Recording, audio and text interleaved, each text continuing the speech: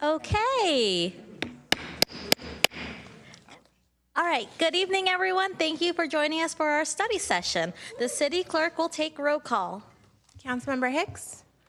Here. Councilmember Kamei. Councilmember McAllister. Here comes McAllister. Councilmember Ramirez. Here. Councilmember Showalter. Here. Vice Mayor Clark. Here. Mayor Ramos. Here. You have a quorum? Great. So we'll begin with item 3.1, Senate Bill 79 and Assembly Bill 130, Impact on Development Review Process and Operations. The purpose of this study session is to receive council input on potential approaches to addressing Senate Bill 79 and Assembly Bill 130. Community Development Director Christian Murdoch and Advanced Planning Manager Eric Anderson will present the item. If you would like to speak on this item, please submit a blue speaker card to the city clerk now. Thank you. Good evening, Honorable Mayor, Vice Mayor, and council members. I'm Community Development Director Christian Murdoch. I'm joined on the dais by Planning Manager Eric Anderson. In recent years, the California legislature has enacted a range of laws aimed at addressing housing affordability. Two bills passed in 2025 have major implications for land use regulations and the development review process in Mountain View. Senate Bill SB 79 will take effect on July 1st, 2026, and will require the city to approve high-density housing projects located within 1/2 mile of Caltrain and Valley Transportation Authority, or VTA, light rail stations. SB 79 includes a process to adopt local alternative provisions, which will be the focus of council's discussion this evening. Assembly Bill AB 130 is already effective and included a broad range of provisions. Relevant to this evening's discussion by council, AB 130 created a new statutory exemption from the California Environmental Quality Act, or CEQA, for certain housing development projects. It also created a new streamlined process for requiring final action on these projects within 30 days of certain project milestones. Projects will be deemed approved if the city does not act within the required timeline. SB 79's provisions apply to areas within 1/2 mile of transit-oriented development, or TOD stops. There are 5 TOD stops in Mountain View, 2 Caltrain stops at the San Antonio and downtown stations, and 3 VTA light rail stops at the downtown, Wisman Station, and Middlefield stations. There is an additional TOD stop, the Bayshore NASA VTA light rail station, that's located in unincorporated Santa Clara County, but which has about half of its area located within the city of Mountain View. These TOD zones comprise approximately 21% of the city's land area. There are detailed qualifying criteria in SB 79, which are included in the staff report. Some of the major criteria are that a project must be located on a site zoned for residential, commercial, or mixed use, that it not be located on a site with 3 or more units that requires demolition of housing subject to local rent control, and the units are or have been occupied by tenants within the last 7 years. Similarly, the site cannot have had demolition of rent-controlled units within the last 7 years, and the project must propose at least 5 dwelling units. Projects must also result in a density of at least 30 dwelling units per acre, or the minimum density under local zoning, whichever is greater. And projects must not result in a net loss of existing residential units. There are limits on the average size of units, as well as requirements to comply with local anti-displacement standards. Projects must also comply with other local standards, including inclusionary zoning and objective development standards, provided they do not prevent projects from achieving the allowable SB 79 densities. SB 79 supersedes local general plan and zoning standards for height, density, and residential floor area ratio, or FAR. There are 3 categories of development standards under SB 79, based on the distance from a pedestrian access point to a TOD stop. Those within either a 1/4 mile or 1/2 mile radius, known as Tier 1 and Tier 2 stops, respectively, and those adjacent to a TOD stop, meaning within 200 feet. Adjacent sites receive additional allowances for height, density, and residential FAR above the Tier 1 and Tier 2 allowances. SB 79 projects are also eligible for state density bonus law. SB 79 has many complex requirements that require detailed technical analysis. The figure on screen shows properties that staff believes are eligible under SB 79 based on a preliminary initial analysis. Staff has described several options for how to prepare a TOD alternative plan under SB 79 in the staff report. All of these options will require trade-offs involving deferral of council priority work plan items that are already in progress. The Community Development Department would have primary responsibility to prepare a TOD alternative plan. The department already has a heavy workload of ongoing advanced planning items prioritized by council in the previous and current council priority work plans, in addition to numerous ongoing housing element implementation programs. The department's advanced planning team, consisting of 2 staff dedicated to this type of work, has 3 items with primary responsibility in the current council work plan and 4 such items that are still ongoing from the prior council work plan. As described in the staff report, the overall level of effort for individual items, as well as the phase of work for each item, will determine how much staff capacity can be created by deferral of 1 or more items. As council considers work plan item trade-offs, it's helpful to consider why a TOD alternative plan will take so long to prepare. TLD alternative plans are different from traditional planning processes. Net new density and residential FAR must be transferred to other sites. Existing density and residential FAR information is not immediately available for every site and requires parcel-level analysis of numerous sites. There is a need to be thoughtful with where density is transferred and ensure we create workable objective standards for projects in those locations. Environmental review is required for receiving sites, which has technical work as well as process requirements associated with it. Council may want community engagement to also be part of the planning process, which takes time and effort. And lastly, TOD alternative plans require review and approval by HCD, the California Department of Housing and Community Development. All in all, this work may resemble a precise plan type of process in terms of effort, time, and other resources required. In light of these considerations, staff recommends Approach B, described in the staff report. Approach B is a combined approach consisting of limited effort option number 1 and number 2. Limited effort option number 1 would exempt sites as allowed in SB 79, including those shown on the slide, and notably sites listed on the city's local register of historic resources as of January 1st, 2025. The colored areas in the figure show those sites with the minimum density and residential FAR allowances to be excluded, and also includes sites that do not have a residential, commercial, or mixed-use zoning. Also, while staff has not completed the mapping and analysis, a very small number of sites would require more than 1 mile of walking distance to a TOD stop and could be excluded on that basis. Limited effort option number 1 would apply until 1 year after the next housing element adoption, or until approximately January 2032 rather. Limited effort option number 2 would focus on the adoption of development standards relevant for implementation of SB 79 developments. This option would build off the objective development standards currently being prepared for the R3 zoning update, which includes standards for development comparable in density and intensity to those allowable under SB 79. Staff recommends beginning this work after completion of the R3 zoning update, currently anticipated to be completed by the 4th quarter of 2026. Staff recommends Approach B because it balances the benefits from TOD alternative plan work with the most limited deferral of council priority work plan items. The plan would exclude SB 79 from many properties, including those with historic resources already listed by the city, and other properties that already allow sufficient development intensity relative to SB 79. It would also improve development outcomes under SB 79 by putting in place local standards suited for the types of development allowed under SB 79. Staff could start work immediately on limited effort option number 1 and initiate work on limited effort option number 2 once the R3 zoning update is finished. Approach B would require immediate deferral of work on the dark sky ordinance, citywide objective design standards, downtown precise plan update, and Moffett Boulevard precise plan to complete the approach within the timelines estimated by staff. Shifting now to AB 130. AB 130 has many provisions that are beyond the scope of this study session. This evening, the focus will be on 2 provisions in AB 130, the new statutory exemption from the California Environmental Quality Act, or CEQA, and the requirement for final action on housing projects qualifying for the new statutory exemption within 30 days of certain application milestones. AB 130 created a new statutory exemption from CEQA. Unlike categorical exemptions, the new statutory exemption is not subject to any of the exceptions in CEQA guidelines section 15.300.2. It applies to housing projects meeting the criteria established in AB 130 and also requires tribal consultation. The other key provision of AB 130 is a new deadline for final action on projects subject to the statutory exemption.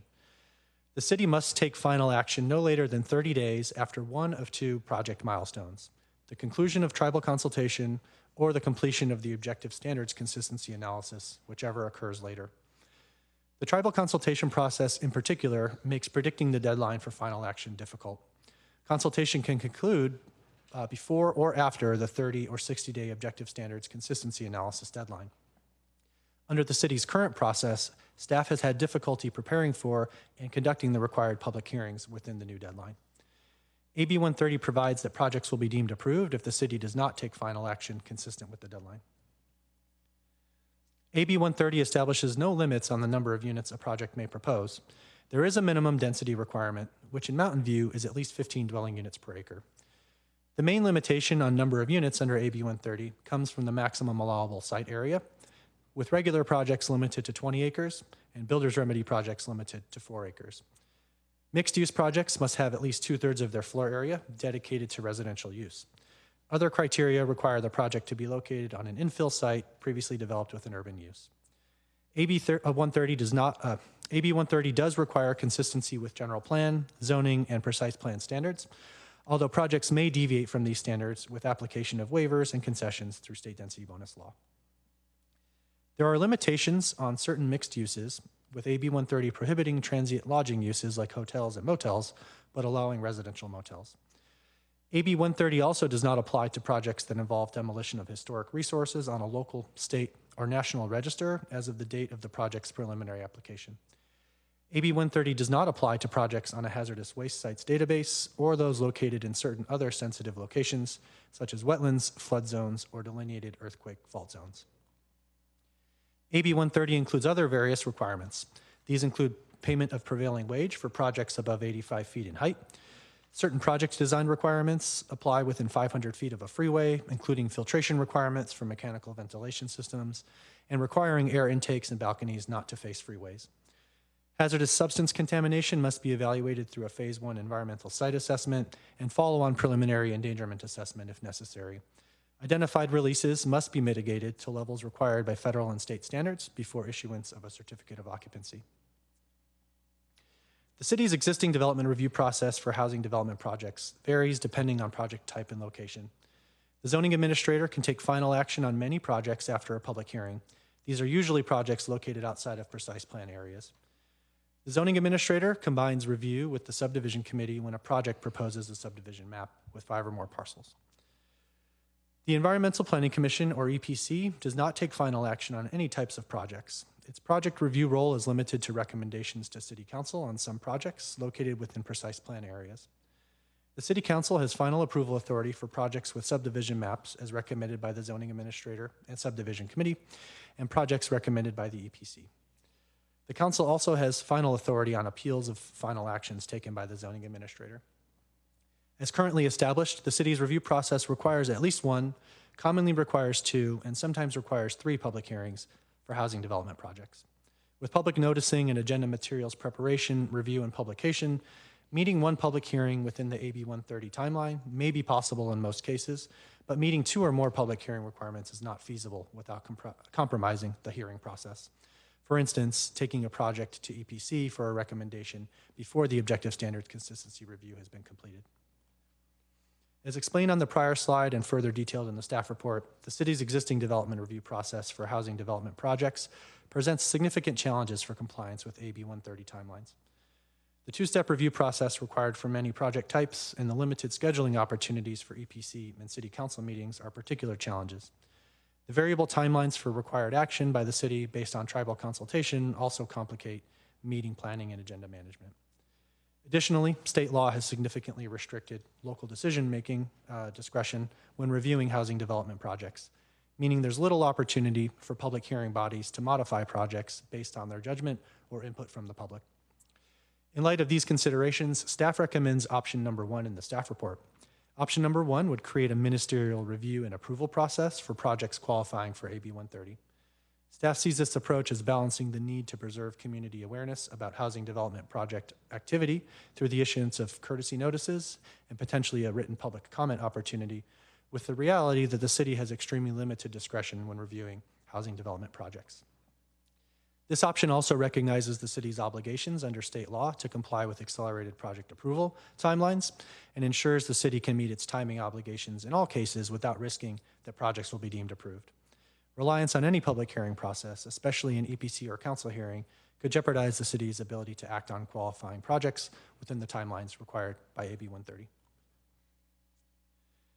The two state laws discussed in this study session materially affect the city's existing land use regulations and housing development project review processes. Staff will take next steps based on input provided by council at this study session. Modifications to the development review process in response to AB 130 and preparing any TOD alternative plan will require ordinance and precise plan amendments. The timeline for completion of these ordinances and precise plan amendments will depend in large part on the work item deferrals authorized by council. Lastly, depending on the work directed, staff will determine if it's necessary to return to council to seek a budget appropriation to carry out the work. This concludes staff's presentation, and staff respectfully requests council's input on the 4 study session questions in the staff report at the appropriate time. Thank you. Thank you, Community Development Director Murdoch. Would any member of the public joining us virtually or in person like to provide public comment on this item? If so, please click the raise hand button in Zoom or submit a blue speaker card to the city clerk. We will take in-person speakers first. So it looks like, trying to see how many people. 1, 2, 3, 4, 5. So it looks like we have over 10 people speaking. So we're dropping down the time to about 2 minutes. So our first speaker will be Robert Cox.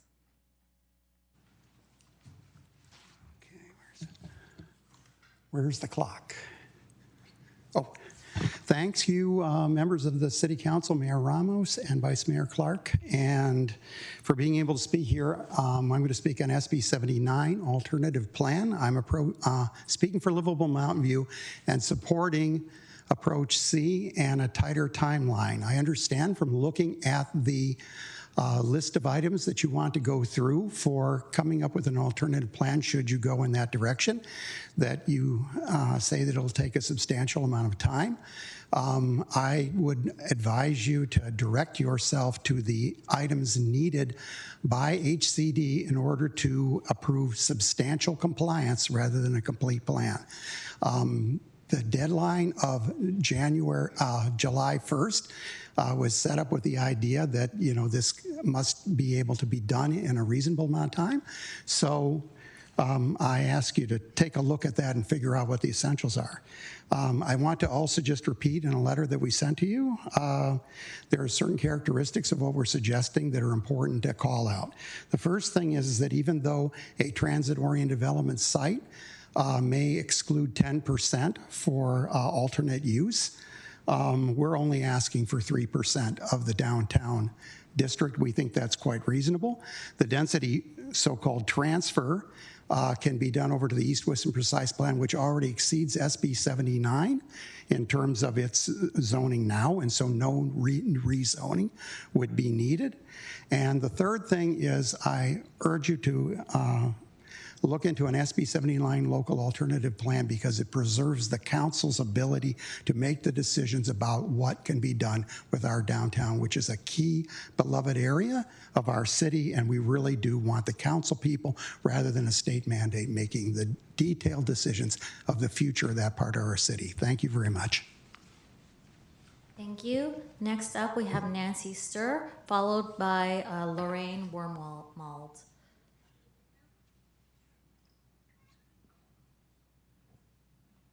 Nancy?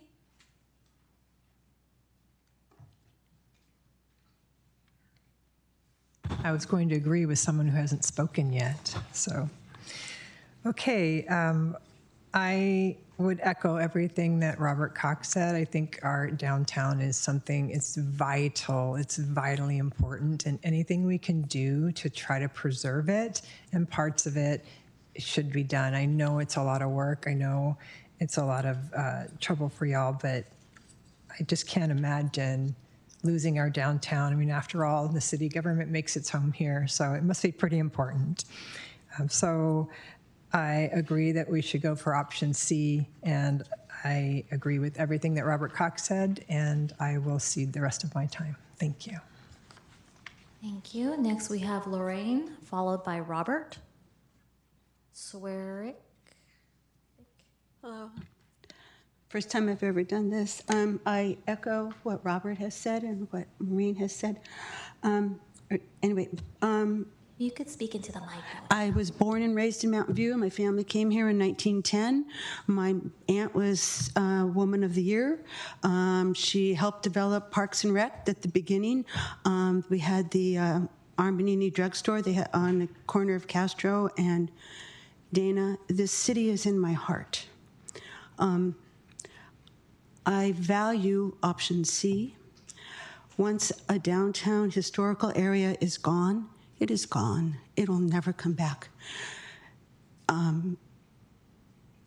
Santa Clara lost theirs, and I had family who were involved with that and just cried over what happened. The City Council, you are our trustees. You are trustees of our heart, of our history, of how things are developed. I understand the major time crunches and staff crunches. I work too. When we had issues that involved more work than we had staff, we hired more staff. We just realized that it needed to be done. I would imagine that most people in the city of Mountain View don't know what's going on here about downtown, that the possibility of our historic downtown could be wiped out tonight or soon. And I just don't think that that's what they want. I only know about it because I live downtown, and I've been trying to keep aware of what's going on. Anyway, I just want to thank you. I want to thank you for being our trustees and for thinking with knowledge and with data, but also with your heart. Thank you. Thank you, Robert Swearick, followed by Louise Katz. Good evening, members of the council, city staff. My name is Robert Swerk. I'm a principal planner at VTA. I'm also a Mountain View resident, but I'm here representing VTA this evening. On SB 79, VTA has been following the implementation very closely, and we're interested in continued dialogue with local jurisdictions about the implementation process. We've been involved in a number of county-wide meetings, including some of the colleagues here in the council chambers tonight, and we believe that SB 79, if implemented, can play an important role in creating more complete, vibrant communities around rail stations, helping reduce vehicle miles traveled and greenhouse gas emissions. We recognize that implementation is complex and nuanced. We're still waiting on some guidance from HCD at the state and mapping from the region, MTC, but we stand ready to serve helping Mountain View and other jurisdictions in implementation, so don't hesitate to reach out.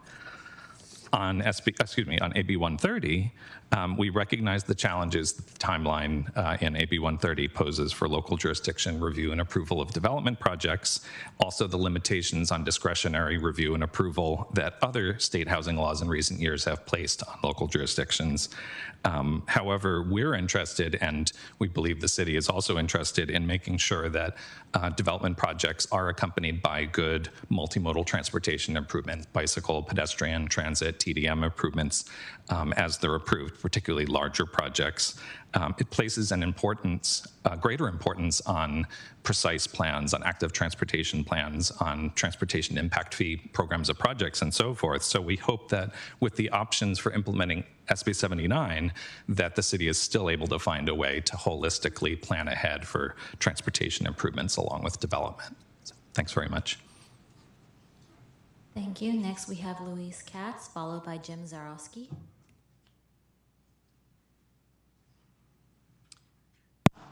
Thank you, Mayor and council members. Speaking on behalf of Livable Mountain View, it's notable that homeowners have consistently been told to put aside having concerns about how zoning for density, for things such as 4 to 6 story buildings next to single-family homes, affects property and entire neighborhoods because the law allows this and it's for the greater good of the community. Now comes the issue of more laws per SB 79 and more changes, but this time the issue is the irreplaceable buildings of our historic business district, a district that dates back over 162 years and has clearly conferred benefits to the community. It's our only downtown. It's our legacy of the city and state's pioneer founders. And it's the unique space that brings people together and provides revenue. Per past meetings, we've heard how council is now being asked to exempt a select few property owners on Castro Street from the overreaching standard that has been applied to others in the city. That change happens, and property owners need to accept that it is in the best in the community, in the best interest of the community, even if there is a perceived impact on their personal property. And I use the term perceived intentionally because it should be noted that the density projected for Moffett and other areas and new transportation programs will in fact provide hundreds, perhaps thousands, of new customers for Castro Street businesses. As we densify and add thousands more housing units, preservation is a win for the community and businesses. If we have a need for more consultants to get this done, we should make it a priority. The deadlines are not of our doing, but it must be done. I wanted to also thank you for hearing our story tonight. Thank you. Thank you, Jim Zarowski, followed by Hala Ashawani. Thank you, members of council. I hadn't planned to speak on this tonight, but I very much agree with what Robert Cox has said and what some of the other speakers have said. I'll be honest, most people in the Mauna Loma community do not know about SB 79. What I worry about is they're going to find out on August 1st or August 15th and all hell's going to break loose. The people that do know are very fearful. They're very upset. They see the end of the community that they've lived in for some 30, 40, 50 years, and they don't know what's going to happen. I would very much highly recommend that we go with option C, because we want to avoid the builder's remedy fiasco that happened in 2022. That's probably going to cost this town $100 million when we think about all the fees that we're not going to be able to collect and all the building that we're not going to be able to do. I know it's a lot of work, but I think we deserve to maintain as much control as we possibly can over our own destiny. I don't think that the state knows what they want us to do. And if we allow the state to come in and give developers permits in August because we haven't had an alternative plan filed yet, and we don't know what we're going to do, we could see a scattershot approach where 3 or 4 buildings are built scattershot around the old Mountain View, around downtown, and around Mauna Loma, which will cause people to abandon their block, abandon their land. Nobody wants a 7-story building over their garden. Nobody wants a street with no parking on it. So I realize it's a lot of work, and I realize the staff is overwhelmed with a lot of things, but this is almost like empty the armories. We have to do it. And unless we have a plan that we can assure that we don't get cannibalized prior to having a plan done, I don't think we have a choice. Thank you very much. Thank you. Hala, you're next.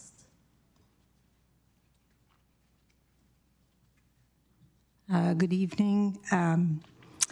Good evening, Mayor Ramos, council members, and city staff.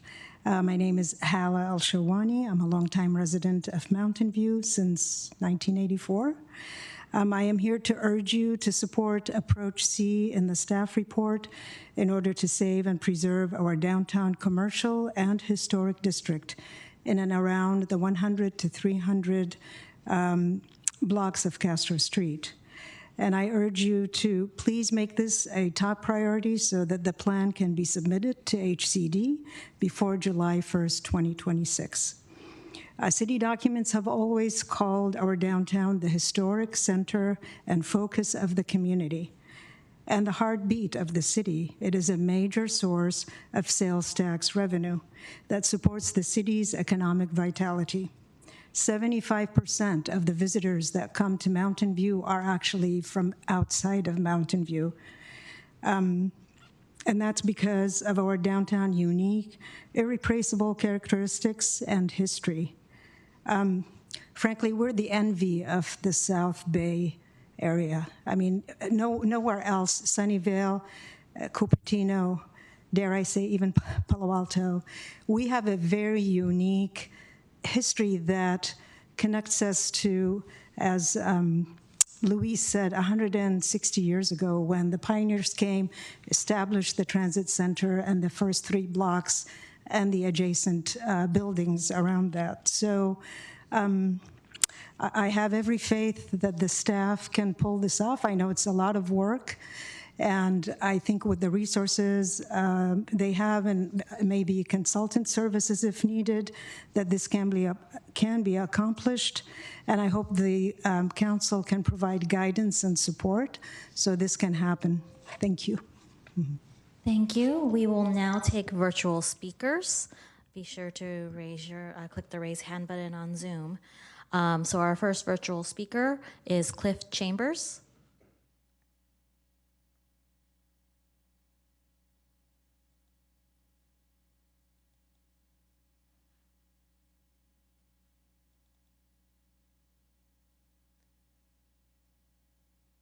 Do I unmute him or does he unmute himself?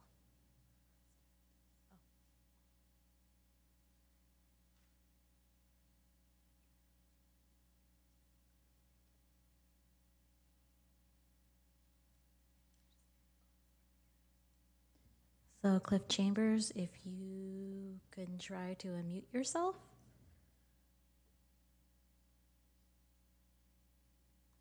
Oh, okay. It looks like, here we go. Sorry, I had a spinning rainbow. My name is Cliff Chambers, and resident of Mountain View. And I'd first like to really thank staff for an excellent report, and it really laid out a lot of really important options on a very complex subject. I really do agree with the staff recommendation and on approach B with major caveats. I really do feel the concern about downtown is really important, but I think we can leverage the R3 development standards. We can work through some of his historic preservation in a timely manner and really address downtown at the same time. I'll let you figure out exactly how we should proceed with that.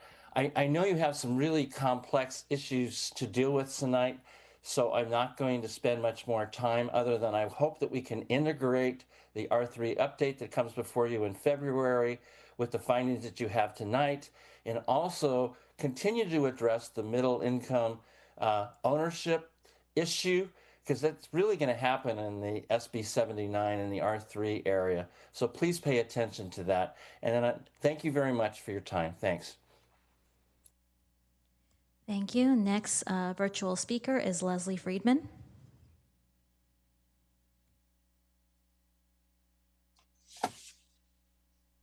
Hello, thank you for this opportunity to describe our feelings about these very important circumstances. I'd like to thank Louise and Robert and Hala and Lorraine.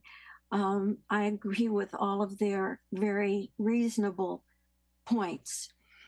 I'd like to mention that Santa Clara destroyed their downtown, then decided it was a mistake, but it was too late. It is gone and won't come back. I have friends from Oakland who go to football, but they eat and browse around and shop here in Mountain View. Also, Sunnyvale has set up an historic district for Murphy Avenue. They plan to file an SB 79 local alternative plan to preserve it. I've lived in Mountain View for more than 20 years. It would be terrible to destroy something that is really an addition to everyone here. Thank you. Thank you. Next speaker is Maureen Blando. Good evening. Thank you, Mayor Ramos and the City Council and the city staff. I appreciate this opportunity to speak in favor of option C.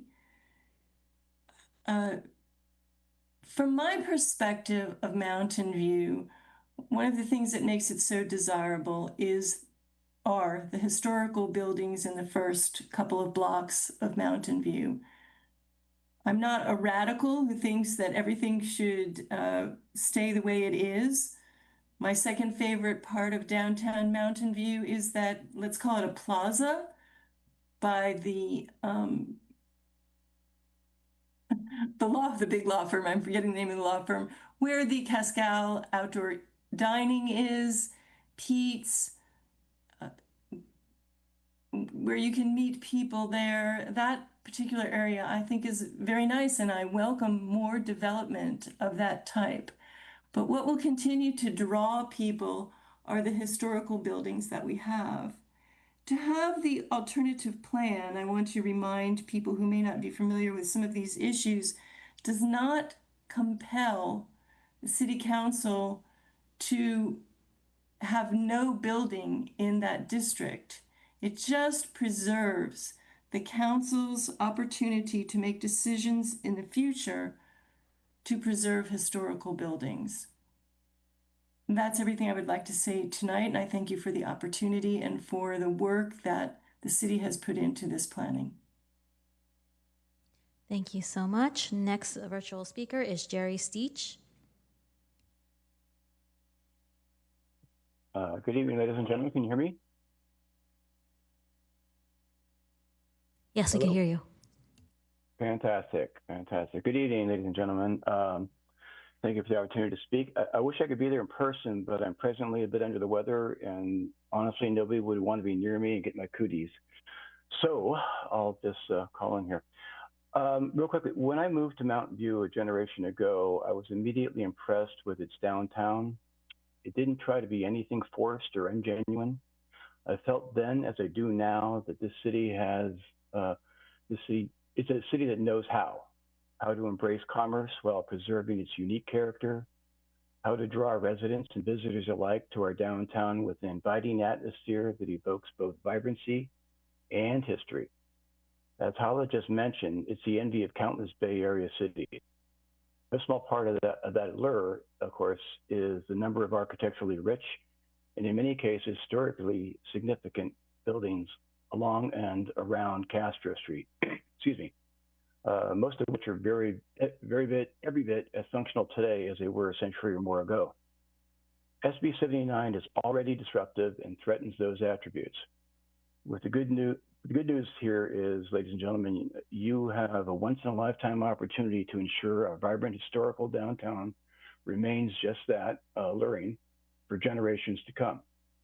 And you can do that by supporting Approach C that, among other benefits, will serve to preserve our downtown's unique character. Your support will contribute greatly to our city and your legacies as city council members. Thank you. Thank you. Next virtual speaker is David Watson. Rats, I'm just a moment too late. I'm almost to council, but that's fine. I'll. My comment is that it's worth remembering why it is that Santa Clara lost their downtown. It wasn't because they allowed gradual development. It's because they, on purpose, demolished their historic downtown under the popular at the time concept of urban blight. Basically, that's not really something that modern American urban planners think is a real thing, and is not something that I am worried that the current city council or staff or the state or really anyone else involved thinks is a real plan that we're trying to fix, or a real problem of urban blight that we're trying to fix. So I don't think that city council should go into this with a concern that suddenly our downtown is going to be demolished with due to this state law. However, as much as the folks from Livable Mountain View have in the past shown up and been extremely worried about the loss of downtown. They haven't really gotten into details of what exactly it is specifically that they're worried about. Are they worried about the actual loss of the businesses, of the buildings, of something else? And I think that it's a good idea for, if council really is worried about these things, to think about which part of this they're actually worried about. Are you worried about a loss of the buildings or of the business, as you know, is highlighted by many of those commenters. I think that if we believe that the success of our downtown is due to the mix of good restaurants and other amenities, then that's the kind of thing that we should be looking for development of. If we're worried about the facades of the buildings, that's also something that I understand our downtown precise plan is going to address. So overall, I would say we should not be wasting staff time with huge attempts to do significant changes as staff estimated. Your time is up, David. Thank you. Next up is Nazanin.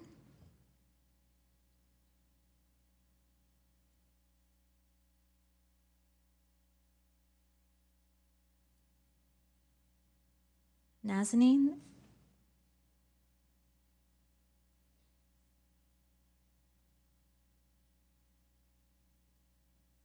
If you could unmute yourself, you should be able to do it now.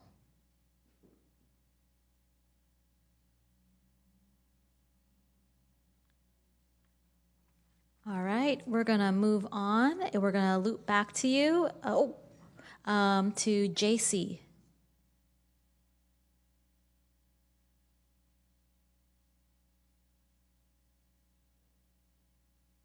JC, if you could unmute. Oh, there we go. Hi there. Thank you to staff and council for letting me speak today. This is Jessica Chohan. I just want to ask that alternatives be considered that will be more operationally efficient and keep our neighborhoods from being impacted and becoming disjointed. There are options presented in here that will contain the building to areas where it could be better planned and executed rather than being disjointed throughout neighborhoods. So I hope that you will consider those options and that council will do what they think is right, not just what the staff recommended options are. So thank you. Thank you. And our final speaker is Matthew Marting. Hey, can you hear me? Yes, I can. Great. I just want to say some people have been saying that, a lot of people don't know about SB 79 and they may not like it when they find out about it. I just want to say that doesn't speak for everyone. I know exactly what's going on with SB 79 and I am really excited about it and really happy about it. Concerning downtown itself, people are concerned about where we might lose our downtown, lose our historic district. I don't go downtown because there are old buildings there. I go down there because of the vibrant businesses there, the walkable environment in general, and the transit center. And when you upzone downtown, the best thing you can have for businesses is a large customer base. When you have dense housing downtown, that's more people who can enjoy that walkable environment and visit those businesses there. That's all. Thank you. Thank you. And that ends public comment. Yay. Council will now have the opportunity to ask questions and then discuss and provide feedback on the following questions. Does any member of the council have questions? I see Council Member Ramirez. Thank you, Mayor. There's a lot to digest here, and it's tough in particular tackling at the same time two significant pieces of legislation. So I'm grateful to staff for doing the best you can to try and break that information down and put it in a staff report that I think includes a number of helpful recommendations and some guidance for us how to approach each of these complex questions.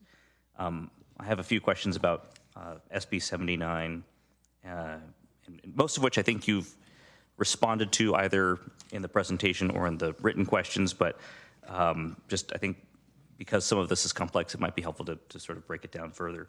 So the historic resource exemption is statutorily exempt from CEQA, right?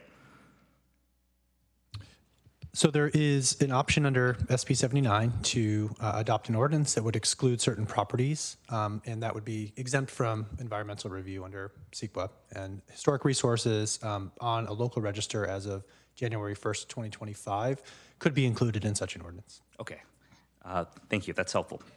But TOD alternative plans are not exempt from CEQA. That requires potentially an EIR. Correct. Environmental review would be required, potentially including an environmental impact report, depending on the magnitude of potential environmental impacts. Okay.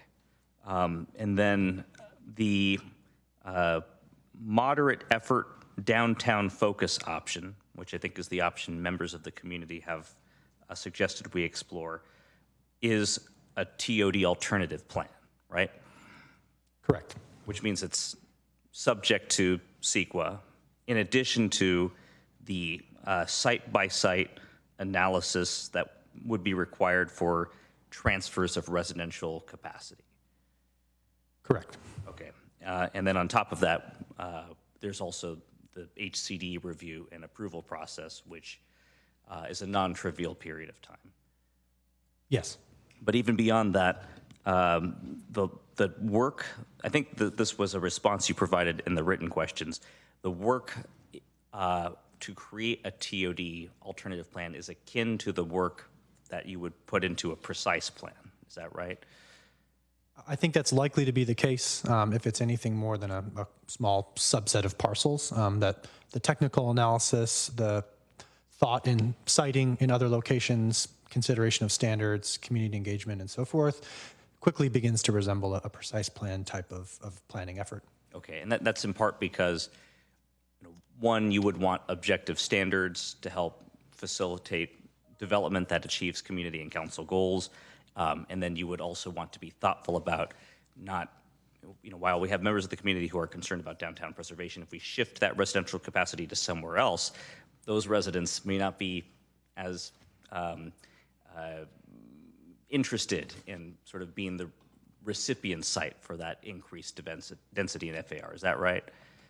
I think it's reasonable to expect that care should be taken when thinking about the places where the density would shift and engaging them accordingly.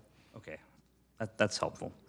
And then the last question is the residential capacity. I don't think it's not something that I think we've spent a great deal of time processing. What does that analysis really entail? In terms of the work that would be required to determine how much density would need to shift to another location? Right. So I think, we don't have a full answer. I think our initial assessment is that you would need to look at each parcel where the city's considering shifting the density.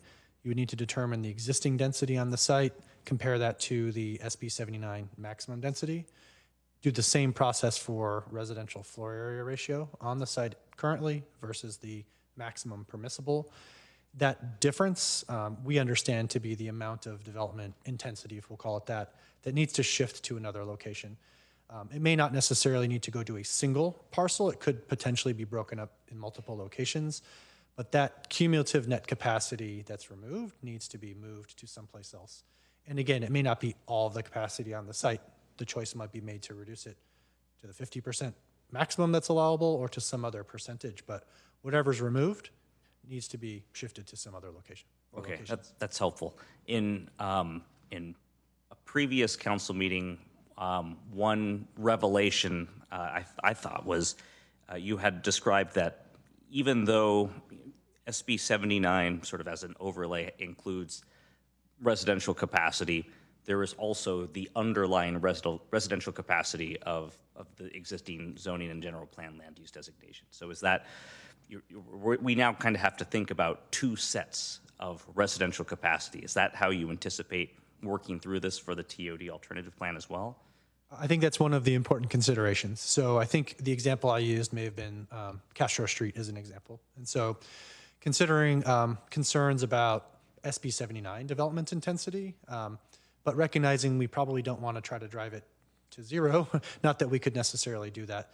So how do we get it as close to the current downtown precise plan or future downtown precise plan, density, FAR, and so forth, and try to use the local alternative plan to match that so that there's no more, no less sort of incentive or catalyst to redevelop those sites if that's not what's intended. What is the existing residential capacity for, or the density for Area H in the downtown precise plan. Area H currently allows 50 units per acre. And then you could also apply the state density bonus on top of that. That's correct. Great. Those are my questions for now. Thank you. Thank you, Councilmember Ramirez. Next in questions is Councilmember Hicks. So before my questions, I'll say thank you so much for making a very complex subject much easier to understand, but I still have questions, even after my council questions too. So first, initially when I was talking to people about this subject, it seemed like a TOD alternative plan was like a one-time thing. But as I talk about it more with people, it's a part of a process, which I don't think we've really, you could have added another 50 pages to your staff report and described that. But maybe more briefly, my understanding, I guess the simple way to ask this question is some people have said to me, why would we do some of these exemptions that are temporary? They'll expire in several years. But when I talk to people with more expertise, they say that all the things we do, or most of the things we do here, the TOD alternative plan, the exemptions, they roll into a future process which intersects with the next time we do the housing element. So it's not like if you do some of those steps in several years, you throw them away and you pretty much wasted your time. So can you explain how it's an ongoing process? Because, of course, planning is an ongoing process. Certainly. SB 79 provides that any approval by HCD, the California Department of Housing and Community Development, is valid through the next housing element adoption, essentially. So while that planning work may be able to be reused, it will be necessary to go through that review and approval process again by HCD. So if everyone's fine with the status quo, the housing element process and requirements don't inject some sort of new unknown or requirement that requires adjustment to the TOD plan, maybe you could sort of dust it off and submit it again for reapproval, and the work would not be wasted. So it's hard to speculate, but I think that work will likely continue to pay dividends over time. Or you could learn something from the TOD alternative plan and improve it. It's not our last chance, and it's not something we throw away. It's basically what I wanted to confirm. Right. The only way there would be a one time and you don't do it again is if you don't care about having a TOD alternative plan after your next housing element adoption. Okay. So I've had a concern, and I asked this in my written council questions, about whether under TOD alternative plan or just the objective standards that we're allowed to do, whether we can require commercial, because that's one of the more important things, I think. People have talked a lot about historic, but I think also people have talked about commercial too. One of the things that makes our pedestrian mall work is that there's a continuous string of commercial as opposed to a block where in fact, a block where it's not is where people stop walking. So we don't want to lose that. Now, I've been told if there's enough space, we can we can require a floor of commercial. But I'm not sure exactly what enough space means, particularly the beginning of the block, of the 100 block, closest to the transit station. Aren't we allowed, like the most historic block, aren't we allowed like doesn't it prescribe 95 feet? Am I getting that wrong? It's 75 feet in some areas, which is maybe 7 stories, and 95 feet is 9 stories of residential, approximately. So the height limit within a quarter mile of the Caltrain station downtown is 75 feet. Within 200 feet, which is the adjacent definition under SB 79, an additional 20 feet, so 95 feet of height would be allowable under SB 79's basic provisions. So if I wanted to require commercial there, would I have to make it, and if that's 10 feet, 105 feet? Would I have to add that? Right. I think what you're talking about, I would describe as what SB 79, contemplates as standards that would prohibit or prevent achieving the densities and heights that the law requires the city to allow.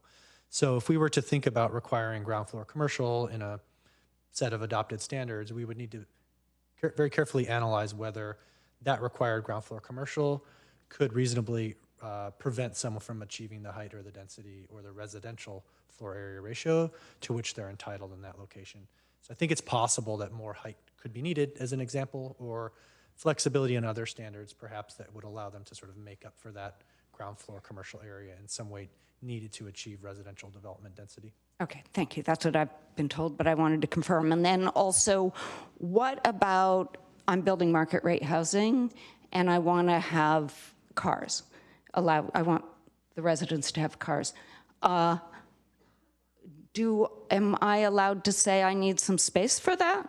I mean, I know parking's not required, but most people doing market rate housing say to have it pencil out, they actually do need to put cars in, space for cars. So we're seeing a lot of developers not dig underground anymore for parking, but put the parking on the first and second floor. Is that something that we could also possibly have? Would we have to raise the height to prevent that sort of configuration on our pedestrian mall, a couple of floors of parking garage?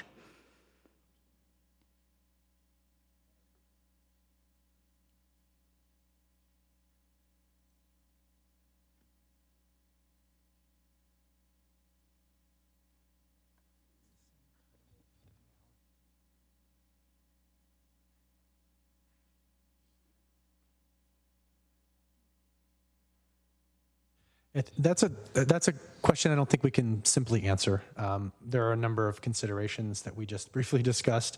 I think one in my mind is, if the city's not requiring it, is it our standard that's preventing them from achieving their floor area ratio or density? Probably not. And so maybe from a technical standpoint, there's not a problem.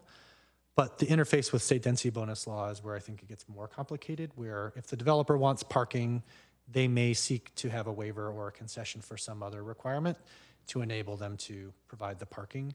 I think more work and analysis would be required to give a firmer answer than that.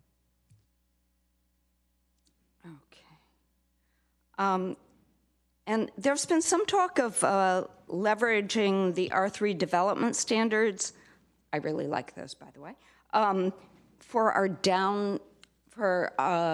downtown development standards. I'm wondering what you think the overlap is, because we have within the current downtown precise plan, we have design standards that are more specific to the downtown. So I'm wondering, how much would the R3 development standards help, or how much do we already have it in the downtown precise plan?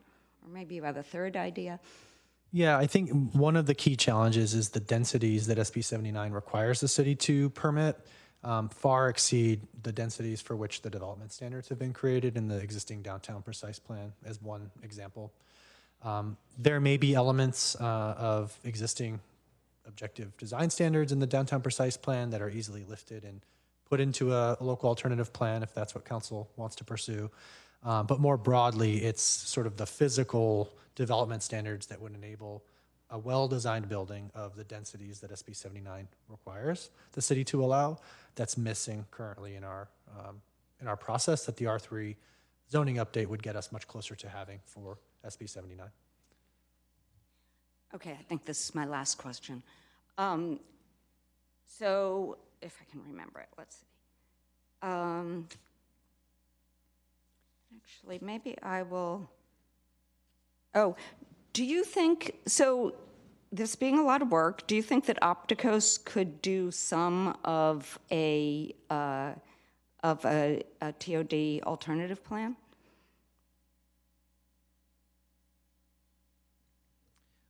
It's currently not scoped in the R3 work that we're doing. Well,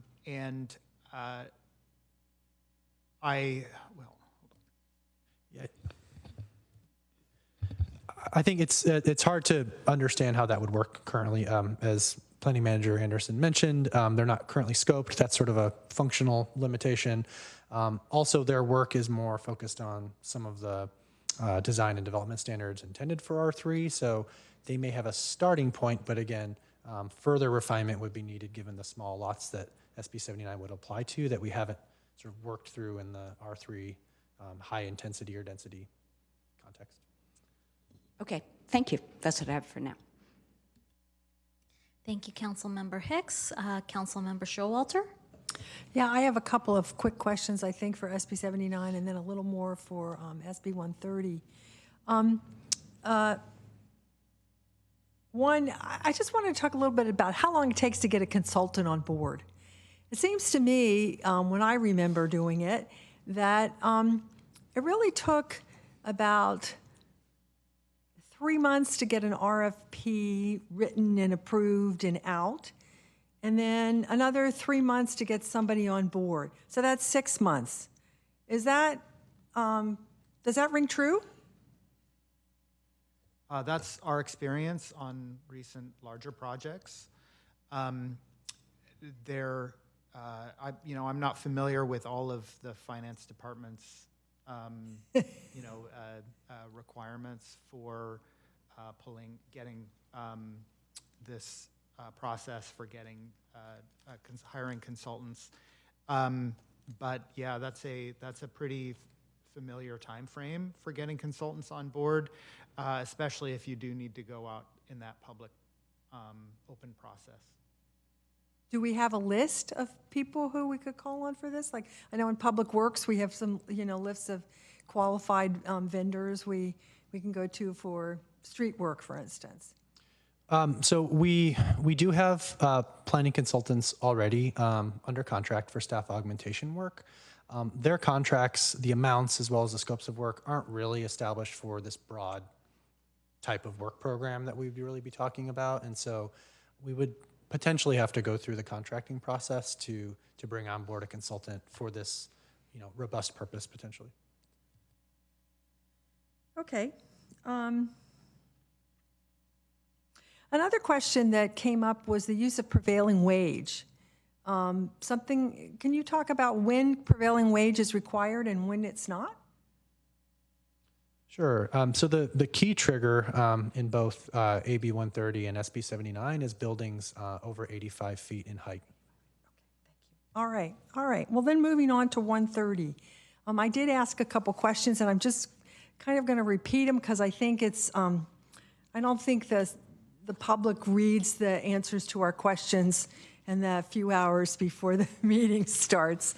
One thing that I was concerned about is some of the environmental protections.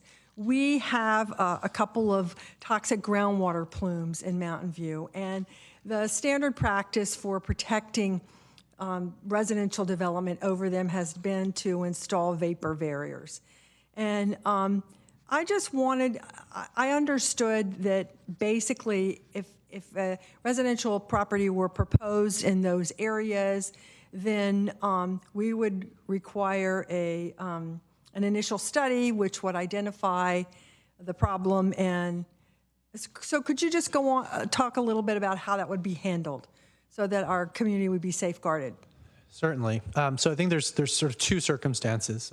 AB 130 does not eliminate these environmental protections. It changes the process through which we achieve them, essentially.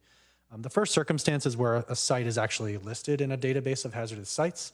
AB 130 would not apply to those projects, and so Period. Some other CEQA process would be needed, maybe another exemption, maybe actual CEQA analysis.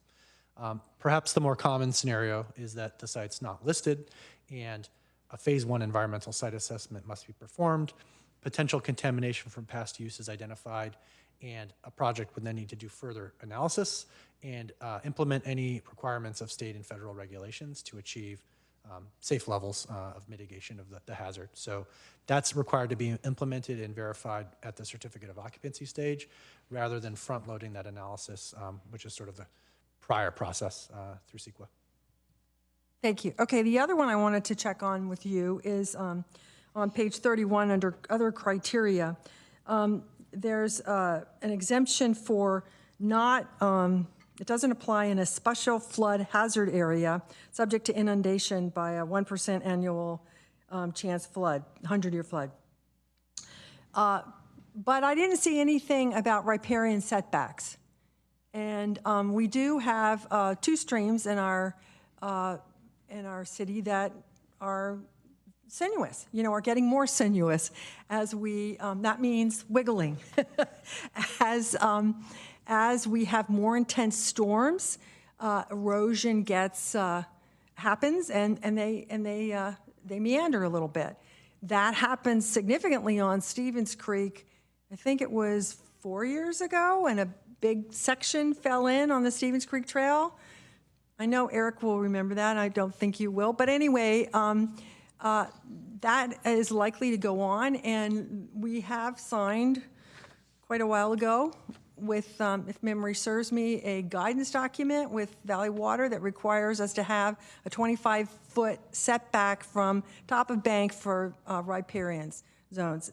Is that in here? It's not in AB 130. There's no special provision if those areas are not within a flood hazard area that's described.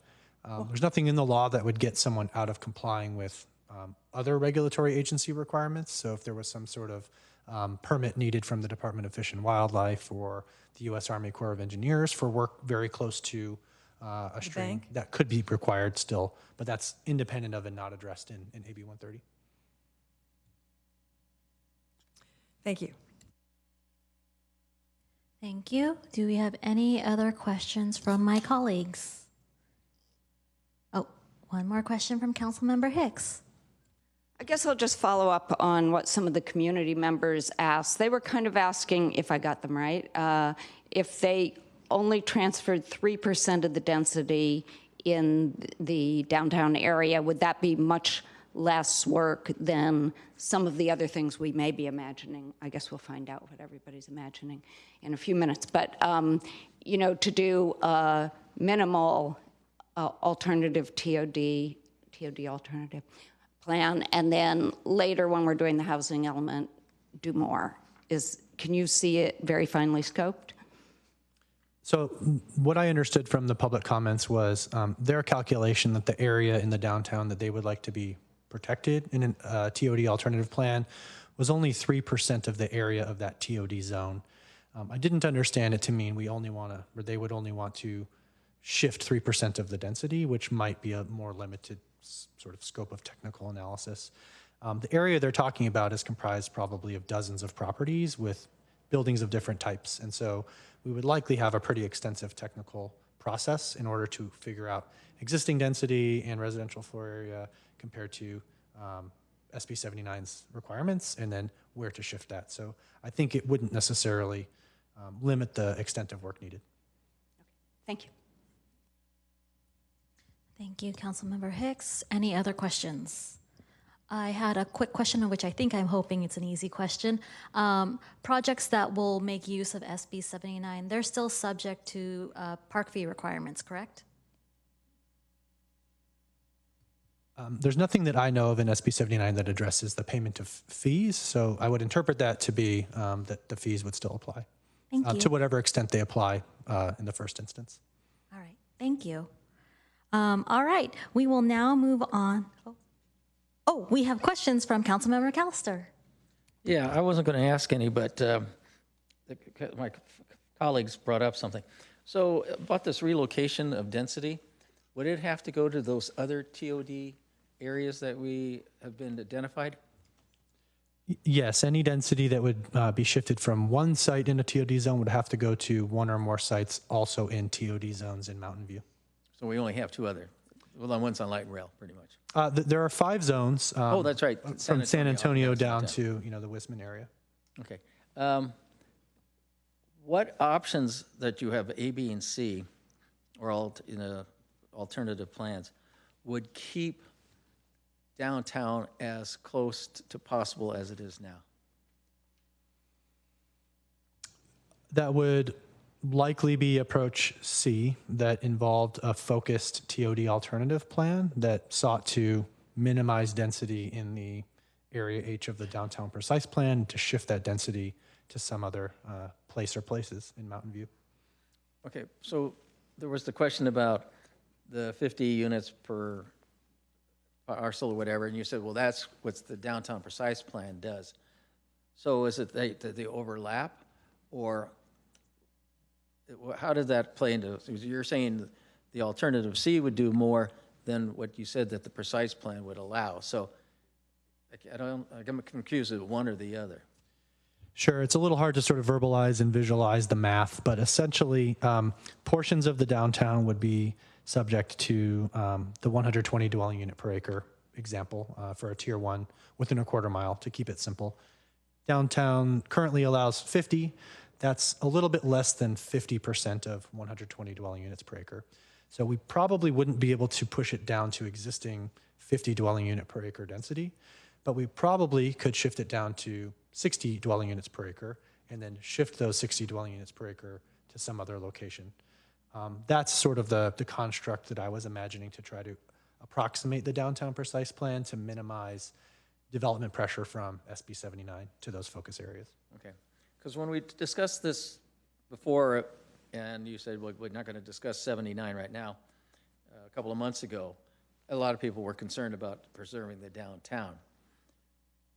In your approach, and help me get a better clarity, this report was sort of like a pinball machine for me because you were going bing, bing, bing, and I was just trying to follow it. It was one of the more interesting reports I had to read. So if we were to do that, and they were asking to protect downtown, and now you're saying, okay, well, you're not saying, but approach C would probably be the closest to protect, or resemble what we have now. Why isn't that potential in B? Or is that because of the local approach additive that you were going to put on? So what we laid out in the staff report was a series of limited effort, moderate effort, and a significant effort option. Approach A is one of the limited effort options to just do the exclusion ordinance. Approach B, which staff recommended, is both of the limited effort options. So the exclusion ordinance plus the development standards to implement SB 79, building off of the R3 zoning update. Approach C adds to both of those efforts a focused TOD alternative plan in the downtown. And so it's just the way that we structured the approaches, that TOD alternative plan work in the downtown is only included in approach C.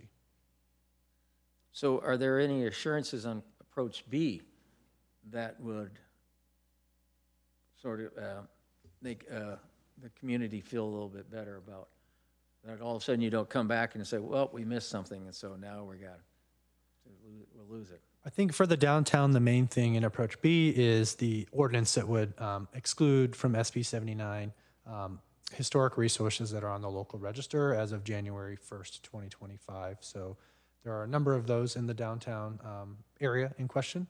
And so those would be excluded from SB 79 and would not be subject to the development pressure from the law.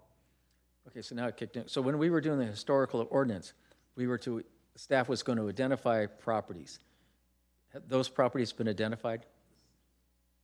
So we've identified potential new resources to list as part of the historic preservation ordinance update. Those new properties are not yet listed. Those properties would not be subject to the exclusion ordinance in approach B recommended by staff.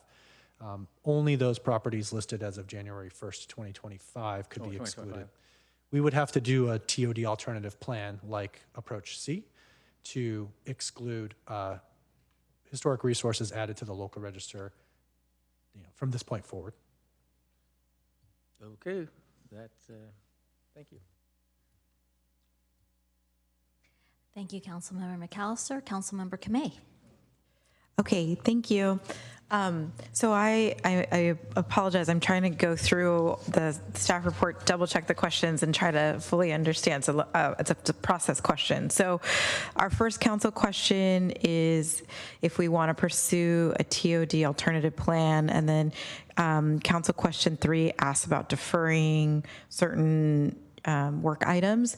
So if we answer yes for question 1, does that mean for question 3, all of these items would get deferred? If we go with staff recommendation B? I think. Or do we pick? Sorry, I'm sorry. Sure. I should have asked this sooner. There was a lot to think about. So it's a difficult conversation to have. I think from my perspective, all of them need to be paused for some period of time Okay. because of the need to focus potentially on an AB 130 ministerial approval ordinance, which will be a very focused effort we need to get in place very quickly if the council supports that, or whatever other modifications. And then the need to put in place potentially the limited exclusion ordinance, and then do whatever other associated planning work. The question becomes, if it goes beyond approach B, those would be deferred longer potentially because of the elevated level of effort. So some of those could resume sooner if it's just approach B, for example. So is it also that if we do a TOD alternative plan, these would get accomplished before, like for SB 79, right? Certain provisions need to be done by July. So is that why all 4 of those plans would get paused to accomplish and meet that? Or were there still, because I saw some things that said some of these options will take 12 to 15 months. And so I'm trying to understand timeline wise, what would actually be in place, I suppose, like for example, for SB 79, when that comes into effect, what realistically would we have accomplished at that point? I realize that could be, we don't maybe know yet, but. Sure. So I think it's possible, but I cannot guarantee to the council that we may be able to put in place an ordinance before July 1st. Okay. Part of that hinges on what council may direct and whether that's something that requires HCD approval under SB 79. If the approach does, it's almost certain that we won't have this in place for July 1st.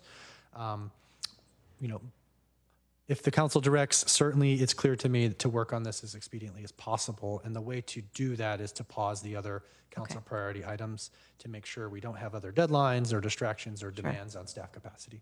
Okay. So the 2 questions at least are, they're interrelated. So with the idea that if we say yes on the alternative plan, and then we say yes to 3, there is the goal that we would be going towards the July 1, 2026 date on adopting if we can. Fingers crossed.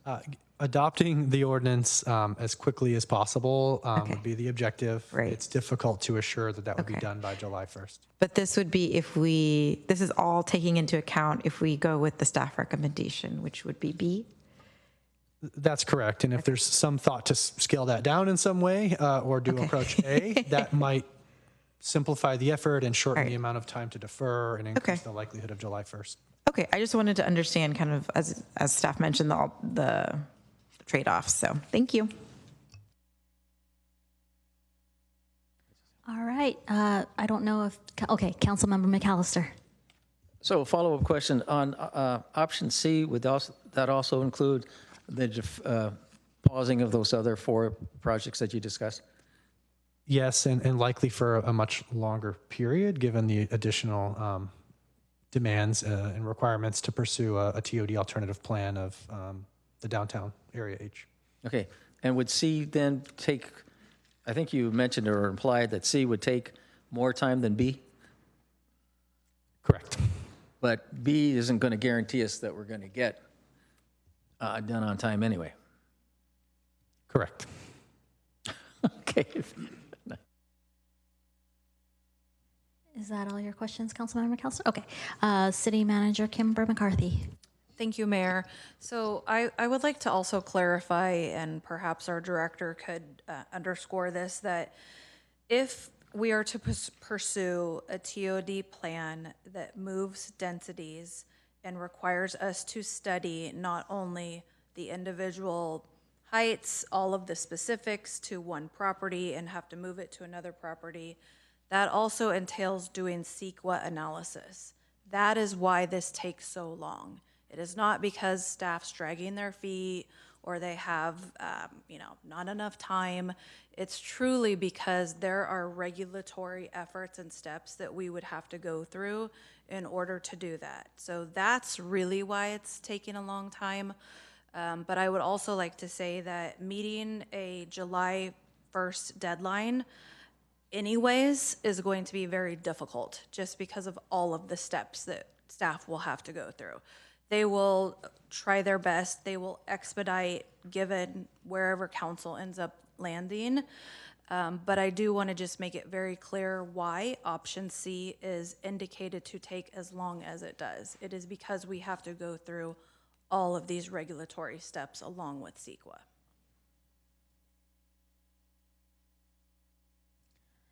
Thank you, City Manager McCarthy. Councilmember Ramirez. Thank you, Mayor. Really quick question. Can staff remind us when each of these items is anticipated to be completed? So the dark sky ordinance, the precise plan update, downtown precise plan update, Moffett Boulevard, and citywide objective standards?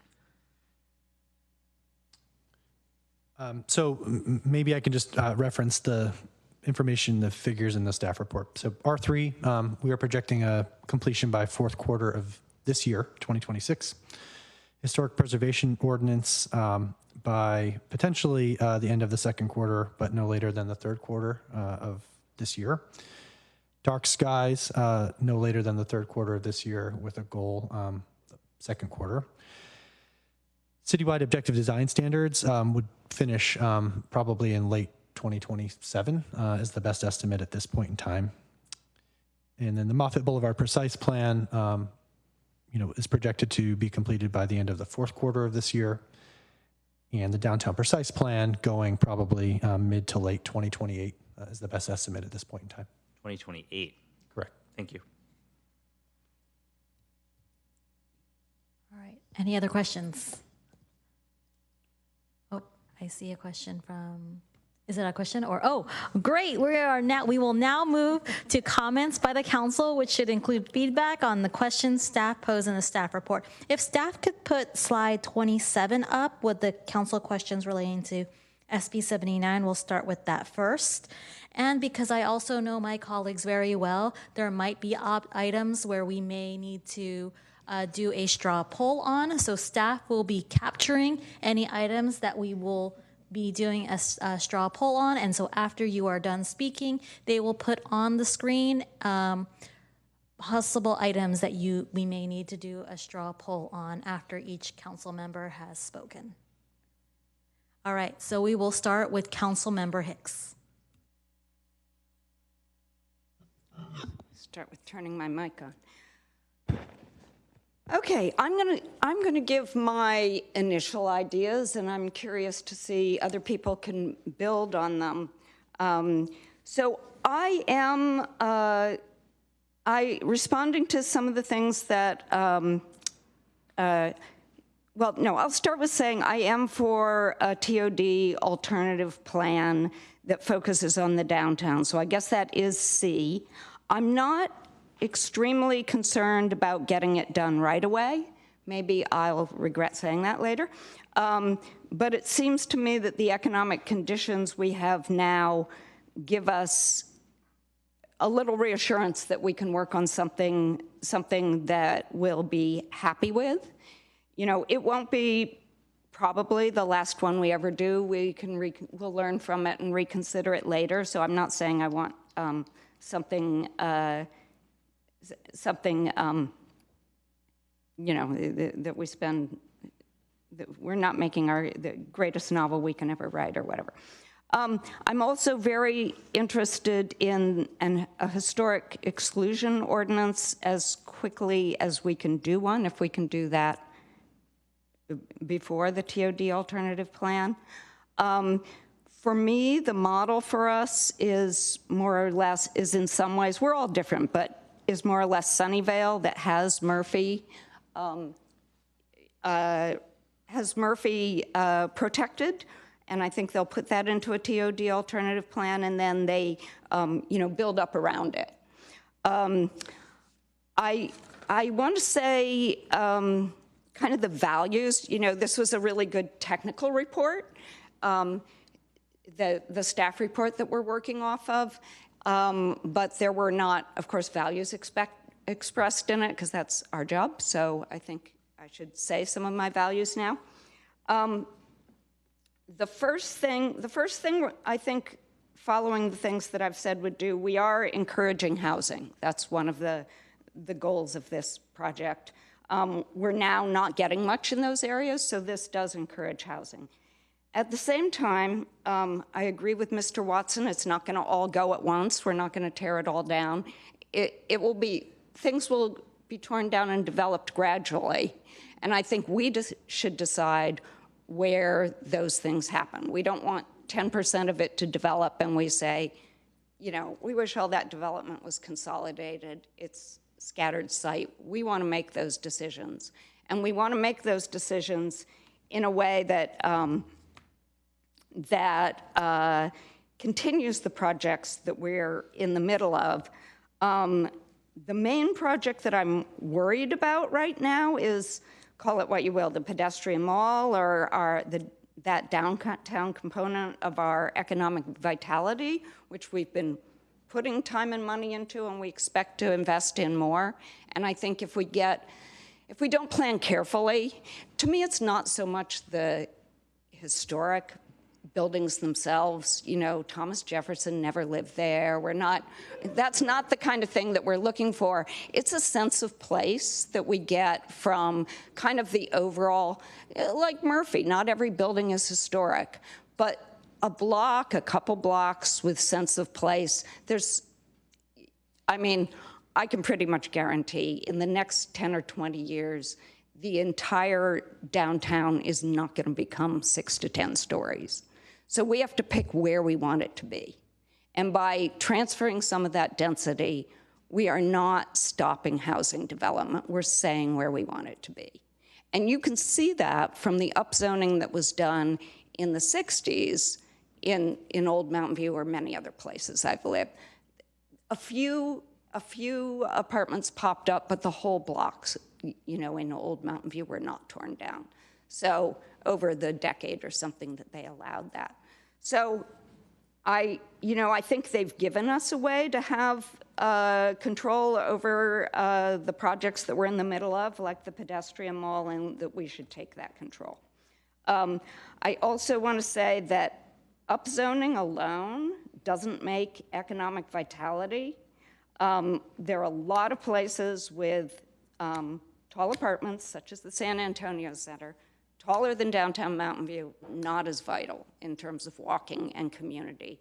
And tall buildings, I love tall buildings. I would like to move back to San Francisco personally. But tall buildings alone don't make community and don't make walkable streets and economic vitality. There are other ingredients. And I think we as planners and council members have to add those other ingredients. So that is, and I would love to declare a Villa Lands historic district. Villa Lands was the first subdivision in all of Mountain View. It includes the first 3 blocks of Castro plus Villa. Doesn't mean you can't develop. If you have a historic district, you can still build tall buildings there. But it gives you a little more discretion and recognizes that. So if I were making this decision all alone, that's what I would do. So that's my opening statement. Thank you very much. Thank you, Councilmember Hicks. Now, testing out the system that we have put in place, do we have, can we see what we have so far as possible council straw polling items? Well, I'm just making sure that Councilmember Hicks sees that nothing was missed. So really, this is just for Councilmember Hicks' sake to start out with. So we have 2 items already. Yeah, that looks good. Perfect. You're good. Yay. I don't know who wrote that down.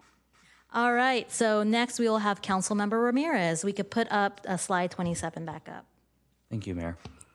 First, I want to, I think, echo or emphasize some of the remarks from the city manager. I know there is frustration, perhaps, with some of the timelines that are described in the staff report, but that's not the staff's fault. I think it's the practical reality that it would have been nice to have a statutory CEQA exemption for a TOD alternative plan, but that's not in the law. So we have to do CEQA. That is the law. It would be nice if HCD were expeditious in their review and approval, but we can't guarantee that.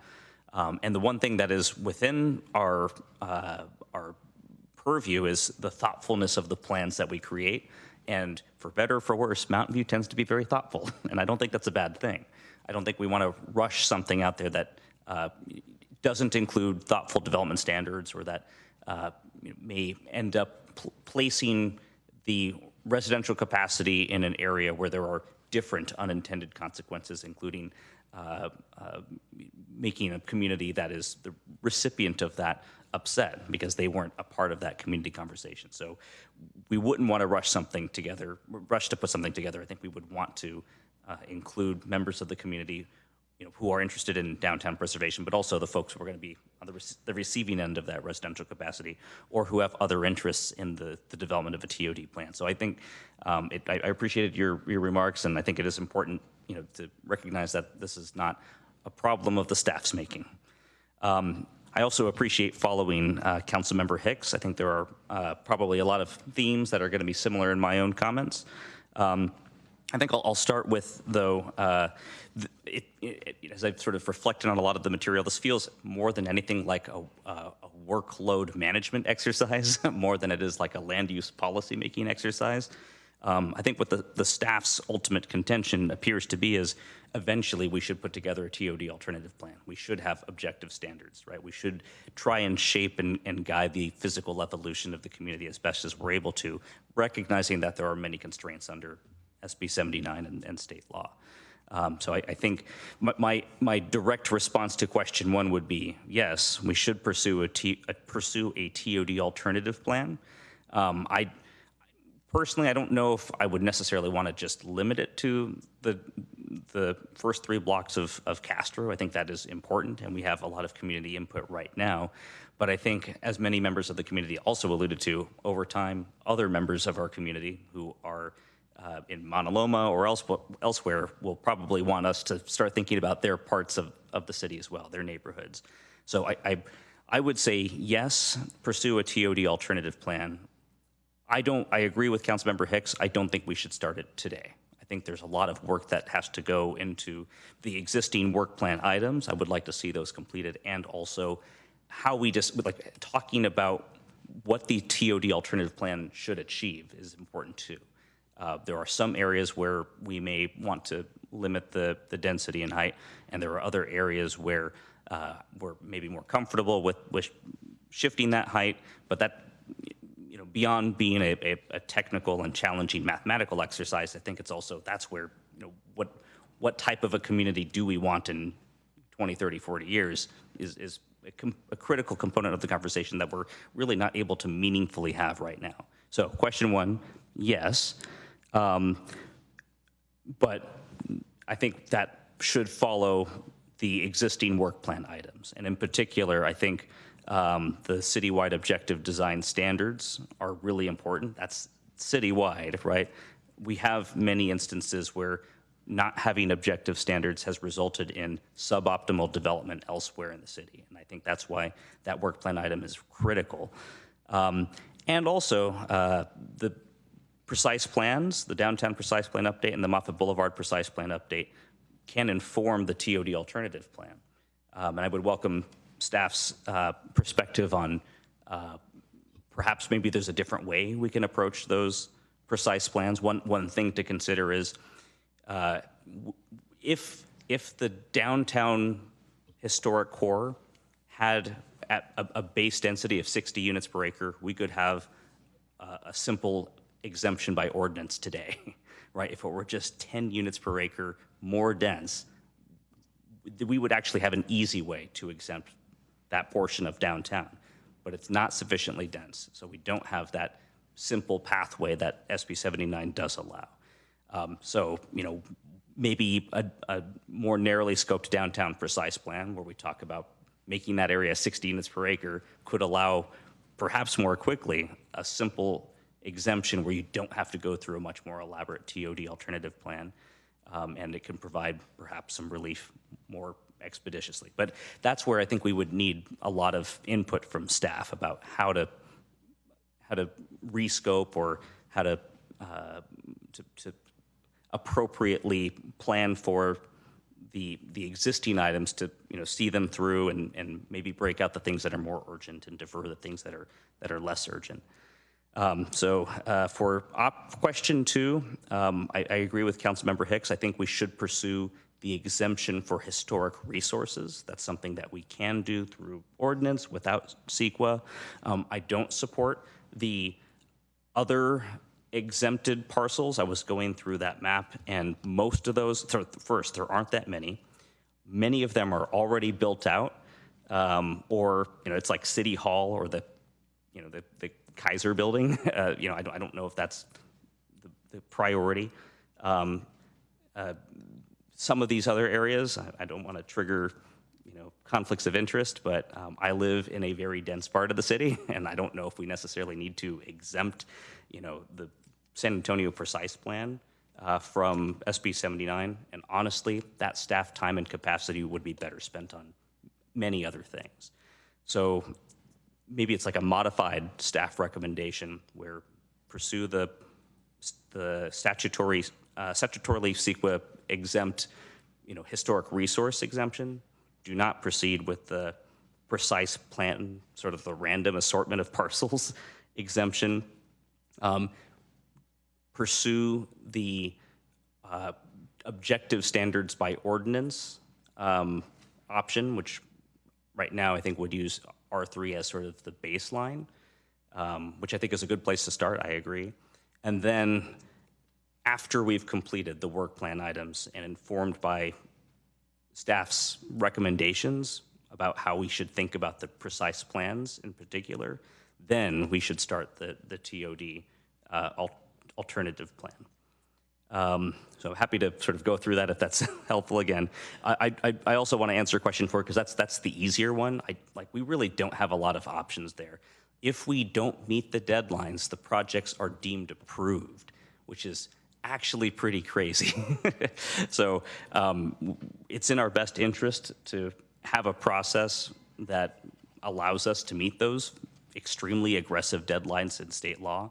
And I think the staff recommendation is a prudent one. So I support the staff recommendation for question 4. Thank you. Did staff get that? I think so. So far, so good. All right. Did you want to double check to see if they did catch it, Councilmember Ramirez?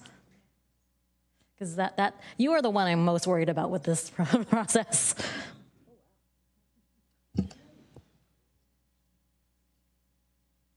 I guess so.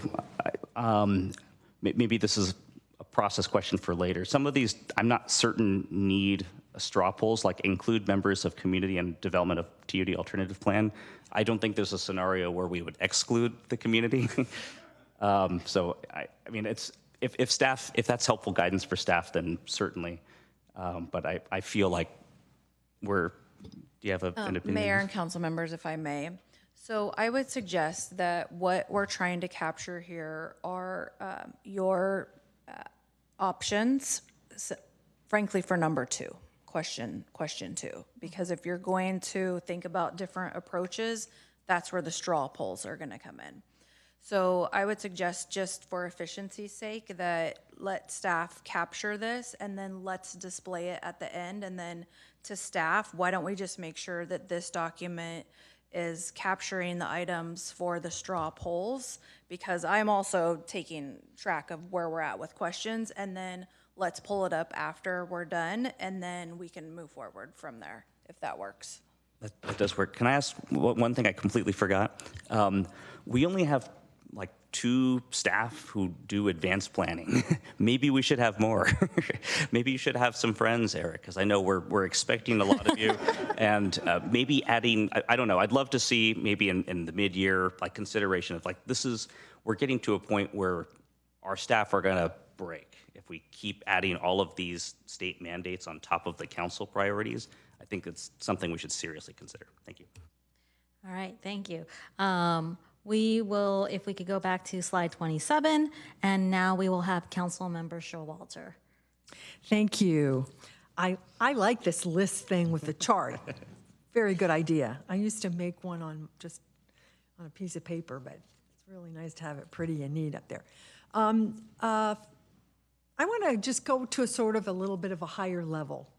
When I look at all of the state legislation that's been passed to promote housing recently, there are a couple things that seem to be commonalities. One of the commonalities is that if you have objective development standards, you can enforce them. And so I think that what that says to us is that the lack of objective development standards is really a problem. And I know that R3 is designed to develop them for a portion of our residential development. That's great. I mean, it seems to me like it's a wonderful start in that direction. But I just think that we really need to remember that commonality, objective development standards. And we need to have them because otherwise the state has control, and we don't really want to cede the control for our local development to the state. We have worked really, really hard to be a pro-housing community and support housing and think about planning in a very comprehensive manner where we put together parks and schools and commercial and industry all together. We look at the whole package. So I think that's an excellent model, and we need to kind of protect it. And the way to protect it, it seems to me, under the current situation, is to get those objective development standards done as soon as is reasonable. Then the other thing I've heard loud and clear, and I agree with, is we all love downtown. We all want to protect downtown. So what we need to do to protect downtown, I'm not sure exactly what it is, but I think that's where we've heard from our community, and I think that's what we want to really concentrate on. And then I would echo what my colleague, Councilmember Ramirez, said. It seems like along with the objective development standards, there's a lot more work for advanced planning than there used to be. And so I think we need to think about that as we move forward and make sure that there's adequate staff or consulting power or whatever's the best way to do it. That's not our decision, but just to recognize that advanced planning is super important, and we really recognize that. Okay, so, then the other thing is, we are not powerless in terms of how these bills are written or amended. So, and we have a good reputation, and we have very good relationships with our legislators. So I think as we go through this process and we identify things that perhaps aren't written as well as they could be, we should bring that up to our legislators. For instance, it seems to me in 130, there's a time frame that generally you use, and it's kind of a one-size-fits-all until you get to the huge size. And then it just adds a little bit more time, if I understood correctly. Most of the time it's 30 days, and then if it's a slightly bigger one, it's 60 days. That's not really time for much process. So I think that putting together an understanding of what would be the cutoff for when we really feel like it's not just a single project on it's part of like a plan, and it needs more community time. I think that would be a legitimate thing to bring up to our legislators. So I wanted to bring that up. Okay, to the questions. Sorry for all that soapboxing. Yes, I think we do need to do a TOD plan, but I think we need to do it thoughtfully. We are, in a sense, protected by the economic downturn and the lack of residential development that's going on right now. I do feel like getting R3 done and getting objective standards done they seem to be the most important things to do before the TOD. But again, we're not going to do this tomorrow. So if staff, after thinking about it, has a better way to handle it, I certainly would be interested in hearing it. But then I think we don't want to put off the precise plans too much, but as we can do them, if we can do them in parallel to the TOD, I think that would be great. And about the deferral, I guess we just have to, I would like to say instead of the deferral, my priority is R3 and the objective standards. It's not like I want to defer any of these any more than is necessary, but we all need to make sure that we do things at a staff that they can, a time frame that they can be done well. And so I understand that could mean deferring some things. Thank you. Thank you, Councilmember Showalter. As requested by the city manager, we will do the visual aids after everyone is done talking. Anyone else wants to go next? Councilmember Clark. I think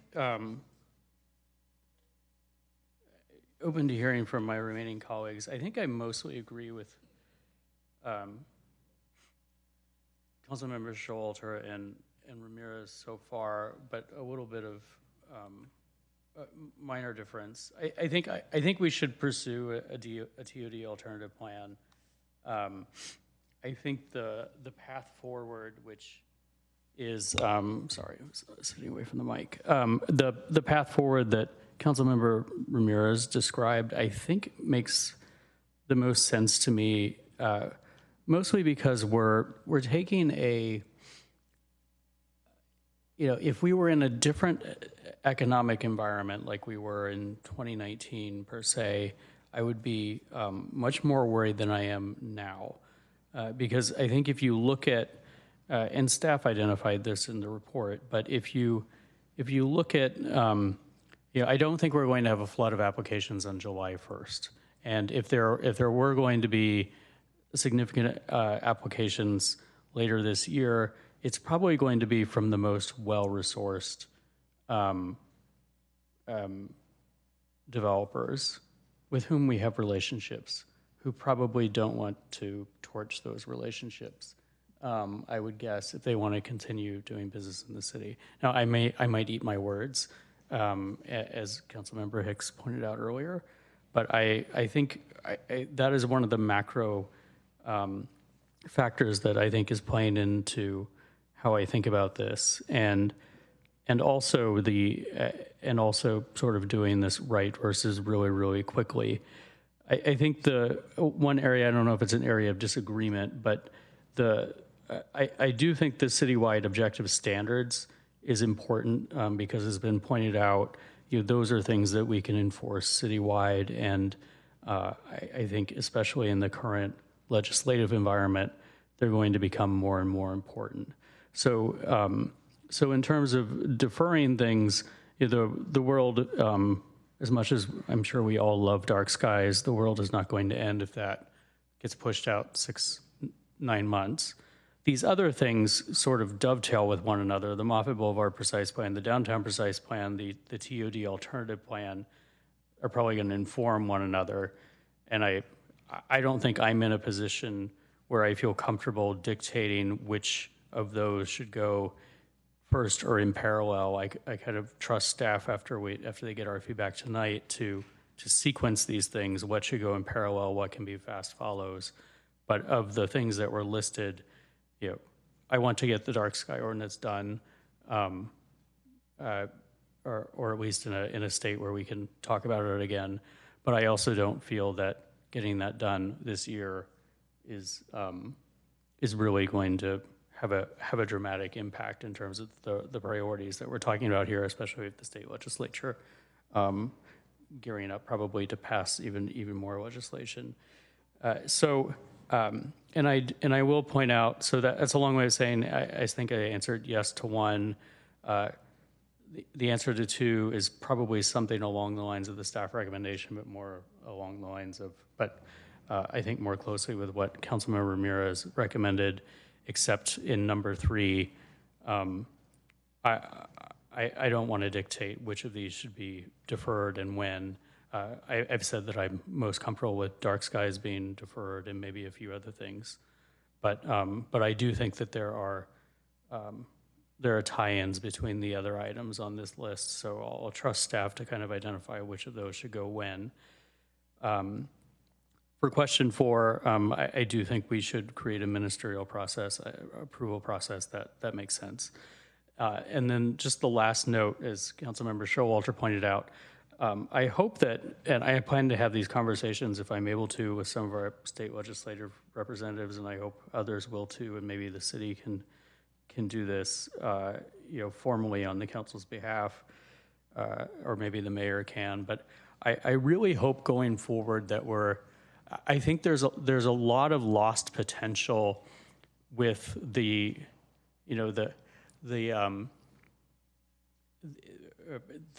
designation of being a pro-housing city. The thing that everyone talks about is the availability of funding, or at least the potential to compete for that comes along with that. But I think what would really move the needle is additional carrots for those who pursue a pro-housing designation. I think the state could say, you know what, you've worked hard to do this. This isn't an easy designation to get. And if you get that designation, we know you're acting in good faith. And so we're going to give you the grace of, instead of forcing you to try and put a TLD alternative plan in place in 6 months, you have a year or two. And not just this, but I think there are additional carrots to where the pro-housing cities aren't necessarily exempted from new requirements, but they have the ability, because they're presumably working in good faith, to build additional housing, to have a little bit more latitude in where that housing goes and how those plans are developed, and not necessarily preempted at the state level. So I really wish that, and this is a conversation that we can maybe have, but I think that would be a really helpful framework, is to allow the pro-housing designated cities to have a little bit more latitude and time to effectuate their plans if they really are moving in the direction of building additional housing. So hopefully that's a separate conversation that we can have at some point, but I just wanted to point that out. Thank you, Councilmember Clark. Councilmember Kamei. Great, thank you. All right, I think I'm going to do my best to follow directions, which is I think it's 1, 2, 3. Okay, perfect. All right, thank you. So I just want to thank staff for all their hard work on bringing this forward to us, the community for all your comments.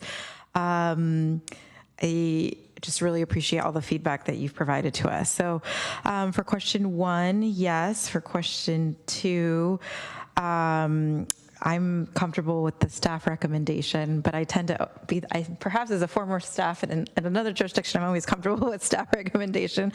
I think it's balancing the environment that we're in. I'm comfortable with work beginning immediately. I think mostly because there's for SB 79, there's the July 1st kind of deadline. And I think that's probably why the legislature put that in there, in terms of trying to have a target goal, and hopefully we can achieve, and maybe that's tempering expectations on, we're going to try to put forward as much as we can with our alternative plan, and not let the kind of perfect be the enemy of the good.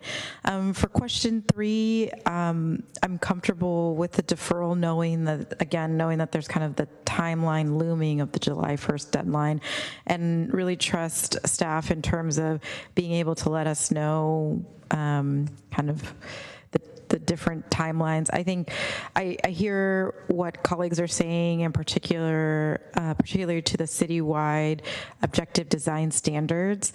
But considering it's January and July is just a few months away, I just feel comfortable knowing that we're going to get right back to it. And I think hopefully some of this work is already happening and can build off of each other, happening in parallel. So those are my answers. Thanks.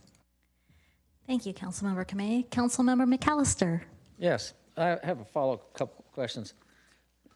Currently, what does the city have as it relates to citywide objective designs and standards? Do we have anything in place right now?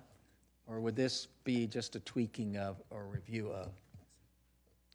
Yeah, so we have some objective design standards in precise plans, but the R3 project is developing objective design standards, and then there's a work plan project, council work plan project, where we would build off of that to apply to other mixed-use areas in the city.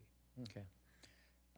And the one on the downtown precise plan, I attended a public meeting, and the consultant said that the downtown precise plan update would probably take until 27 and 28. So I guess we're not pushing it. That's okay. So that being said, I will answer the questions. Yes, C, yes, yes. I mean, Councilmember Ramirez says, well, we have the work plan, then what council adds on. And when I came on board and I campaigned for it, it says, we got to start taking things off to get things done. And we just keep adding them on. And then I also hear, well, we got to trust staff. And I'm trusting staff because they spent a lot of time to come up with this information. And then we say, well, why don't we tweak this? We'll trust staff to do something. Well, if you trusted staff, you would trust what they recommended and go from there. So it's sort of, you can't have both ways. So I'm trusting staff to get it done because they did put the time and energy to think about what would be best for the city. So those are my thoughts. Thank you, Councilmember McAllister. Is that still Councilmember? Oh, Councilmember Clark, are you? Oh, okay. Councilmember Hicks. Okay, so I spoke first, so I only answered question 1, maybe a little bit of question 2. So I'm left not quite knowing where we're at, so I'll ask. With many people choosing option B, but many people in the audience and virtually asking for a focus on downtown, I think I'm unclear on whether, and I guess Councilmember Showalter said she'd like a focus on the downtown. I didn't think, I'm going to ask 2 questions actually. I didn't think option B had much focus on downtown. So I want to clarify whether everybody's on board with that or whether some of the things that people said in the audience resonated with them, because I think that the downtown is probably the thing that's most in danger. That's question number 1. Then question number 2 is related. Councilmember Ramirez said he did not support the exemption of some of those other buildings. I know other buildings is poorly defined, but he, in some table, the number of which I don't remember, but he mentioned the San Antonio Center. He said, it's a tall place. If we get another couple stories, it's probably not going to kill us. I thought option B did have those exclusions. So the reason I didn't pick, and I may be wrong, but the reason I didn't pick option B is 1, it had no focus, no really very good focus on the downtown, and 2, it focused on some areas that I think already have a lot of density and it will make little difference to do a lot of work on. So I believe we can do a shortened, I understand people want something more efficient, but I think we may be doing something that nobody really wants. And that's a question. So approach B, recommended by staff, does not have a focused planning process for the downtown. What approach B includes is adoption of a limited ordinance that has exclusions allowed under SB 79 for historic resources on the local register as of January 1st, 2025. That's sort of the main point for us here. Yeah, and I support that, but honestly, that's super minimal, and that's not what people in the audience were asking for at all. They're asking for the sense of place, the pedestrian mall working, making sure we have commercial there, a whole set of things that are, I want council members who may be voting for it to be clear that if you vote for option B, it doesn't have any of the things people have come to ask for, except for the historic buildings. So. Thank you, ma'am. Thank you, Councilmember Hicks. Councilmember Kamei. Well, I guess the question that I have back is what other trade-offs may need to happen to include that focus on the downtown, and I don't know what that is, and I think that from what my understanding was from the city manager's comments, that could also include having to do further CEQA analysis, potentially, which I think, yes, definitely would be a benefit, but I don't know what else that would mean, what other trade-offs that might mean in terms of putting forward some sort of alternative plan. And I'm not sure if staff is able to answer that question, but I think that was a bit nebulous to me. So I thought at least if we're moving forward with B, which staff says they can accomplish, which is, and it includes the historic register, that would maybe encapsulate some. I know that some colleagues were also talking about prioritizing and not deferring some of the other items, like if we did something like a B approach, but still tried to move forward the citywide objective standards, could that maybe umbrella under some parcels within the downtown? That's kind of what I was thinking of, but I don't know, looking to staff. So I'd like to take this one. So here's what I'm hearing. I'll summarize, and we haven't heard from our mayor yet, which I think as the seventh person, we'll need to see where her thinking is as well. So right now, what I'm hearing is that at least 3 council members are wanting somewhat of a hybrid approach between A and B. And so then I'm hearing some support for C and some support for B. So right now, if there were to be a straw poll, it would give staff the direction that we would focus on finishing R3. We would finish the historic preservation ordinance. We would exempt those historic properties that were on the roll, which are some buildings downtown. We would not necessarily put anything off, except we would not start the TOD alternative plan until those existing work plan items were finished. And then there's interest in other things like the legislation and some other things that folks brought up. So I don't think we have a clear A, B, or C, at least from everyone. So I'm hearing somewhat of a hybrid approach. And then we would just need, obviously, the mayor's thoughts to see where you all land, and then we can take straw polls. Thank you, City Manager McCarthy. No pressure at all. Okay, so I guess that my thoughts. When I looked at SB 79, I believed that we were already working on our downtown precise plan. We were already working on Moffett precise plan, and it was my hope that those plans would essentially take into account the density requirements of SB 79 as we move forward.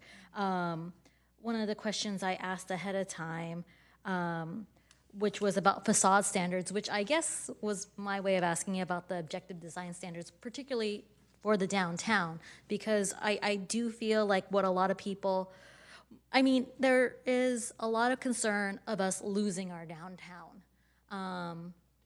And it's a really interesting thing to think through, because the question is like, what does it mean to lose our downtown? Like, is it just going to be like, I'm pretty sure no one anticipates like the downtown is just going to be bulldozed and raised as soon as July 1st comes down. That's probably not going to happen. But I think a lot of people are scared of that drip, drip, drip of the change happening so much, and at some point we'll look around and it's not the downtown that we had envisioned it to be.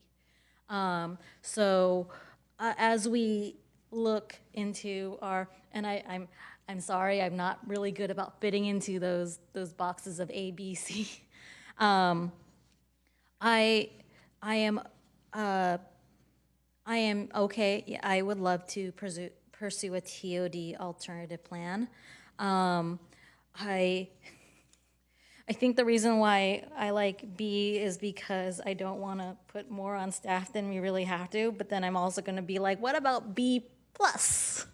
And the thing is we're already asking to defer work of Dark Skies Ordinance, Citywide Objective Design Standards, Downtown Precise Plan, Moffett Boulevard Precise Plan. But it was my hope that the Downtown Precise Plan and the Citywide Objective Standards would help feed into SB 79 work. And so if we were going to look at B plus, we would look at the objective design standards, that we maintain that look and feel of our downtown. And it's not a guarantee that our downtown will remain the same way if we do those objective design standards, but it's kind of our best shot. It's how we implement our vision for our downtown.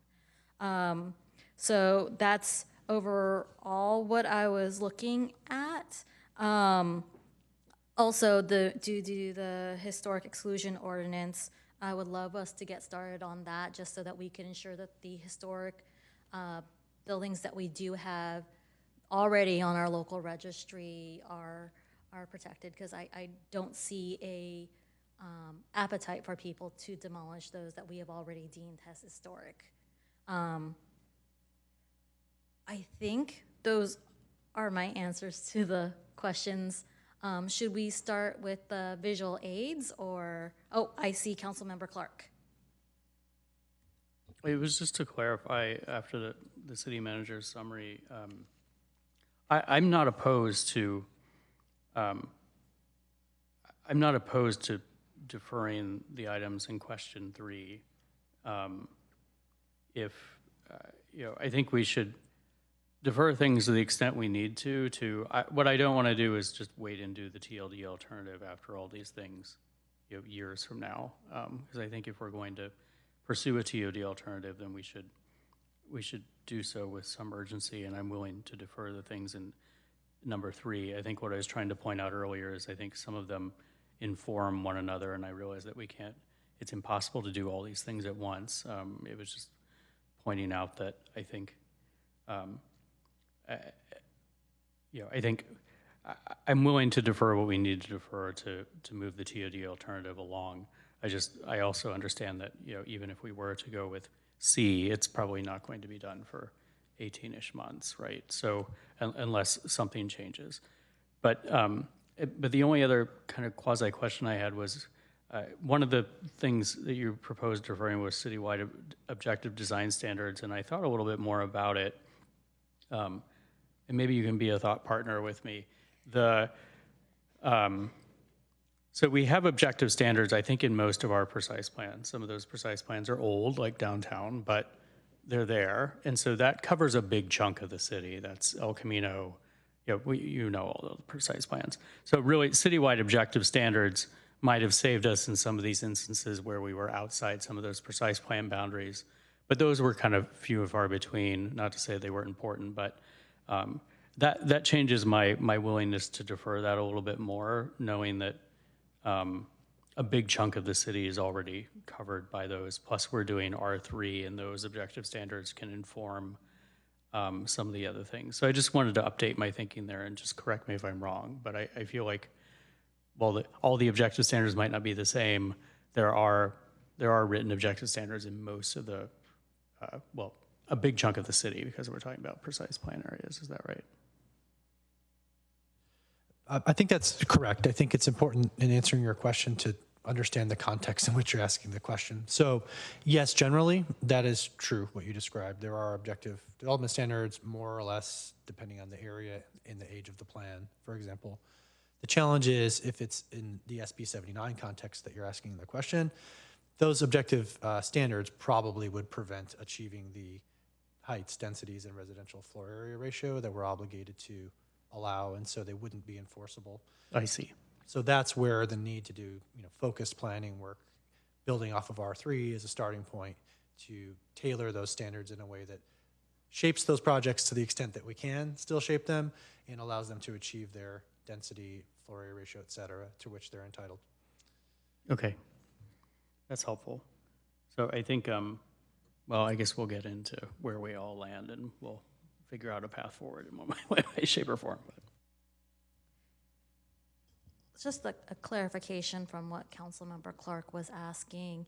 So, like, if we're looking at our objective design standards, say in our downtown precise plan, the current ones that are there would not fly under SB 79. Is that what you're saying? So a few years ago, Council adopted design standards that were crafted to be objective design standards for areas A, G, and H.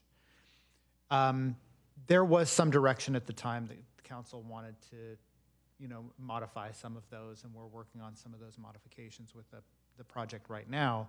But there are other parts of the precise plan that don't have the benefit of those standards. Further, I would say that the focus of those objective design standards were on kind of historic design and character, which may be applicable to taller buildings. But as Director Murdoch said, the challenge here is a broad range of other development standards that may constrain those taller or denser buildings that would be that we would have to allow under SB 79. So if we do want to address those design standards while still maintaining the feel of downtown, but still have it done by SB 79, what bucket is that? Is that A, B, or C?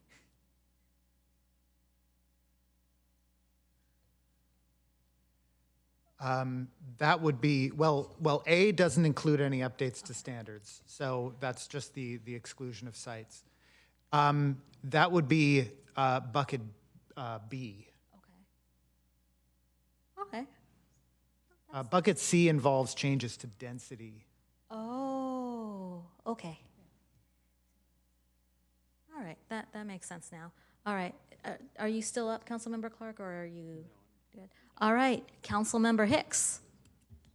So I did like the mayor's description of B+, but I was thinking maybe it was with what people have said, B+-, which you would think would make B, but I mean adding something and subtracting something else, so it doesn't. And kind of answering Councilmember Kame's question of what can we do to speed things up.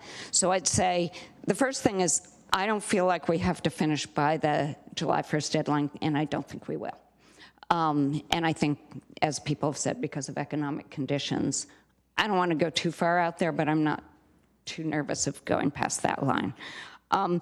So the plus, the minus is what Councilmember Ramirez mentioned about doesn't B have exempting these other buildings in it?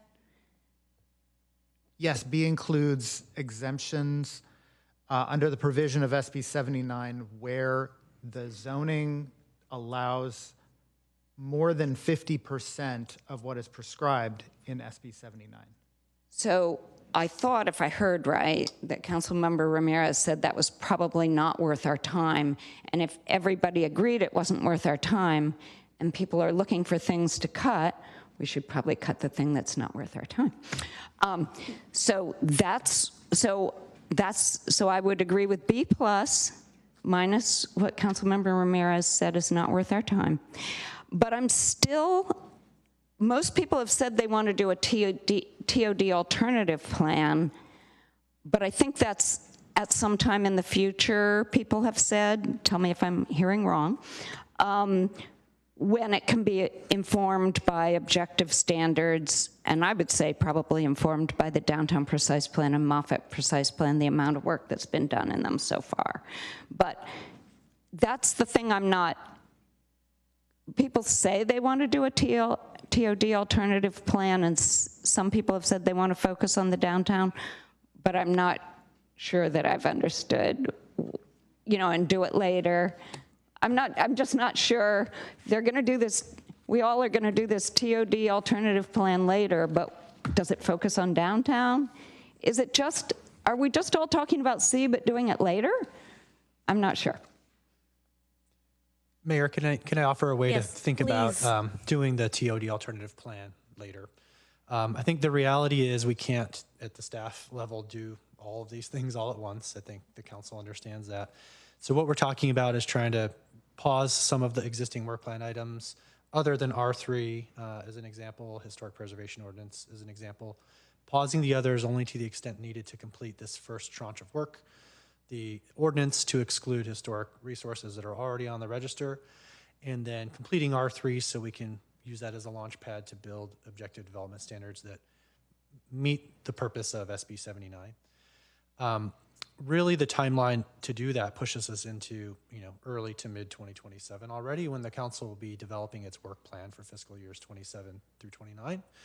It seems sensible to me that that might be a juncture at which we'll know more about SB 79. We'll know if any cleanup legislations come out.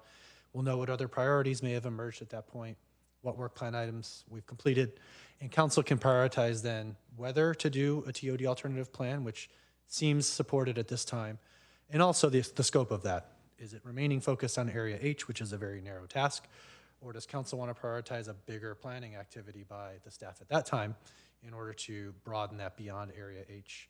So I think the timelines converge in a way that allows council to revisit this point with more focus at some point, give or take a year in the future.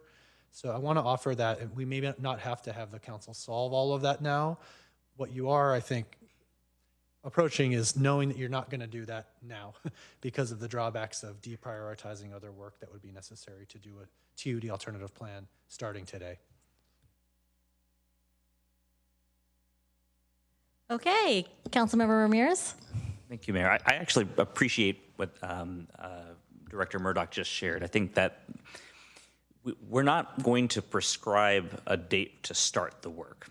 And it's very difficult to know exactly when work plan items will either be completed or where they could land in a place where we might suspend that work to begin other higher priority work. All of us, I'm sure, have had jobs where you invest a lot of time and effort in a project, and then your boss says, you know what, I don't care about that anymore, on a dime, flip and focus on something else. And that's very disruptive. That's very challenging. And the reason I'm uncomfortable with being very prescriptive in how to treat the work is only the staff know exactly where they are in each project. I agree with Councilmember Showalter and others who have shared. I think the dark sky ordinance is nice, but I think we're acknowledging that there are higher priority, urgent items that we need to attend to, and that's one where, if we had to ask the community pick, do you want to do some of this important land use work, or do you want the dark sky ordinance? I think most would say the land use work is really essential. So that's one where we're making a tough call. We're saying, sorry, staff, I know you've invested a lot of time on that item, but it's because we really have to make that trade-off to achieve these higher priority items. And I think Councilmember Clark spoke to the challenge that I have as well with the downtown precise plan update and the Moffett Boulevard precise plan update. I don't know exactly where you are in that work. Moffett Boulevard is, I think, anticipated to be completed by the end of this year, right? So it is disruptive to say, stop working on that and pick something else up, especially when it has a lot of overlap with the TOD area that I think we care most about. So I don't want to say suspend work. I think it's more have staff think about, now that SB 79 exists, how should we rethink or rescope the Moffett Boulevard precise plan? Spend a little bit of time thinking about where should that land, and then I think you would be better able to articulate to us where that should fall and where we should suspend work or where we should complete work, because it so heavily informs our thinking about the TOD plan or the TOD alternative plan, especially for the downtown area. I think, Councilmember Hicks, you asked the question that I wasn't fully grasping until just now, and that's, when we begin a TOD alternative plan, where should we focus? And I think what you're suggesting is we should be very clear to staff today that when we begin it, it should focus on downtown. And I'm comfortable with that. The only concern I have, or the only advice I would give for those of you who will continue serving after I've passed away politically is there are going to be communities that will come out, to their council, to the new council, and say, we just found out about this. We're very concerned about the impact to our neighborhood outside of the downtown historic core. And if we go too far along the TOD alternative plan and have already directed staff to invest heavily in just the historic core, then the risk is that that council or that the staff would be less able to respond to other, I think, equally valid community concerns about, well, what about the infrastructure in Mauna Loma? What about the infrastructure, west of Wisman, right? Those are also de facto change areas now, whether we want them to be or not. So I wasn't explicit in saying where or what the TOD alternative plan should focus on. I am comfortable with saying, based on the community testimony tonight and before this meeting, downtown is a fine place to start. However, I will not be here, but I think it's important for the council to consider what happens when other neighbors find out and they come to you all at that podium and say, wait a second, what about my neighborhood? Thank you, Councilmember Ramirez. So for the first 3 questions, is there things that we need to do a straw poll on that staff needs us to clarify? And do you have the Google Doc or whatever Word doc ready for us to start going down those straw poll votes? If you don't have it ready, we can go on to question 4 because I think that's actually really quick if you need time to get that ready. But if you're ready now, we can do that now. Why don't we try another moment to attempt to formulate the questions based on the last bit of dialogue from the council? All right, so I am letting everyone. Oh yeah, go ahead, Councilmember Kamei. Sorry, as the only one who said I'd be happy to work on it immediately or a later date. So I feel a little bit nebulous on, so what does a later date mean? So we say yes, we had discussion, so staff will do an off-agenda memo or just let us know when it's happening. When an alternative, so I just don't, that's the part that I got confused on because people said, we'll just start, if staff could. City Manager. Oh, so is it just January of 27 or Q1 as you were mentioning? So if we, for question 2, it sounds like the majority says later date. So later date would be sometime next year? So I think where I've heard the council majority seeming to form is consider pursuing a TOD alternative that may focus on the downtown area H or maybe broader, perhaps as part of the council's work plan prioritization for fiscal years 2027 through 2029. That would be happening, in the first and second quarter of 2027, most likely. And so at that time, right, with better understanding and insights into the functioning of SB 79 and other priorities, there can be a proper discussion of exactly when to start and the extent of that work in light of other staff demands at that time.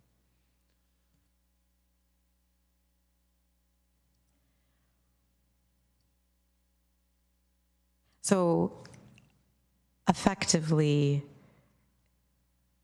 our conversation may inform if the future council will prioritize this as a work plan item. But effectively, after today, then nothing would begin until it's potentially added as a future work plan item next year. Is that what I understood? Did I understand that correctly? That was what I put out as my interpretation. Yeah. Okay, thank you. And Mayor, council members, if I may. So I think the biggest thing about the timing is, this is good news, R3 is coming forward to you next month. It's coming forward the first meeting in February. That will help inform the TOD plan. We're also working on the historical preservation ordinance. That is also expected to be wrapped up this spring, which will also help the plan moving forward. By not postponing the downtown precise plan or Moffett precise plans by as far in the future, it means staff can work on those also, which may also help inform the TOD plan. And then I think where we will need clarity from council is if you want to focus on all the priority areas or only downtown. Is downtown shifting to Montaloma? Is it shifting to San Antonio? Is it shifting to the other transit areas? Or do you want us to look at all of them holistically, which I think is where the timing is going to come in for the TOD, but all the work that you will have done on all those other policy items will help inform the TOD piece. So I think where you all have the decision to make is, are you comfortable with this kind of B+ option? And are you comfortable with the timing of when these items would come to you? Now, you all can say, this is a priority. We want you to start the TOD at the beginning of 27. You don't have to necessarily wait for this to be put on the next work plan. It would go on the next work plan because the work would continue at that time. Thank you, City Manager McCarthy. Councilmember Ramirez. Thank you, Mayor. I think as uncomfortable as I am to stipulate a particular area, especially if the future council is going to work on this and not me, I am okay with having a fairly, narrowly scoped downtown-focused TOD alternative plan. If that's helpful direction for staff today, then when you begin it, as Councilmember Hicks had described, I think focusing on the downtown area and especially the historic core to the greatest extent possible, informed by the work that you will do or have done on the downtown precise plan update. As long as we found a place to land those precise plans that's comfortable for staff, right? Don't do anything that is disruptive. I know that's a hard thing to do. So I don't, it's hard to say start at this day. It's more I'm trusting staff to figure out how to wind down some of these other items. I'm okay with deferring dark sky ordinance. I'm okay with saying downtown focused TOD alternative plan. And then reiterating the only immediate actions would be the ordinance to exempt historic resources as of January 2025 and the ordinance to implement objective design standards for SB 79, and as staff is recommending using the proposed R3 standards as a baseline. So those would be the things that we would do soon. Thank you, Councilmember Ramirez. Councilmember Showalter. Yes, I just wanted to confirm that the development of the objective standards is on the list of things we're getting going on right away. Is that correct? So the discussion I'm tracking right now does include the objective standards work that builds off of the R3 zoning update completion. Excellent. I just think that's really important. Thank you. Thank you, Councilmember Showalter. Councilmember McAllister. So everything you heard tonight, is anything going to get done by the initial implementation of SB 79? The honest answer is probably nothing will be in place by July 1st, given the work that's required and the potential need for HCD review and approval. And so we will work as expediently as we can, but it's not likely to be in place by July 1st. Thank you. Councilmember Hicks. So if it's downtown focused, I will be voting on it. Or for it, not exactly the way I would have done it myself. But I had thought that we would defer the downtown and Moffett because we would work the work we've already done into a downtown focused TOD alternative plan. And you look puzzled. Well, I think the look on my face reflects that we're still at a relatively early stage of the downtown precise plan update. So we've largely completed the visioning framework phase. We have not done the extensive refinement and development of standards. So there's not much to inform it. Correct. Okay, now I understand that facial expression. Yeah, so that's why I thought maybe we could defer those and start the TOD alternative plan earlier. But yeah, if it's focused on the downtown, then it's not ideal, but I will be voting for it. Okay, is staff ready for our straw poll, or should we move on to question 4 and then you'll be ready for some clarity in any of the straw votes? So I think we have what I think is a workable starting point for this discussion. And so if we need to tweak these to get the exact council majority, then we could do that. Okay, so we will move on to question 4 and then we'll go back to those straw polls, because I think question 4 is actually relatively simple comparatively to the 3 other questions. So I believe Councilmember Ramirez already said his answer to question 4, which I already forgot, but I'm sure the staff remembered it. So the answer to question 4 that I noted for Councilmember Ramirez was to support the staff recommendation of option number 1, prepare a ministerial approval process for projects eligible under AB 130. Thank you, staff. Does anyone have an answer to question number 4?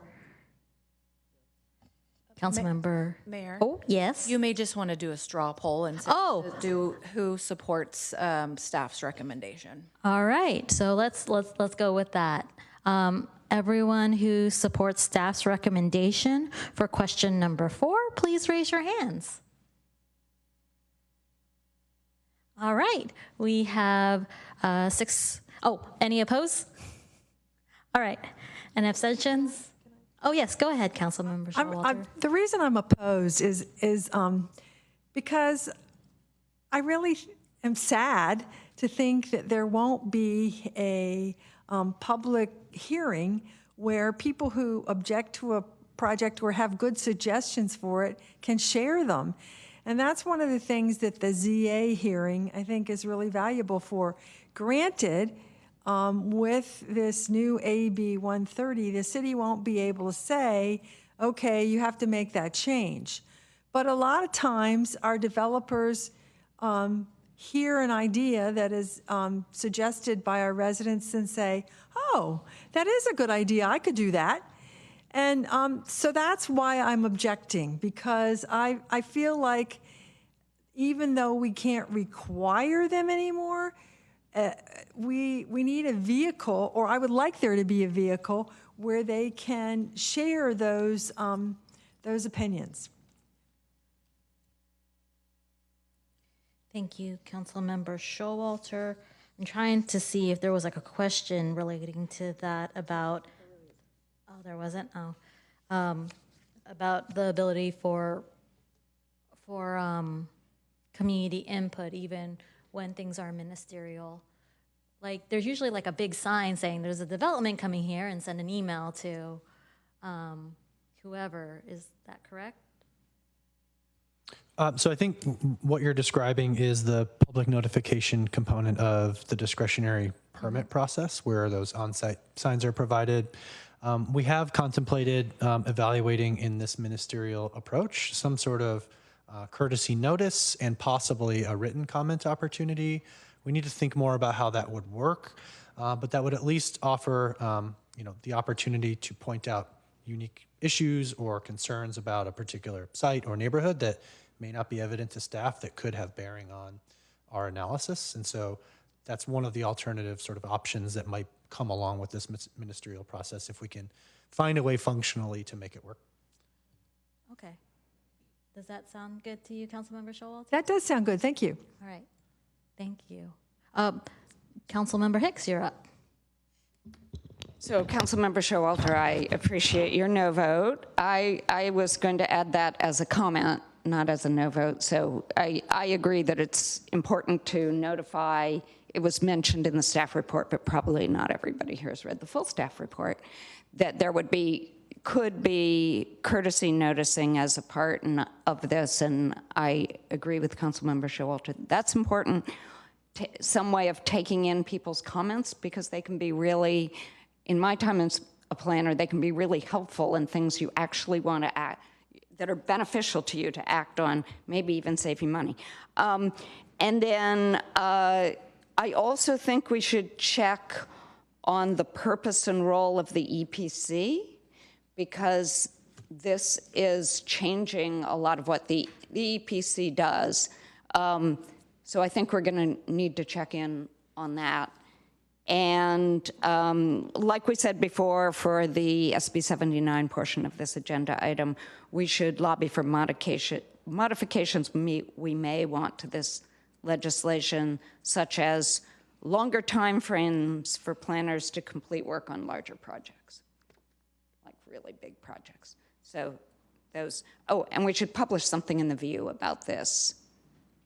We should educate the public. I mean, not that you publish it in the View and everybody everywhere will have comprehensive knowledge on it, but it's a good first step. Thank you. Do we need to take a straw poll on all that, or is that kind of feedback? Because I feel like we're generally okay with that. So what I would imagine, clear majority support for the ministerial approval approach. We need to work on an ordinance and precise plan amendments to effectuate that. I think what we can take from the council discussion is serious interest in courtesy notice and potentially a written comment opportunity, and we can evaluate that as alternatives or components of that ministerial process when this comes back to council. Great. And you don't need us to do a straw poll on that, or we're... I don't think so at this point. Mayor, I think it's pretty clear we will certainly do what we can to educate the public about the AB 130 and the process and the steps that we'll take to provide that courtesy notice and the written comment period. So we'll make sure to do that in various ways. Thank you, City Manager McCarthy. Mr. Anderson, do we have our straw poll grid that we need to go through to get any lingering questions and clarity in the way? Yeah, it's coming up. All right, thank you. So here we've tried to lay out the questions from the study session, as well as sort of the components of those based on the flow of the council discussion. If we didn't capture anything quite right, please let us know. So question 1, pursue a TOD alternative plan. It sounded like there was council interest in pursuing that in the form that we described it in the staff report, which is some sort of local approach to respond to SB 79. The TOD alternative plan is strictly defined in SB 79 as a subset of that discussion, which is broken out here in the third row related to approach C. So maybe a straw poll just to confirm the answer to question 1 is yes, and then we can proceed to question 2. All right, all in favor for question 1, yes. All right, it looks like that's unanimous, so yay. Question 2, approach B, staff recommendation, focus only on historic resource exclusions and developing SB 79 objective standards based on R3 update. In favor, raise your hand. Wait, I said I'd vote for it if it had a downtown focus. Oh, this is one? Wait, what? Oh, 1 has a downtown focus? Okay. The downtown focus is for the TOD alternative plan, right? Okay, so it had that when I voted for it? Okay. Okay. All right. Okay, so are we clear on the question? All right, so we're gonna, we are not clear on the question. Can staff explain the difference between question 2, question 2 in the, question 2 approach B, staff recommendation, so forth, and then question 2 approach C, TOD alternative considered in fiscal year 27 through 29 work plan? So the first question 2 is really to confirm council majority support for the staff recommendation as sort of the base amount of work. So put in place the historic resource exclusions that SB 79 allows, and then do the work on the objective development standards, building off of R3. So essentially the staff recommendation. The second question 2 in row 3 is this B plus minus, the various ways it was described. It wasn't clear to me where the majority support was, if it was focused only on area H, or if there was a desire to consider at some point other areas, Montaloma has come up as an example that may need to be discussed later, or if council's sure now. And so we've set it up to just talk about considering it in the work plan for 27, 29, because there's maybe different interests in the geography that would be planned for. So through the mayor, I think the challenge is they look like, because they're both question 2, they are mutually exclusive, but they are not, right? They are not meant to be mutually exclusive. We can do both of those things. Correct. Thank you. Okay. But none of them are focused on the downtown. That one is not there? That's C. So maybe I can clarify approach C if you give me a moment to just add at minimum area H of the downtown and other areas to be considered by council in the future. That is for the third question. That is question 2. Yes, go ahead, Councilmember Kamei. I mean, I understand the emphasis on the downtown, but I wonder, since it sounds like this will be coming back to the new council, they'll get an update at that time. Do we need to call out the downtown at this time, or do we just need to coalesce around an approach? I wonder how prescriptive we need to be when there's going to be a new council. I don't know. I mean, I just, while I appreciate the conversation, I think I'm grounding myself in understanding that this work will go forward, but I don't know if it's helpful because it will actually help scope between now and next year, and if that scope is actually, necessary, or will that come back at a later date for the next council? So I think it's helpful to get your feedback tonight, because then staff knows what they're starting to work on. Perhaps clarification for that third row. So approach C, which would be in tandem with approach B, pursuing the TOD alternative plan for area H, and staff can evaluate the other areas, which it sounds like there was interest for that as well. And then that would be looped into the future council consideration. So if that's where this council's at, so you want to look at kind of holistically all the areas. So yes, downtown, and also other areas that staff may identify, then that could be looped in with that second question too. So really they're together. It's not really two separate things.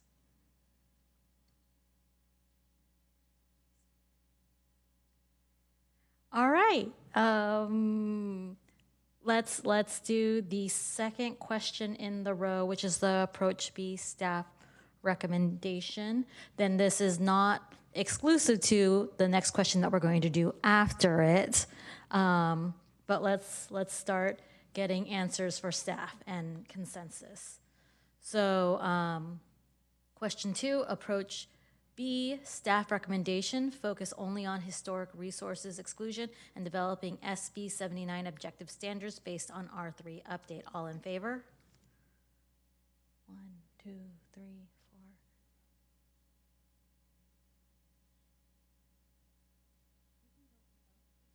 That is correct. Okay, I know the numbers are, yes. All right, unanimous, let's go. All right, now question 2, approach C in tandem with approach B for area H, future council consideration of other areas in fiscal year 2027 to 29 work plan. All in favor? 1, 2, 3, 4, 5, 6, unanimous, yay. Now we're going to, 2 more questions left, you guys, and then we're almost through with this item. So question 3, deferral of some items, finish R3, historic preservation, objective design standards. Don't start TOD alternative plan until these existing work plan items are finished. All in favor? 1, 2, 3, 4, 5. All right, 5. All opposed? All abstentions? I'm going to assume that's an abstention. So we have 5 votes. We're just breezing through this now. Question 3, resume downtown precise plan and Moffett Boulevard precise plan as soon as sensible and practical. All in favor? 1, 2, 3, 4, 5, 6, 7. All right, it's unanimous. And I think we have, I'm hoping that made sense to everyone. The staff have what they need. Oh, wait, there's a question 4? We did. We did that. Okay. All right, we finished. The staff have what they need. I guess I wasn't clear on the final point related to the resumption of the precise plans. We were trying to respond to Councilmember Ramirez's statement of not being overly prescriptive and knowing that they will need to be pushed off for some period of time, but starting the work again as soon as makes sense once we think through the best way to account for SB 79 in those processes. So it's a little bit wishy-washy, but because I think it's just meant to allow conditions to dictate rather than council prescribing when that works to resume. All right. Perhaps just confirming my verbalization of that with the straw poll might help. Does that sound right? That sounds. All right. Thank you so much, everyone, for your patience. We are going to take a 10-minute break and reconvene at 2000, which is 8 o'clock. Thank you.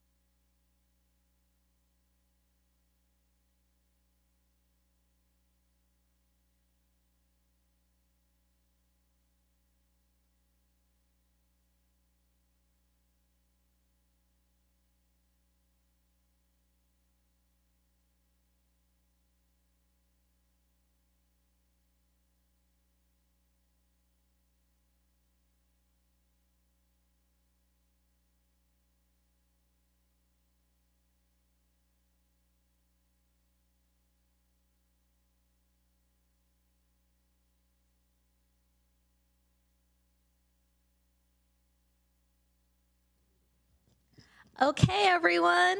Oh,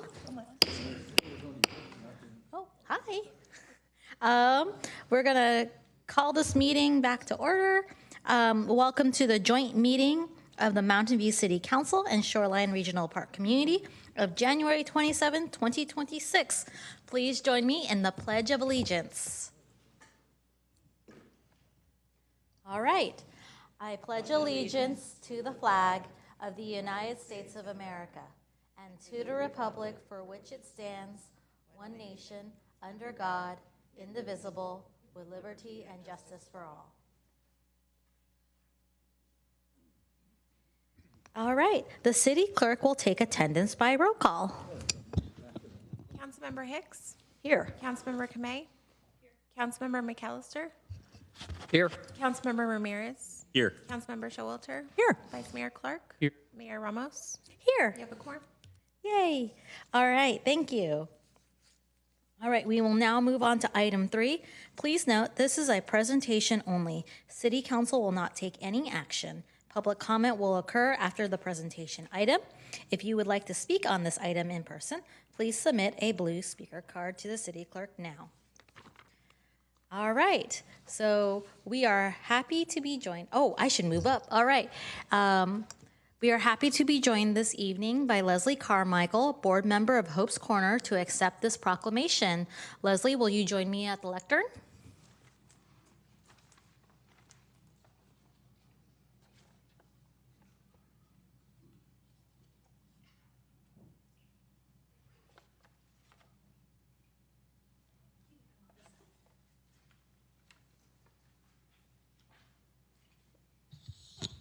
All righty.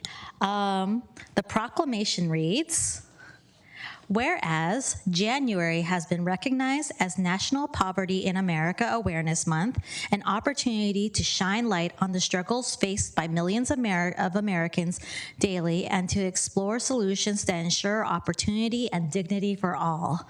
Whereas poverty is a complex, multidimensional issue shaped by policy decisions, lack of affordable housing, low education levels, limited employment opportunities, and systemic challenges that affect individuals and families across all demographics. And whereas the intent of the National Poverty in America Awareness Month is to heighten awareness, encourage greater support for effective programs, challenge preconceived notions, and inspire empathy and action within our communities. And whereas organizations, educators, volunteers, and businesses across the nation dedicate time and resources to address the root causes of poverty and provide essential services such as food, shelter, counseling, and support to those in need. Now, therefore, I, Emily Ann Ramos, Mayor of City of Mountain View, along with my colleagues on the City Council, do hereby proclaim the month of January as National Poverty in America Awareness Month in the City of Mountain View and encourage all residents to recognize the challenges faced by those experiencing poverty, to learn more about the system that contributes to economic hardship and engage in activities such as volunteering, advocating, and donating to help combat poverty and support those in needs within our community. So here's the proclamation. Leslie, would you like to say a few words? Just a few. Thank you very much. On behalf of Hope's Corner, I'm in essence representing a multitude of agencies that are part of the community's safety net. And we appreciate the city's efforts to address poverty and also the support the city provides to those comprising the safety net. Thank you very much. Thank you. If you join me up here, we could take a picture with the rest of the council.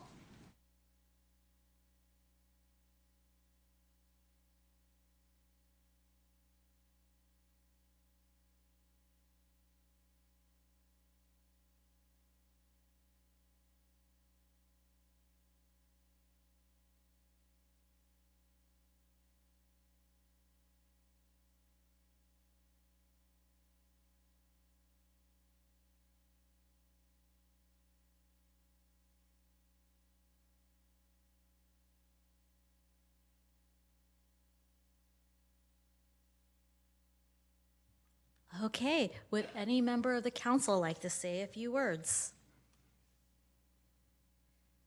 All right. Oh, I was just going to say it's really exciting to recognize Hope's Corner. They just announced their executive director, and so I know they've been working on that a long time. So it's wonderful to have them join us.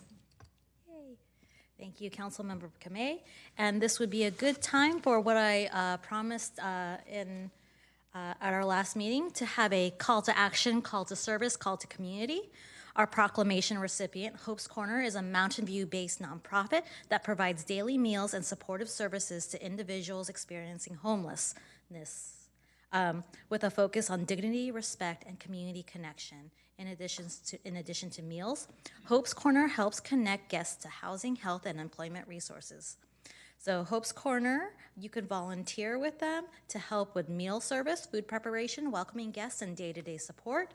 Whether you could give a few hours once a month or volunteer more regularly, your time makes a real difference in our community. You can sign up on their website at hopes-corner.org/volunteer. And now we will move on to take public comment for the presentation items. Would any member of the public joining us virtually or in person like to provide comment on the presentation items listed on the agenda? If so, please click the raise hand button in Zoom or submit a blue speaker card to the city clerk. We will take in-person speakers first, and each speaker will have 3 minutes, and I see none. All right, we will move on to the next item. It's our consent calendar. These items will be approved by one motion unless any member of the council wishes to pull an item for individual consideration. If an item is pulled from the consent calendar, it will be considered separately following the approval of the balance of the consent calendar. If you would like to speak on these items or the next item, oral communications on non-agenda items, in person, please submit a blue speaker card to the city clerk now. Would any member of the council like to pull an item? I see Councilmember McAllister. Yes, I'd like to pull 4.2, comment on 4.3, and pull 4.5. Okay, so 4.2 and 4.5 is pulled, while 4.3 is just comment? Is that correct, Councilmember McAllister? Correct. All right, thank you. All right, next, Councilmember Showalter. I don't really want to pull anything, but I do have some comments. Should I go ahead with my comments? Yes, please. All right. First one I wanted to comment on was item 4.3, the heat pump program. It's exciting that so many people have changed their water heaters to heat pumps, that the program has run out of money. That is really a great accomplishment. Congratulations to staff for running such a successful program, also to SVCE for administering it for us. It's important to continue because heat pumps reduce the use of methane and help reduce our collective greenhouse gas emissions.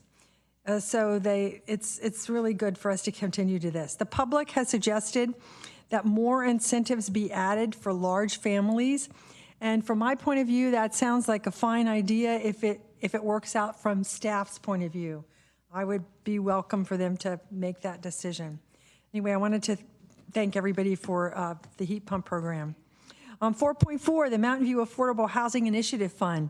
This is a way for ordinary people to contribute to the development of affordable housing.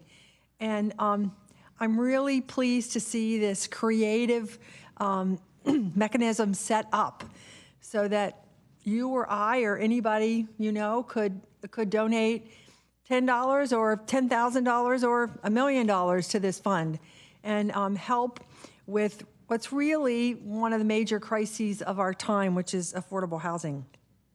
4.5, the Miramonte Avenue Complete Streets. This is a long time coming. I know my automatic pilot for the last 3 years has been to avoid Miramonte when I go places because it's so bumpy. So I'm really looking forward to it getting resurfaced and all the amenities that will be with it.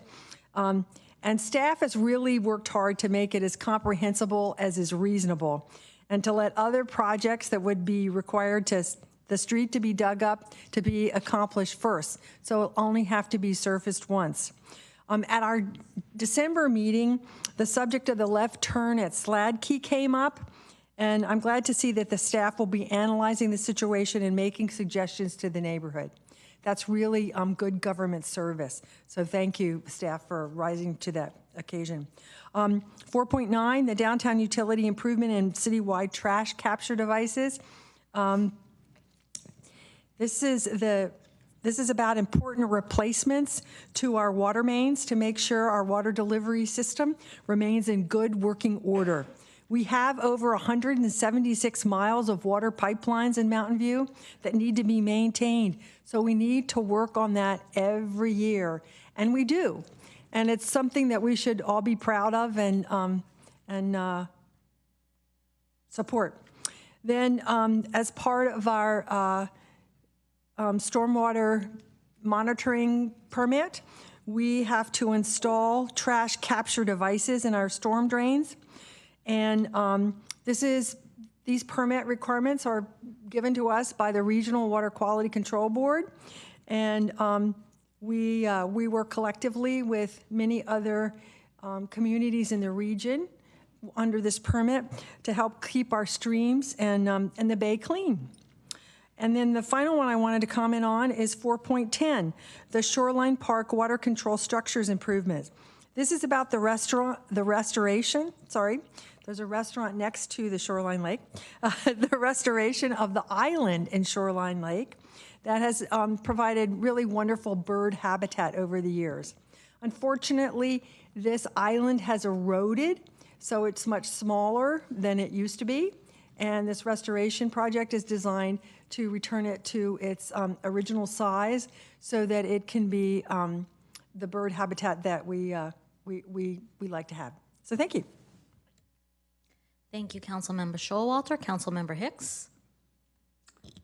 Well, lucky for me, Councilmember Showalter said many of the things I was going to say. So making it easy. As for 4.3, I am also on the Council Sustainability Committee and know a little bit about this heat pump promotion. And I just want to say that some of our volunteers, in particular Bruce Kearney from Carbon Free Mountain View, says that heat pumps are the main thing you can invest in besides electric vehicles. You could buy one of those as well, to cut your carbon footprint. So take advantage of this particular promotion if you can, if we vote for it. Yeah, as Councilmember Showalter said, he also suggested a restructuring for large families, which staff could take advantage of or not. As for 4.4, this is a loan to, it's a work with, staff can correct me if I'm wrong, but it's working with the Los Altos Mountain View Community Foundation to put together a fund to loan to affordable housing. And can that be for community land trust housing as well? Or what kind of affordable housing would that fund go to? Good evening, Mayor and Council. Wayne Chen, Housing Director. Yes, the Initiatives Fund is intended to be flexible to fund a variety of efforts, such as our new construction pipeline projects or acquisition preservation projects that could include a CLT Community Land Trust project. Okay, so now everyone knows if we vote for that one, you can contribute to it. And I think, and yes, Councilmember Showalter explained the left turn into and out of Sladkey, which community members had been concerned about, but there'll be an opportunity to engage. So those are my comments. Thank you, Councilmember Hicks. So as it stands, we have 2 items that are pulled. Councilmember McAllister, would you like to make your comment on 4.3 before we go into public comment, or would you like to wait till after public comment? Oh, I can do my comments while we're doing that. So on 4.3, you know, I was always concerned about the cost and the how it could affect older people down the road. And I sent in a question because I was thinking, we've been doing a lot of focus on this greenhouse gas here, but we're not doing as much attention to transportation, which was at 58% of our emissions is much greater than we're doing with this water heat pump. This water heat pump, we had 126 people were benefited from it. And so if we put more money in, maybe 252 people, whereas transportation, if we increased our funding for our shuttle, we could probably reduce the amount of emissions greater, we could reduce congestion, and we could probably reduce the, improve the quality of life. So I was just trying to counterbalance, yeah, we're doing this, but if we got serious about transportation and getting our shuttle service working in this town and getting alternatives to going forward, we can do a much better job on it. And that's going to be a greater effect in the long run. So that was my comment on 4.3. Thank you, Councilmember McAllister. We will now move on to public comment. Would any member of the public joining us virtually or in person like to provide comment on these items? If so, please click the raise hand button in Zoom or submit a blue speaker card to the city clerk. We will take in-person speakers first. Each speaker will have 3 minutes. So we will begin with John Cowan.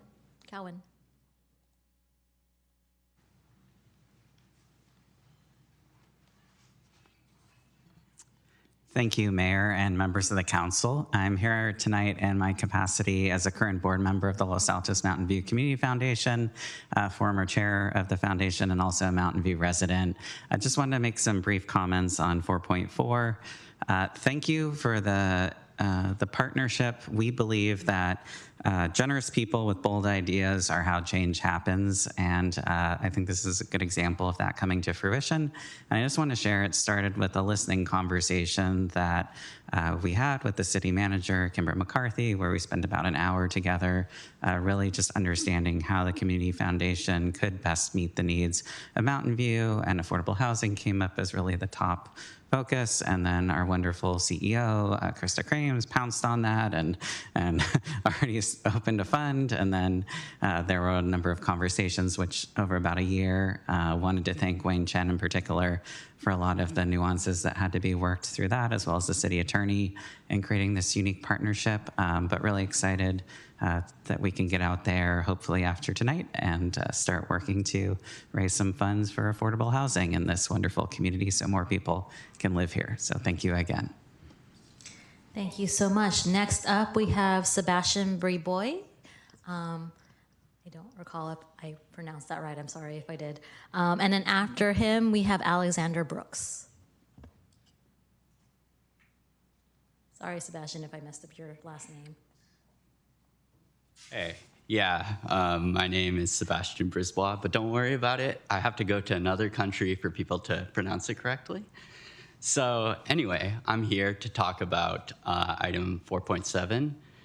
And yeah, so I'm not a big fan of this funding for the public safety building. When I think of, public safety in the city and imagine what that might look like, I don't think, a big, expensive facility.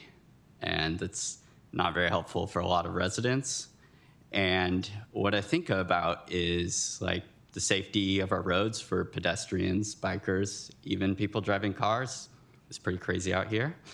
Yeah, and also housing. It's not very affordable. And yes, I know the city is doing work on both of those, but why not do more instead of waste it on a big, expensive building? So that's how I feel about that. And I just think that we can do better as a city and maybe act more on that Poverty Awareness Month and do more towards that and directly deal with the problems we face instead of throwing money away.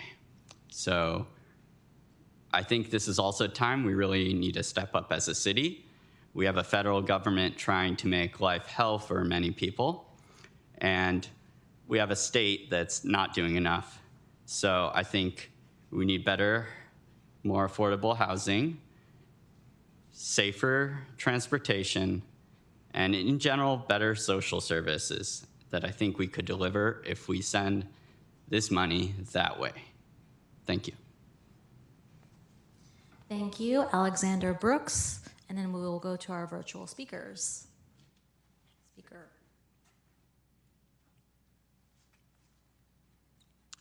Hi, I am here also to speak on item 4.7, and much like the previous speaker, I oppose continued spending on the police facility. Police spending is something that has been tried over and over and over again in order to reduce crime, and there's no correlation between increased cop spending and safer communities. We have an enormous amount proposed in this item, something like $8 million proposed to be put into this cop complex as just the first of what are expected to be something like $189 million, which is just an unthinkably high amount to spend on something that we know is not making our communities safer in a time when, as the previous speaker mentioned, communities are really feeling boots on our necks in terms of what's going on with ICE. And we've been feeling this way for generations, especially in Black and brown communities, where policing has continuously been criminalizing and villainizing people instead of providing the types of support and the types of education, housing, transportation, healthcare, and employment that communities really need. And so, again, as I asked at the last city council meeting where this item was brought up, I'm really encouraging the city council to think more creatively about what generations from now we want our community to look like. We know that this existing structure where police have this enormous amount of funding is not leading us into a better future. Instead, we are exacerbating racial disparities, exacerbating class disparities, exacerbating increasingly gender disparities. And we have this rise of government and state power that's coming down on our communities, and people are really feeling the pressure and not feeling the support from our cities that we'd really like to have. We've seen what's happened in Atlanta. We've seen what's happened elsewhere in the Bay Area, where there are these huge police spendings that are not in line with what communities want and are instead kind of slipped in on them. I'm kind of surprised that there's been almost no discussion of this item. $8 million is an enormous amount of money as part of what was proposed to be $16 million already proposed to this, and then $190 million or so over generations to come, which is an enormous amount to burden communities with when that's just not what communities need right now. There's been a lot of discussion I appreciate about affordable housing, a few $1 million put here and there for that in the short term, and that's blown out of the water by what's being devoted towards this police facility. I understand that there are some concerns around size of retrofitting. If that's what you are trying to do, then I can understand there being specific budget items about how to seismically retrofit a building, but that's not what this proposal is, which is to double the size of the amount of space given to policing with this huge giveaway of public funding for generations to come, instead of what communities really need, which is support, which is understanding, and which is power for our communities instead of continued power for policing. Thank you. Thank you. We will now move on to our virtual speakers. First one, Tim McKenzie. Greetings, Council. I hope you're all doing well. I also would like to join in with the previous commenters who spoke on item 4.7 about all of the money going to the police building. I do think that they articulated things better than I would be able to. Just that I don't think having a huge building for police with a shooting range to be added on is what creates safety for our community. I'd like to echo the idea of, traffic safety, making it so that we can bike to school or work without being hit by a car. That is public safety. Ensuring that we have housing, having food for meeting basic needs, that is public safety. But I'd also like to remind everyone that there has been a material change in conditions since this huge amount of money has been spent or has been decided to be spent to build this massive building. When this was being discussed, there was a public safety advisory board where citizens could have some oversight and have some impact on policing policy. That board has been disbanded. So we're spending a huge amount of money. There is no longer the same public oversight that we once had. That is a material change in conditions from when this was initially made. And I think that's important to consider. Thank you. Thank you. Next, we have Renaud Nubi Petit. I'm sorry if I got that wrong. Oh, no, you actually did it. Oh, You yay. did a pretty good job. Okay, as the previous three speakers, I would also like to speak against this specific item. Not just because like everyone else who spoke prior to me, I think the city could better spend this money into better investing into its people, better investing into other items that could help better the citizens of Mountain View, like example, third spaces, more investing in the arts and schooling, instead of again giving all this money to the police while we know that's not what makes our community safe. And just also going through the city's forecasted for the net forecast for the next 30 years, the city expects to go under a budget deficit. And I feel spending this amount of money is not the right way to spend for the city to use its funds, where it should be used to help people, knowing that the city is going to be in strenuous financial situation coming forth in the future. So once again, I would implore the city council, like everyone here has mentioned before, please think of more creative way of using this huge amount of money instead of investing into a building that would do effectively nothing to help the citizens of Mountain View, and think of better ways in which it could be invested into the population of Mountain View. Thank you. Thank you, and that is it for our virtual public comment. I will now bring this back for council action and note that a motion to approve the balance of the consent calendar 4.2 and 4.5 have already been pulled. Should also include the reading and the title of the ordinance and resolutions attached to consent calendar items 4.1, 4.3, and 4.4. I see a motion from Pat Showalter and seconded by Councilmember Ramirez. Go ahead, Councilmember Showalter. Oh, wait. Is this Councilmember McAllister? Is that after? To make a, did I mention 4.7 I wanted to make a comment on? Oh, no, I didn't have that down. Feel free to make your comment on 4.7. Okay. In the light of the seriousness of what these prior gentlemen had commented on, mine is a little more towards the community, but I just would like to remind the community that it's a public safety building that we are building. That includes the fire department's going to be there. Our emergency operations center is there. Our dispatch center is there. So as you see what's happening in the east with all these tremendous snowstorms, what we've had recently and all the rain, we have earthquakes coming along. We need to have a building that is going to be able to stand, and it does more than just policing. So it's something that's going to benefit the whole city in the long run and make our city safer and more responsive to our needs and more respectful as we go forward. So just to give a heads up on what that actual public safety building is going to do. And to make that public safety building even better, and I know the segue stinks, but we authorized $1 million for public work, and I've been pushing public works, or public art for the last, well, I guess 10 years since I've been on council. And when I saw that we had a reduction of to save money on this particular item, I thought, oh, that was interesting that, we're going to save $600,000.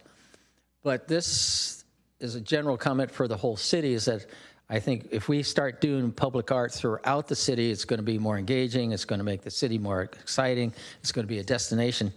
And even though this is one building, it's potential that it could be a showcase for many other parts of public art that we can do throughout what the city has and city facilities.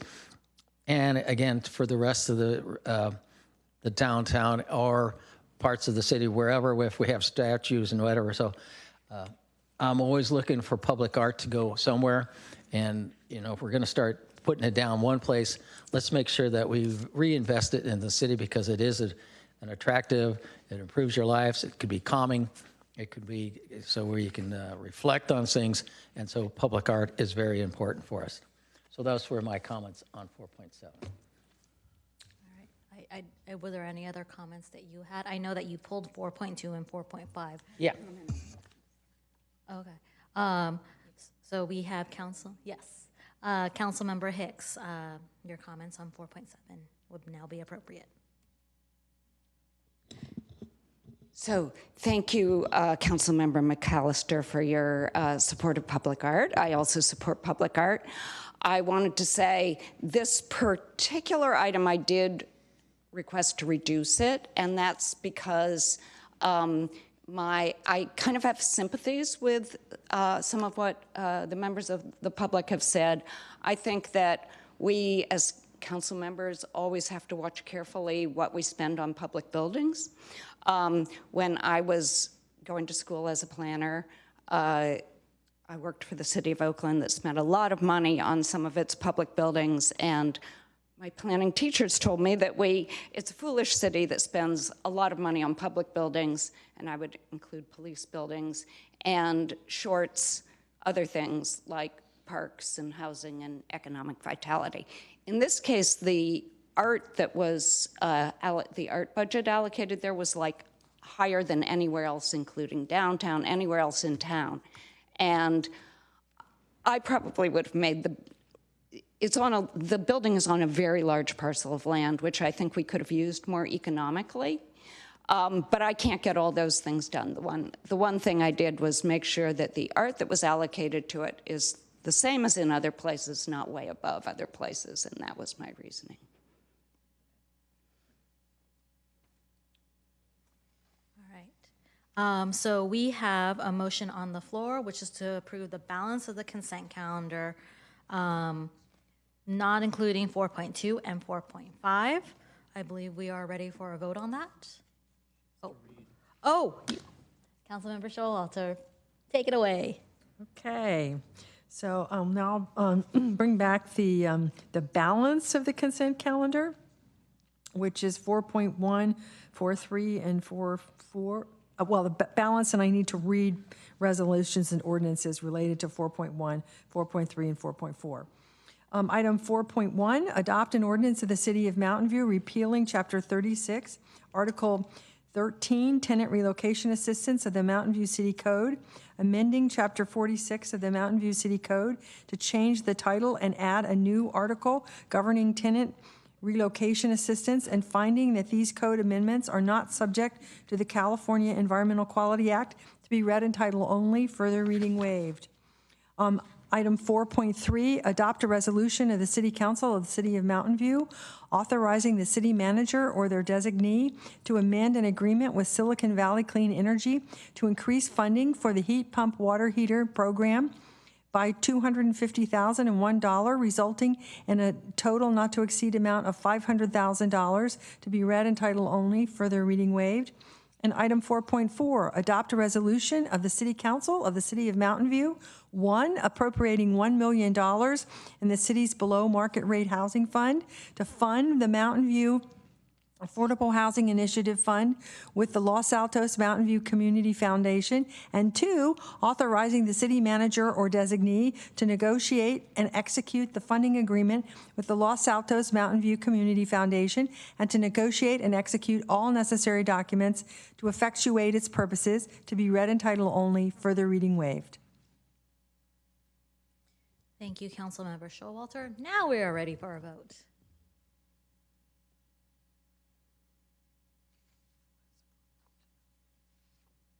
Motion passes unanimously. We will now move on to item 4.2. Councilmember McAllister. Yeah, I'm still getting used to this format, so it's probably going to be more of a comment. But I also want to say I'm going to vote no on 4.2. And the reason being, we went over this before about the rezoning throughout the city. And it concerns me that we are doing all this rezoning, but we also say that we are a city that supports small businesses.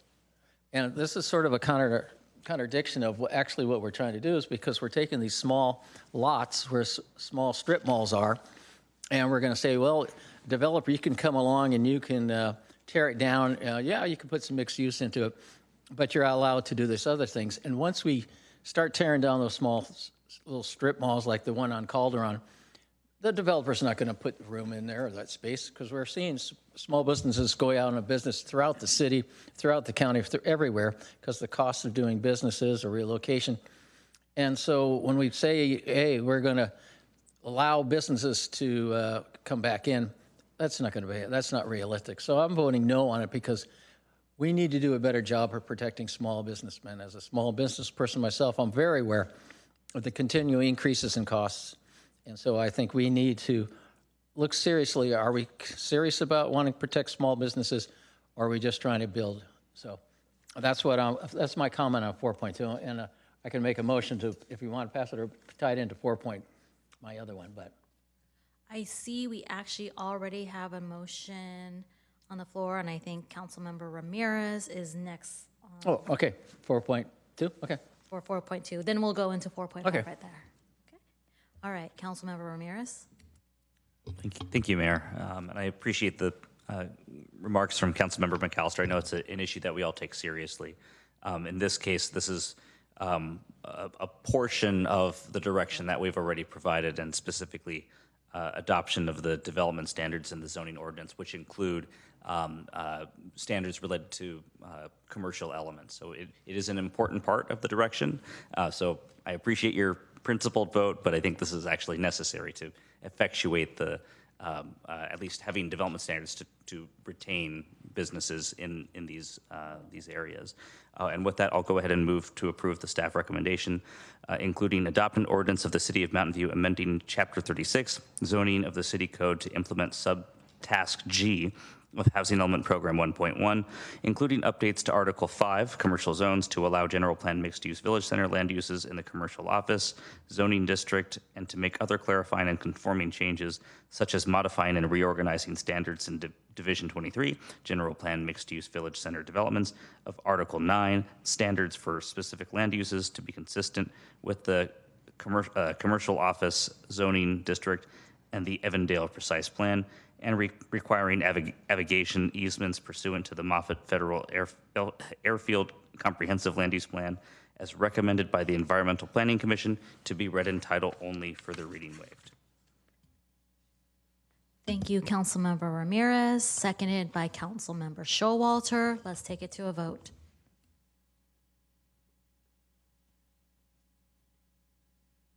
And that motion passes 6-1 with Councilmember McAllister dissenting. We will now take it back to Councilmember McAllister for item 4.5. Okay, thank you. This is another one I had questions about, concerns about. I'm always looking for infrastructure and how we can improve it, how we can make it more efficient, how we can save money on doing things that are right. And I pulled 4.5 because I had some following questions on the parking on this street. Anytime we take parking away from a particular area, this is particularly towards McKelvey Ballpark, where, you know, we got baseball fields coming on. I mean, we got baseball tournaments going on. A lot of people come to it. And there was concerns about where people were going to park, were they going to go into their neighborhoods. And so I wanted to make sure that we did that. Also, we have a lot of people that some people are saying we need to improve our bike routes and so forth. And I said, that's great, but we need to collect data to see actually where people are riding their bikes. And so that when we make these decisions to how we develop them, that we're using good data to appropriate the amount of usage to the design of the road. And so that it gets the best sense out of it, the best dollars, because we are limited in our funds, and sometimes we have a tendency to want to do the best we can, but we have to live in reality and see what we get through. So this portion that I know we're doing segment 2, there's 3 segments to Miramonte, going from Covington, well, I say Covington, it goes to Cuesta, then Cuesta to Castro, and Castro to El Camino. And this part that we're doing on Miramonte is long overdue, and I know there was a lot of construction on it. And that is one heck of a bumpy road. And there's a lot of good stuff that I've seen on it. We're going to put some crosswalks. We did repaint our crosswalk going Hans. That's very important. But we're also going to be taking some street parking away from it, what I understand, but I don't know exactly what. So that's partly on me. But the point I'm going to do on this part is, do we really know how many people were using the bike route on it? I went through the report that was the Miramonte Complete Street Study way back, when it was first initiated, came through, and I was looking how many people were riding on segment B. Now, segment B is very important because it includes people going from Bub, School, and Graham, and I think that's very important that we maintain our safe routes to school. That is a very important intersection over there, and we already have protected bike lanes from Hans to Castro for the Bub School. That's going to be going through, and so I support all that and the increased sidewalks. But on the other sides of the streets where we're not necessarily that close to the schools, I always like to make sure that we have the data before we do a project to see if it warrants it, and then data afterwards to see if there's what the effect of doing this, because we plan to do a lot of stuff involved with our active transportation program. And a lot of people want it, and I think it's a great idea, but we got to make sure we do it wisely. So I can't say much, segment B has really been taken care of. I appreciate Councilmember Showalter and Councilmember Hicks talking about slide key. People are concerned about that. I see that, and I could see that could be a potential issue for all those people, because all of a sudden we're saying we can't allow a few cars to turn on that intersection, and then they're going to be going through the neighborhoods, which doesn't help anybody. So I'm glad we're doing that and being proactive and being smart about that particular deal. On segment A, I do have a few questions for staff. I was looking at the pictures on segment A, and I wanted to get clarity on, there was items that was going to be done. These were brought up in our council questions, and that was mine, and someone else brought some long ones up of what exactly was going to be done in there. It was good to see some clarity on this particular one. And so one of my questions for whoever wants to take it, it says, consider installing an additional new mid-block crossing at Miramonte and West Park Drive, and there already one exists. So I was wondering, where were you guys going to be putting this new thing in? Do we have someone from staff to answer that?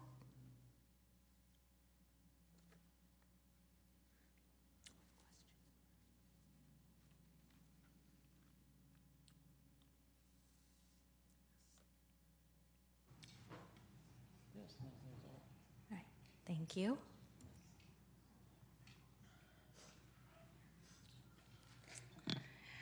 Good evening, Jennifer Ng, Public Works Director. So the additional crossing, as my understanding, is going to be requested at East Park. There is currently an existing painted crosswalk at West Park, which is the southerly park interface with Miramonte. And at that location, at the southerly one, we are looking at adding an RFB. So it's different than this one here? This is the one that I would think that goes from Park over to McKelvey. There is also another park at Miramonte that is north of that. So one is East Park and one is West Park. Okay. I'm still confused. Is that the one that goes over by AAA building? The one to the north is the West Park. That does not currently have a painted crosswalk across Miramonte, and then the one to the south is East Park. That one does have a painted crosswalk and is looking at getting an RFB. Okay, I'll follow up on that one. Thank you. Also, I was concerned about, since we have a community ballpark there, that you were going to be taking some parking away from that particular, but it says that there will not. I was confused about, were you taking some parking away? And then in the questions it said we will have parking there and there will be no need to park in the community. And I couldn't see how we did both. So some parking will be retained along Miramonte Avenue in the vicinity of McKelvey Park. Some will be removed and some will be retained. And so based off of the parking utilization counts that staff had conducted, the amount of parking that is due to be left on the street will be sufficient for park needs. And so that's, if there's 2 games going or a tournament going, there'll be significant, plenty of parking on Miramonte then? Based off of the observations that were performed earlier, including weekend and weekday counts, yes. Okay, because there was a notation in here.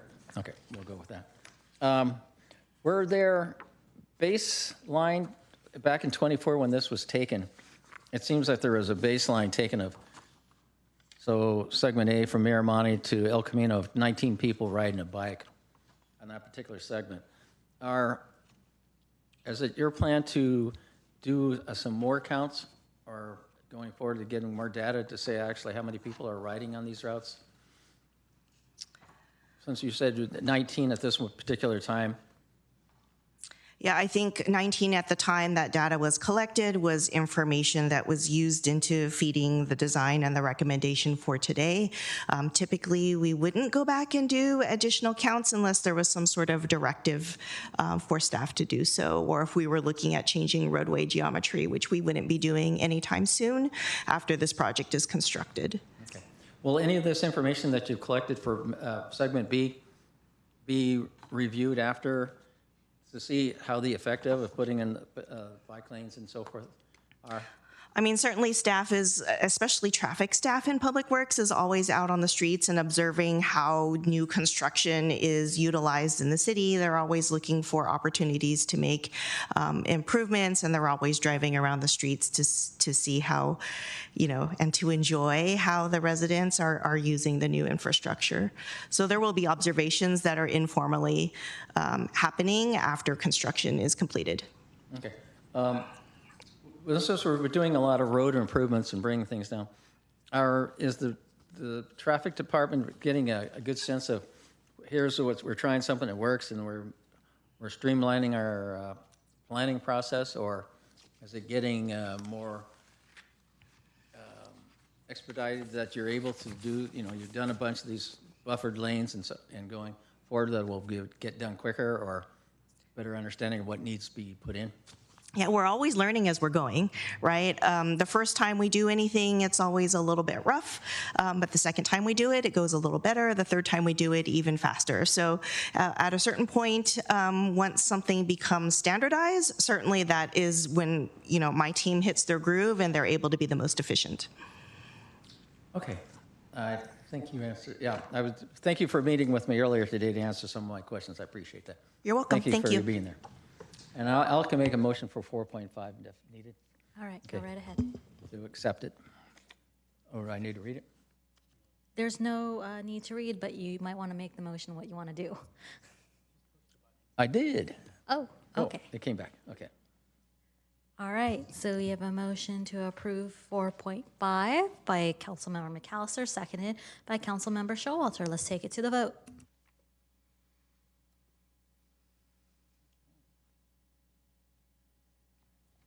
Motion passes unanimously. Yay.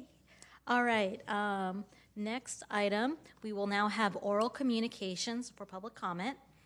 This portion of the meeting is reserved for persons wishing to address the council on any matter not on the agenda. Speakers are allowed to speak on any topic within the city council's subject matter jurisdiction up to 3 minutes during this section.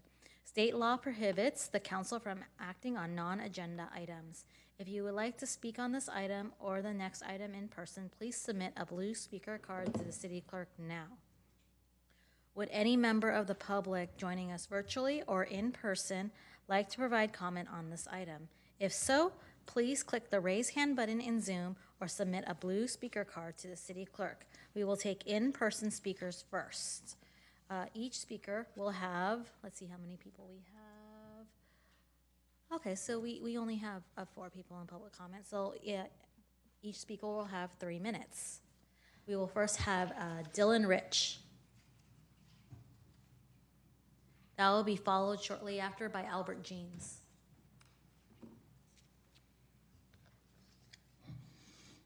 Good evening, Council.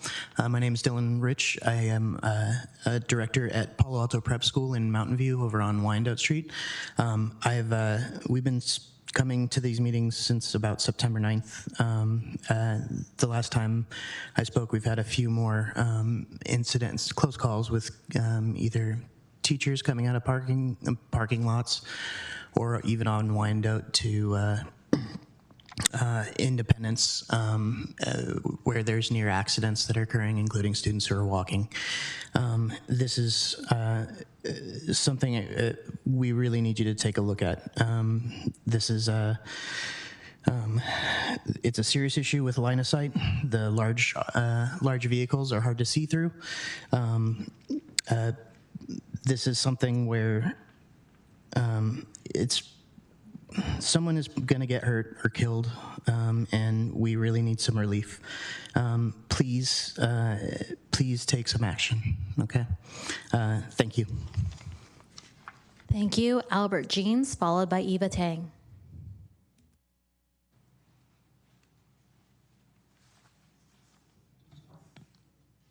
Yeah, we can just move to the second slide, please. I'm here for the parks thing, but I thought I'd give you an update on the RV situation following this gentleman's comments.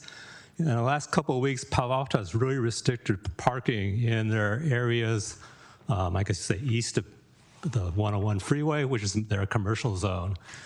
They've instituted, mandatory movement in RVs on Thursdays so they can do street cleaning.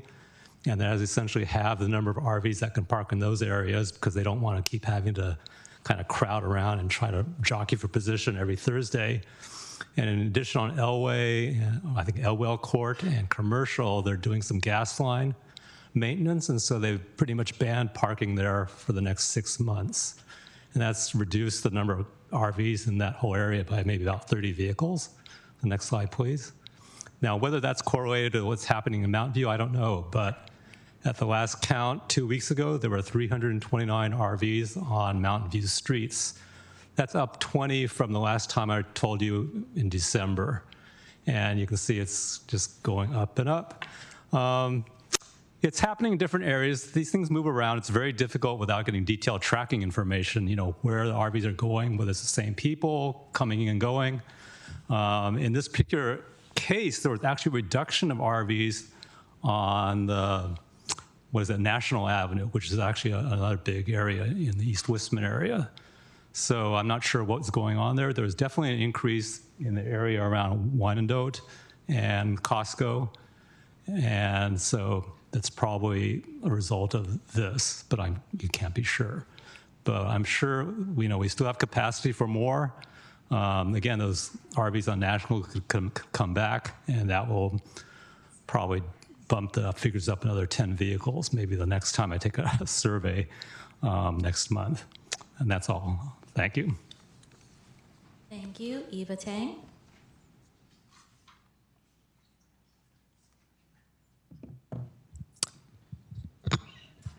Hi, good evening, Council. It's Eva Tang. You may remember me from such defunct advisory committees as Public Safety Advisory Committee or Board. Thank you. Before I get into what I really came here to talk about tonight, I love what's been done to California Street, especially the curb cut in on the crosswalks and how they don't impede the bike lanes, because have you ever driven through the city of Burlingame? They do that and then it interrupts the bike lanes, and I don't know how anyone bikes there. Sorry, not to talk smack about any city, but let's get to the main point here. I'm here to talk about Flock. Flock was brought to the Public Safety Advisory Board in April of 2024. It was brought to us as a purely informational item, and we didn't vote on it. It never sat right with me how we expressed our concerns about Flock, and yet we rubber stamped it anyway. In July, you may remember that I sent an email to each of you with concerns regarding Flock because the SF and Oakland Police Departments have funneled their Flock data to ICE. I was met with anecdotes from our chief, typical, about how Flock has helped various people, like a couple people, reassured me that Mountain View PD has complied with California law and that their data is safe and secure. I decided to audit the data for myself, and I did a records request pool in November 2025, including all requests from outside agencies. I got an update in December that said, quote, "Lastly, we will not be providing records related to queries made by outside agencies using our data. For information regarding inquiries conducted by other agencies, we respectfully direct you to submit a request to these agencies directly." I sent in an appeal on the 13th of this month because MVPD policy says, this is section 460.9, outside agencies make a request for Mountain View's data in written form.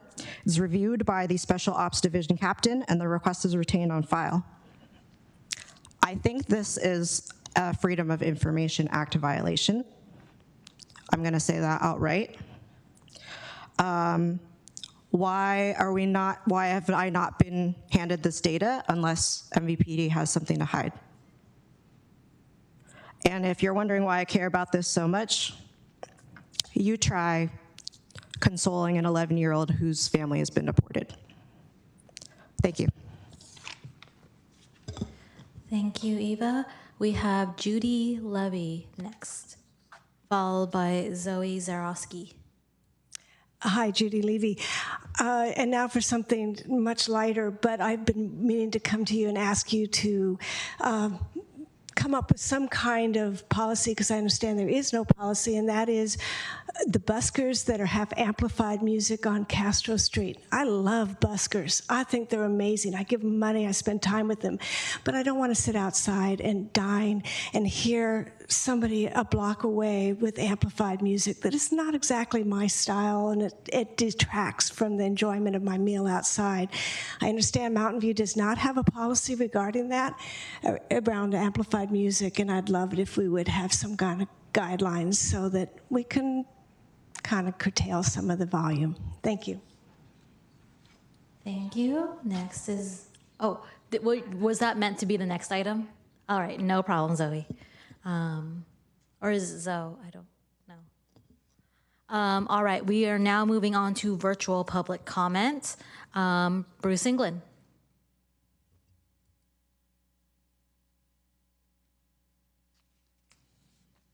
Thanks, Mayor. Hello, City Council members. I have one comment that I want to make, but I just would support the last comment about the busking. A lot of us have asked for the guidelines to encourage busking, of course, where it's appropriate and not with the volume too high. And lacking any sort of guidelines, it acts as a discouragement for people who would come in and help to entertain us with music and so on that other cities get to enjoy. And we kind of have this renegade thing going on. I also want to echo Eva's concerns about the flock program. Certainly she should be able to get those records that she requested, as far as I can tell. And I'm also concerned about the review cycle for the program. The understanding is that you are starting the clock on the pilot program when the last device is installed. So that, if that's true, that means all the installed devices are running without a clock on them for the pilot program duration. That just doesn't seem right to me. The point that I want to bring up is about objective standards going through Public Works, and that help to establish the guidelines for how development projects are dealt with. So this last came up at the EPC meeting where they were talking about 490 East Middlefield, the housing project there. You're going to be reviewing this in March, I believe, and I'll bring it up then as well. But one of the problems with that, it seems to be a very good project, but there's a quandary about how to provide adequate spaces for delivery vehicles to go into that site or on the street to be able to drop off items without blocking the bike lanes. And that the blockages in the bike lanes has been an ongoing problem throughout the city, but in particular right now on California Street on El Camino, where the bike lane is a bit limited with the bollards and everything, and delivery vehicles and others are parking regularly in the bike lane. So there needs to be amped up enforcement there, it seems, but also the objective standards aren't updated enough to make sure that we can require that in new developments that spaces are provided for those delivery drop-offs. That those really need to be developed and quickly because, as you know, new project developments are coming through all the time. Thank you. Thank you. And our final speaker is Tim McKenzie. Greetings all. Tim McKenzie, he, him, once again. I would also like to echo some of the comments about concerns with flock safety.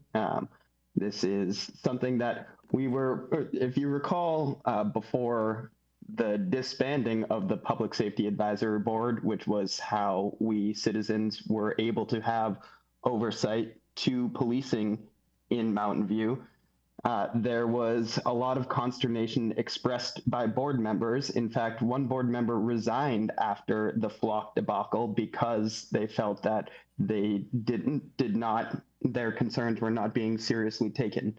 But one thing that we were assured, we were guaranteed along the way was this will be open, this will be transparent, there will be oversight, you'll be able to get reports back at Public Safety Advisory Board meetings at least once a year. Maybe it was even quarterly. I forget, it doesn't really matter because PSAB doesn't exist anymore. Our promised oversight does not exist.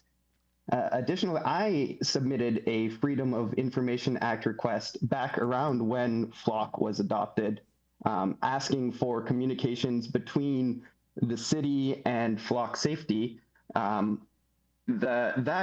If you search for that public records request on I think it's on the city website, it's actually hidden away and only allowed for me to see it, which is instead of being open to the public, which seems pretty antithetical to transparency, again, that we were promised. And also, the files that I did end up getting were redacted to an extent that would make the people who worked on the Epstein files blush. The fact that our so-called one-year pilot program has been going for more than a year and the timer hasn't even started is a bit ridiculous. And we know there are, from the public records requests that Eva received of who has had some things shared with, or who has access to Mountain View flock data, there are one or two departments in there that have explicitly shared their data with ICE, which means that if they can see our data and they shared it with ICE, our data is going to ICE. I don't want surveillance state helping fascist thugs keep us down, put boots on our necks. We should not have these cameras that are tracking everyone's motion for up to 30 days. And perhaps I'll submit a public records request for the location of the council members' cars, which Flock and MVPD do have. Thank you. We will now close public comment and now move on to item 6.1, Parks and Recreation Strategic Plan Draft Review. The purpose of this study is to review and provide feedback on the draft Parks and Recreation Strategic Plan. Assistant Community Services Director Christine Crosby and Community Services Director John Marchant will present the item. If you would like to speak on this item in person, please submit a blue speaker card to the city clerk now.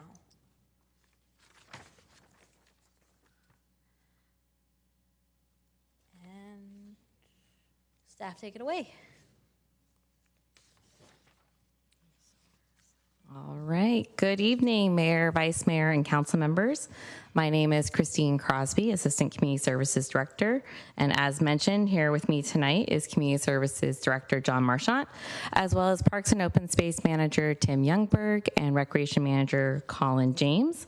Also joining us virtually tonight are members of the consulting team, Neelay Bhatt from Next Practice Partners, and Deeksha Rawat and John Gibbs from Wallace, Roberts, and Todd. I'm pleased to present the updated draft Parks and Recreation Strategic Plan. This draft reflects more than 2 years of community engagement, technical analysis, and staff collaboration across multiple departments. Tonight is an opportunity to walk through the key components of the draft and gather your input to help us refine and strengthen the final version. Our last major guiding documents, the 2014 Parks and Open Space Plan and the 2008 Recreation Plan, are outdated and no longer reflect our community's growth or current needs. Since then, Mountain View has experienced population growth, changes in school field access, and major shifts from the pandemic in how people use parks and public spaces. Additionally, developing this plan is a City Council priority project and aligns closely with related citywide efforts such as the housing element and the biodiversity and urban forest plan. The strategic plan is grounded in several key factors. It starts with extensive community input paired with the on-the-ground expertise of staff who understand program demand and facility use. That input was supported by in-depth technical analysis and data-driven tools to understand current conditions and needs. We also evaluated realistic cost ranges and potential funding strategies, and we refined how park acreage is calculated to focus on what's accessible to the public. These factors shape a practical and actionable plan. Following the release of the initial draft in November, we received feedback from the Parks and Recreation Commission and the public. A summary of key themes are included in attachment 2 of the staff report. Based on that input, we made targeted updates to better connect community priorities to the analysis and resulting action items. We elevated trees, biodiversity, and safe access as core themes, expanded planning area-based analysis to better reflect growth and equity, and improved organization and clarity around implementation, funding, and staffing. The updated draft reflects that feedback and functions as a clearer, more actionable roadmap. During the plan input phase, several themes emerged consistently and are noted on the slide. To name a few, residents strongly expressed the need to expand parkland, particularly in certain planning areas. There was broad support for improving aging infrastructure and park amenities, and a clear desire for more biodiverse landscaping, tree planting, and environmentally sustainable features. And across all engagement, the community emphasized its appreciation for the city's well-maintained parks and the wide range of programs available. Several strengths stand out in Mountain View's parks and recreation system. Over the past decade, the city has made major investments, opening 8 new parks, expanding the trail system, and delivering a significant number of facilities like Shoreline athletic fields, the community center renovation, Magical Bridge Playground, and the Ranksdorf Park Aquatic Center, to name a few. Our parks are also well maintained at a consistently high standard, reflecting the dedication and expertise of parks and open space staff. On the recreation side, programs have grown and adapted, particularly since COVID, with participation up 28% and community events up 31% over the last 3 years. These strengths provide a strong foundation for the next decade. Looking at key opportunities, the most significant is adding new parks and planning areas with the greatest gaps in acreage and access. We also need to modernize several older parks so they meet today's expectations for accessibility, functionality, and design. We heard strong interest in expanding programming for adults and older adults, and internally, strengthening staff capacity and succession planning will be critical as the system continues to grow. Overall, while recreation is a strength, the core opportunity and focus of this plan is expanding and enhancing the park system where it's needed most. This slide shows park acreage by planning area using a revised methodology that better reflects public access. Historically, the city reported park acreage both with and without the North Bayshore planning area, resulting in a citywide figure of 13.43 acres per 1,000 residents with North Bayshore and 2.66 without it. Based on community feedback, we refined how acreage is calculated to better reflect what's open to the public, reducing school field acreage to reflect limited public availability and counting only publicly accessible portions of Shoreline. Using this revised approach, the citywide figure is 4.74 acres per 1,000 residents, or 1.94 acres when North Bayshore is excluded. Most importantly, this analysis shows 5 planning areas below 1.5 acres per 1,000 residents noted in the red box on the slide, clearly identifying where new parks and expansions are most needed over the next 10 years. To guide future investments, the plan introduces a framework for prioritizing park planning and improvements. This framework organizes projects based on their cost, complexity, and scale, helping clarify the level of investment required. Develop New Parks represents the most significant investments, focusing on new neighborhood parks and park expansions that typically involve land acquisition and major partnerships. Enhance existing parks include strategic improvements, such as redesigns that improve layout, accessibility, and overall usability. Maintain and update parks focuses on repairs and updates, primarily like-for-like life cycle replacements. Let's take a look at the draft vision and values that form the foundation of the strategic plan. They were shaped by what we heard through community engagement, technical analysis, and staff input. As part of this work, the Community Services Department also developed a new mission statement, Building Community, Enriching Lives. The vision reflects a future that's inclusive, sustainable, and centered on access and connection, while the values guide how we make decisions and deliver services. These set the foundations for the goals and actions that follow in the plan. The plan is built around 4 goals: expanding equitable access to parks and trails, strengthening inclusive recreation programs, supporting staff and maintaining maintenance capacity, and advancing long-term funding and community engagement. Together, these goals guide the strategies and action plan. The strategies on the screen tonight highlight the key ways we advance goals 1 and 2 through strengthening connections to parks and trails through land acquisition, new park development, and transportation planning, diversifying amenities to reflect community needs, supporting biodiversity and environmental resilience, and expanding inclusive programs across the system. On the screen are goals 3 and 4 strategies. These support strengthening staff and maintenance capacity, expanding revenue sources, and improving storytelling and community engagement. The draft plan includes 50 action items organized by goal and strategy. Because community priorities center on parks, trails, and open space, most actions focus on expanding and maintaining those assets. Recreation programs are already strong, so fewer actions are needed there, while 10 action items focus on funding and marketing to support implementation. To be transparent and accountable, the action plan is paired with a clear performance and tracking framework. The plan includes 10 performance metrics that translate goals into measurable outcomes, tracking progress on park access, participation, sustainability, workforce capacity, partnerships, and financial stewardship, to name a few. Progress will be reported annually through a public-facing dashboard and updates the Parks and Recreation Commission and City Council, providing transparency and ongoing oversight. These metrics are designed to be adaptive, allowing the city to adjust priorities over time as conditions and needs change.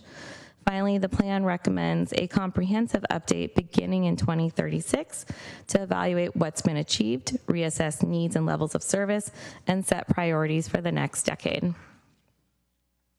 This slide illustrates the scale of costs associated with park improvements and new park development. As discussed earlier, updates to existing parks are generally lower cost. Enhancements require moderate investment, and developing new parks represent the highest level of investment. Each category is shown here relative to the cost of developing a 5-acre neighborhood park. And many of the plan's actions, particularly new parks and major renovations, will require significant funding, which aligns with the City Council's direction in the fiscal year 2025-27 work plan to explore a potential revenue measure. The plan outlines several funding strategies to support implementation. These include the 2026 revenue measure, completing a nexus study to update development fees, expanding sponsorships and grant funding, and building strategic partnerships. In addition to larger strategies, the plan also identifies smaller incremental opportunities to strengthen long-term funding, such as updating fee structures or exploring capital reserve fees for facility reservations. Following tonight's meeting, we will update the draft plan to incorporate the feedback we received from the council and the public. The next draft will then go to the Parks and Recreation Commission in March, and we will return to City Council in May for plan adoption. Within the staff report and on the screen tonight, we have provided 3 questions for the council to provide feedback. In closing, this draft strategic plan provides a clear, data-informed roadmap for expanding access to parks and recreation, strengthening programs, and guiding investment over the next 10 years. We appreciate council's time and direction, and we're happy to answer any questions.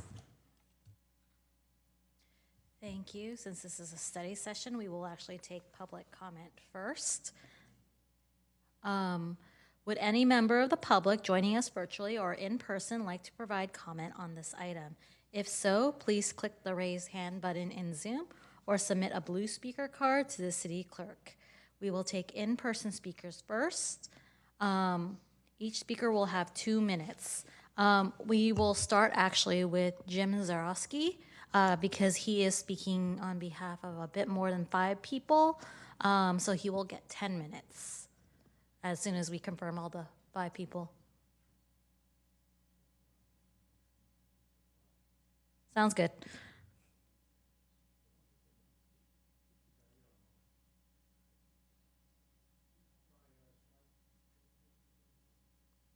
Oh. Fancy with slides too.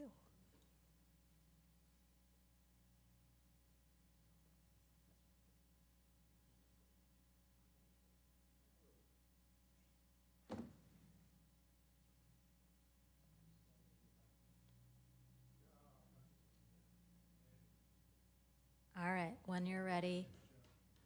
Okay, Mr. Zarowski, when you're ready. I have a presentation in about 10 minutes. Basically, what I was going to show, and next slide, please. First of all, Mountain View is a great place to live. You can skip 3 slides. And it has its advantages, but it also has its thorns. Its pace of life, its congestion, and stress that goes on here. A lot of things cause us, and most likely, the most important, the high costs. When we look back at how this plan was created, I was at most of the meetings, and we started with a template where choices were offered: more playgrounds, more shade structures, obstacle courses, splash pads, but not offered as choices in their surveys that went to 400, that we got 455 people for, was more parkland, more trees, more undifferentiated play spaces, and more plantings and biodiversity. The fact that these scored in the top 25% of the responses, even though they weren't listed, shows that there's a great demand for things like biodiversity, undifferentiated play spaces, especially in those 4 communities that were correctly identified by Christine and John as lacking park spaces almost entirely in some cases, like in the Ringsdorf area. So what we're going to say is that we don't think, next slide please, that the original proposal as crafted by the consultant really got its arms wrapped around Mountain View. They didn't include school fields or an evaluation of school fields as part of the study and the cumulative analysis of how satisfied people are with their parks. We're not satisfied with our school field. People in my neighborhood aren't. People in the Crittenden area aren't satisfied with their school field. They want a park. And we keep saying, we want a park. And everybody nods their head, but there's no funding for parks, or there's no nothing. So we don't think that the study as it exists today as of user satisfaction is accurate. And if you're going to answer that question, if you think it's accurate, come down to Mount Loma and I'll introduce you to about 100 people. Next slide, please. We don't think that the consultant had a good analysis of what it's like to live in Mountain View. Mountain View has about 9 different planning areas. Each of them have different park challenges. And some of these planning areas are fairly distinct and fairly difficult to get from one to the other. They're separated by things like 101 Central Expressway, 237, 85, and it makes it difficult, especially for residents north of Central, in North Mountain View, to do anything. Next slide, please. So because of this, we get these ridiculous conclusions like 92% of people live within a 10-minute walk of a park or school field. Next slide, please. Now, I would cast an asterisk to this. The 92% accessibility figure is accurate if you have an asterisk that says if the field is open at the time and date you wish to visit, which in the case of school fields it's not, or you possess wings. Next slide, please. So, for instance, and I can show you this on the board. If you look at this slide, this is the consultant's drawing of accessibility of parklands. You notice that these people over here can climb over the fence and cross the railroad tracks, and then they're within the 92% level. That's for Central and the railroad track. Over here, they can cross 101, and they're in the 92% level. Now, if you want your kid to go cross 101 and be in the 92% level, you obviously don't live here. The same thing goes with the diagram, and this is the orange spots are schools. They're not available to the public 3 months out of the year. And in that case, they do not clearly reflect the availability of parkland in most of North Mountain View. So to the extent that they're saying we're happy and we have parks, they're wrong. Next slide, please. So since staff took over ownership, early this summer, staff took over ownership, and things have gotten a lot better. And I've got to say positive things about Christine and about John and about Audrey and the work they've done to define the problems. Next slide, please. Some of the things they recognized that the consultant did not recognize was that, and Christine had this on her slide, was that some of our areas, not many, but some, such as North Bay Shore and Miramonte, have more park space than the state relies. Others have less than half, and some have less than a third. In these cases, these areas are park deficient. Next slide, please. And they're getting more park deficient. Staff also did a very good job in a very short period of time of cleaning up some of the real sloppiness in the original consultant draft. They got rid of some of the slides that showed that we had to cross the railroad tracks or 101 or 85 or 237 to get to our 10-minute walk. I don't know how they got in there in the first place, but the fact that they were there made them know that these people are not from Mountain View. Next slide, please. Another thing that staff recently did that was very positive is they were able to figure out how much we are short and how much we have borrowed from our community in shortages in park space. They calculated in their draft that we're 83 acres at 13 million an acre is what they calculate the cost of building a new park, and it's slightly different than the Nexus study you're doing, but it's in the same ballpark, which is about we're $1.1 billion short of park space. That is a lot of money, and that's nothing we're ever going to make up in a short period of time. Next slide, please. So they made also very good generalizations about prioritizing the park's equity things, which Christine just showed you. Next slide, please.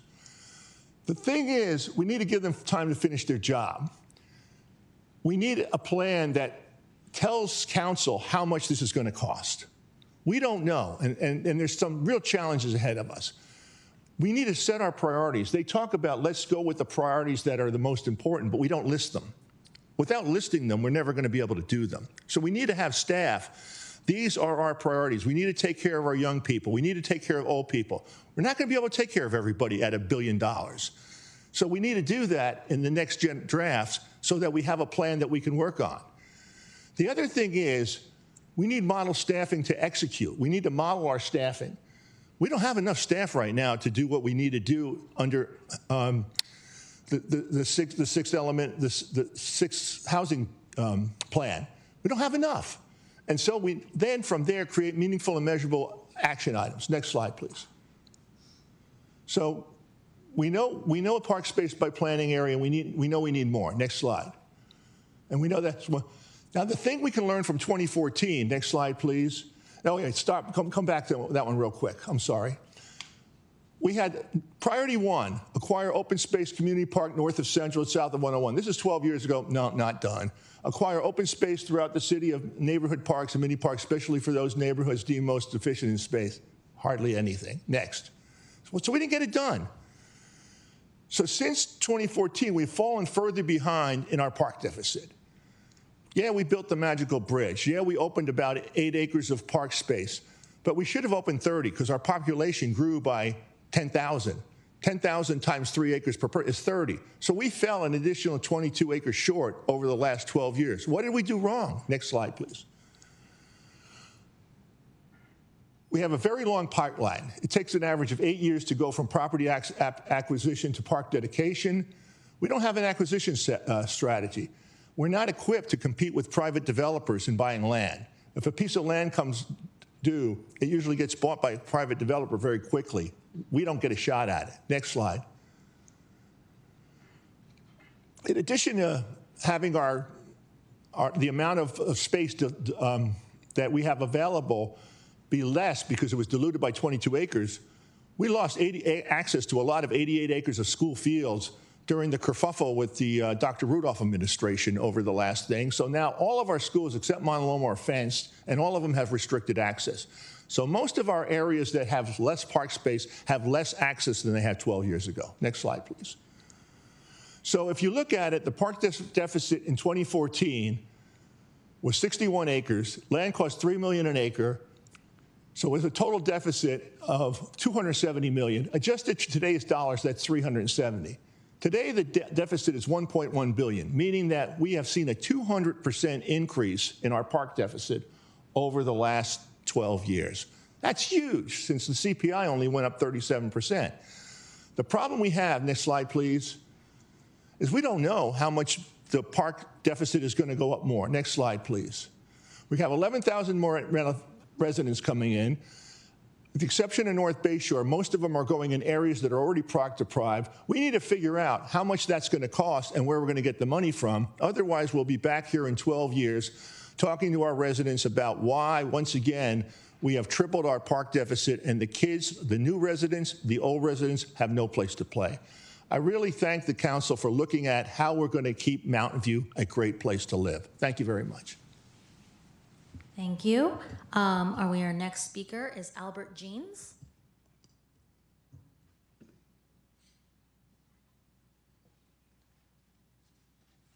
Wow, that was a great talk. I'm only going to compliment that a little bit. You can go directly to the second slide, please.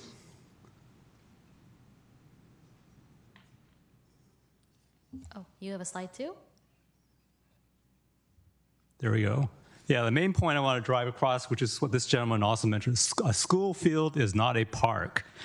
Yes, an open grassy field for playing in is part of a well-designed park, but I don't think anyone thinks that a field is an adequate substitute for a park.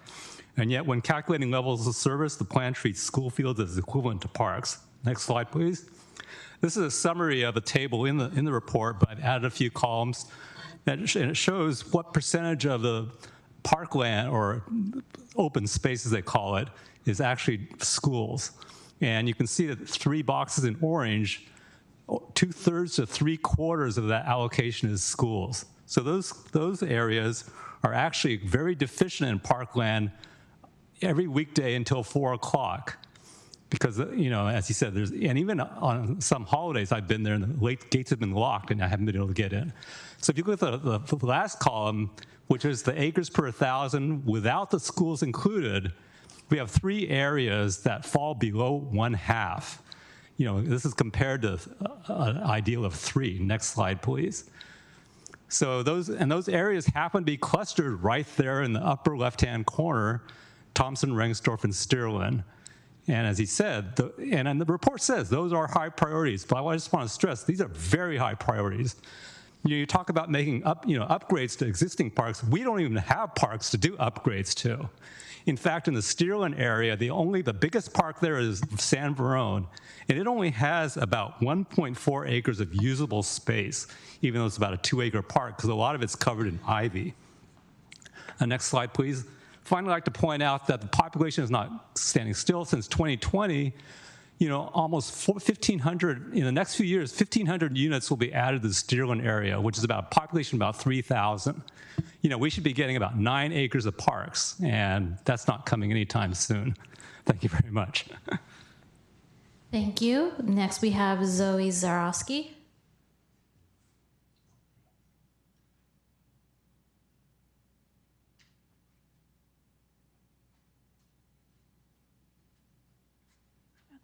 Thank you. I would like to speak more from a personal experience. I grew up in Mountain View, so especially I'm a part of the Montaloma neighborhood, and as a young kid, I would go to Montaloma Park. Right now, it's Montaloma Elementary School Park. It's no longer Montaloma Park.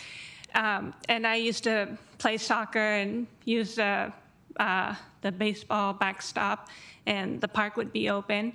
But things have evolved over time, and the school has taken more control over the park, and the park is no longer available until after 4 p.m. I've also noticed at Montaloma Elementary School Park that there are more club soccer teams, little leagues going on. So it doesn't really feel like a community park anymore. There's about 3 different groups there simultaneously, and it's not even a full-size soccer field. So it is a very crowded space. In addition, so throughout the years, I've continued to play sports, and I also have played at Crittenden Middle School. And Crittenden Middle School is also very crowded today. There's people running around the track. There's different sports groups there. And then there's also the community that wants to have access, but they can't because the people who pay to have access on these fields have priority. So I also see this as an equity issue, and park space will continue to be an issue as the population grows, and it's something that should be addressed now. Thank you. Thank you. Next, we have Henry Song or Soong.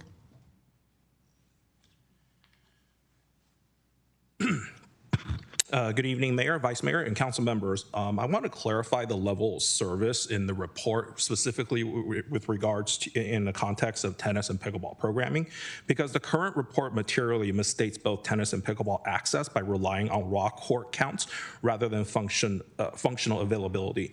The report states that Mountain View has 35 tennis courts, yielding a tennis level of service of 1 court per roughly 2,500 residents. Using the city's implied population, that sounds generous on paper, but that paper number collapses once you account for how courts are actually used. Of those 35 courts, 24 are subjected or managed by mixed usage, including 12 courts at Cuesta Park operated under a private contractor, overflow use at Rangsdorf and Cooper Parks, and also shared courts with other property owners, and monthly club sanctioned events with standing agreements with the city. These courts are frequently reserved for programming and not available for true drop-in, first-come, first-served usage. So that means it leaves 11 courts citywide that functions as a truly open, first-come, first-served use. And when you redo the level of service math based on functional availability, and based on the roughly 87 to 89,000 residents and only 11 courts, that yields 1 court per 7,900 residents.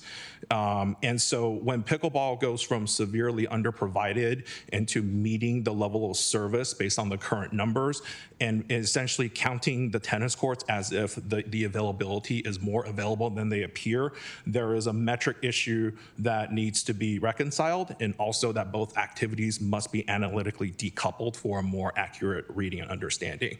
And before endorsing any framework within the strategic report, I believe that council would be best to advise staff to clarify those numbers so that the metrics will be more accurate on paper. Thank you. Thank you. We will now move on to our virtual speakers, starting with Bruce England.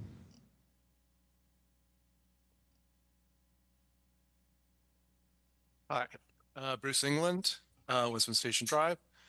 Yeah, I just have a few comments. I am interested in what has been said so far, and I do agree with the points made about counting school space as park space. They aren't the same thing. Clearly, you've heard that from other people here, so I echo. Please keep that in mind. Other points, briefly, are the importance of amenities, because people are not just going to the parks and using the parks in and of themselves, but they're moving around the town. People who are exercising active transportation, they're biking, they're walking, and so on, and trying to make, sometimes commuting and making their way through the city along the roadways and into the parks. And so envisioning our city as being just park space, a continuous park space, is an important conceptual thing to keep in mind, rather than just saying we're going to put trees in this park and we're going to call that a park and everything else is different. So the amenities need to include water fountains, restrooms, and things like that, so that people have those rest stops when they're making their stops as they're going through town. And that includes after hours. The idea of having restrooms and other amenities closed down at sunset just ignores the fact that people are using the parks and going through the parks at all hours. So even keeping them open until 10 is much more realistic than saying when the sun goes down, we're locking everything up, especially since they're being locked and unlocked remotely now. The operating hours are controlled by section 3813, and they were, 3813, and that was last updated in 2014. So that really ought to be reviewed. The dark skies issue, which was talked about earlier, I've heard that's going to be delayed. That's really important, because lighting is key in park space and how that's handled, as well as other places in the city. So having that delayed can really be problematic. And then lastly, I just wanted to praise Pyramid Park. I often say that that's the one closest to where I am, in addition to a couple of other neighborhood parks. Thank you, Mr. The city really did a England. great job. Thank you. All right, we have Marika Saikora. Hi, thank you for allowing me the time to speak here. I live in the central area, I guess, at Old Mountain View is what we call it here. And we have no dog park that is in a walkable distance. We have Eagle Park, which is not technically a dog park, as you know, and you can only take your dog there off leash between 6 a.m. and 10 a.m. Monday through Friday. So you cannot take them off leash on the weekend.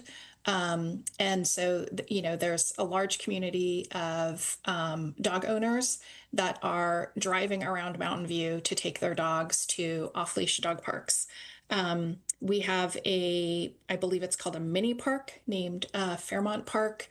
And it's a very nice park. It's hardly ever used by anybody, and I know that because I go there about 6 or 7 times a week. And I think it's very rarely used because Mercy Bush Park is much nicer and it's only 2 blocks away. I raised Fairmont Park because it is already fenced in. It would only need a gate at the very small opening of the current fence, and you could very easily turn that into a dog park quite quickly. So I appreciate all of the effort that went into the strategic plan. I am concerned that there's a target of only 1 to 2 updates per year, and that those updates cost $1 to $1.5 million. I think we need to focus on small things that we can do quickly, and so that we can make small improvements to more parks during the year, rather than just 1 to 2 major updates, so that more people are feeling benefit all the time, rather than just small pockets getting major updates. Thank you. I also want to voice. Sorry, your time has expired. We'll move on to Dashiell Leeds. Hello, my name is Dashiell Leeds. I'm the Conservation Coordinator for the Sierra Club Loma Prieta chapter. We're glad to see that staff has integrated biodiversity into the park design subsection and the addition of action items related to the implementation of the draft biodiversity and urban forest plan. These inclusions are good, but biodiversity has not yet been identified as a standalone core goal of the park system. With this in mind, our chapter supports the suggestion put forward by the Santa Clara Valley Bird Alliance in their letter that they sent to Council this morning. In that letter, they recommend the addition of a fifth goal to the draft Parks and Recreation Strategic Plan, a goal that is focused on biodiversity. I'll read the draft language here. Quote, protect and restore biodiversity, identify opportunities for habitat preservation and restoration, and ensure that park operations and facilities are designed and implemented so that locally native species survive and thrive in alignment with the biodiversity and urban forest plan, end quote. Biodiversity is important in its own right, and it's important for the health and well-being of Mountain View residents. Establishing biodiversity as a core goal of the plan would strengthen the plan's vision, reflect community priorities, and help ensure that future park investments will continue to support people and nature. And speaking of how we handle nature in the future, we'd also like to lament the delay on the dark sky ordinance, and we encourage this council to find opportunities to resume work on that ordinance as soon as possible. You don't need to reinvent the wheel here. There's plenty of established local precedent for these ordinances that you can base your draft ordinance off of, such as Cupertino, Brisbane, Los Altos, and the recently adopted ordinance in Palo Alto. So we encourage you to resume work on that and provide direction to resume work on that as soon as you can. Thanks for your time and consideration. Thank you. Rashmi? Can you hear me?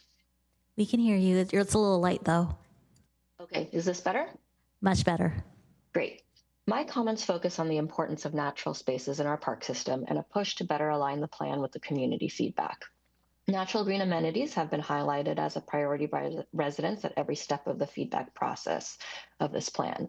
Natural green spaces have also been highlighted as a priority by the city leadership through the Biodiversity and Urban Forest Plan. The Parks and Rec Plan has made progress since its last iteration by incorporating portions of the Biodiversity and Urban Forest Plan into the Parks and Rec Plan, which is great. However, the plan still reads as if natural spaces are separate from the core set of amenities that parks are meant to provide.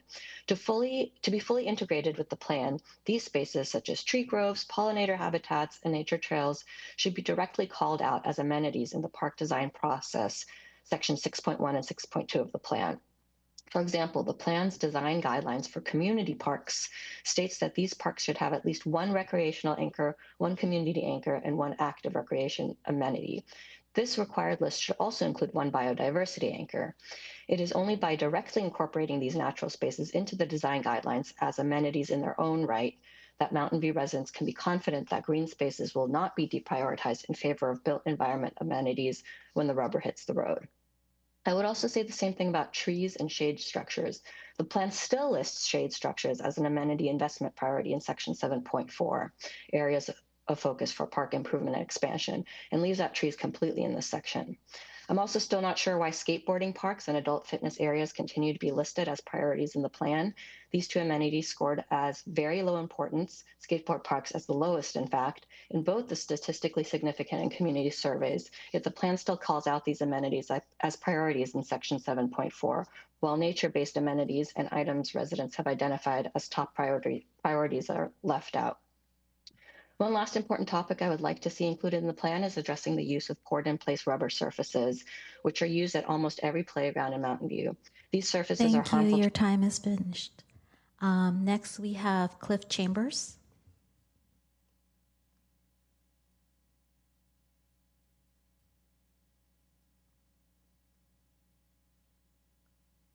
Hi, this is Cliff Chambers, 20-year resident of Mountain View.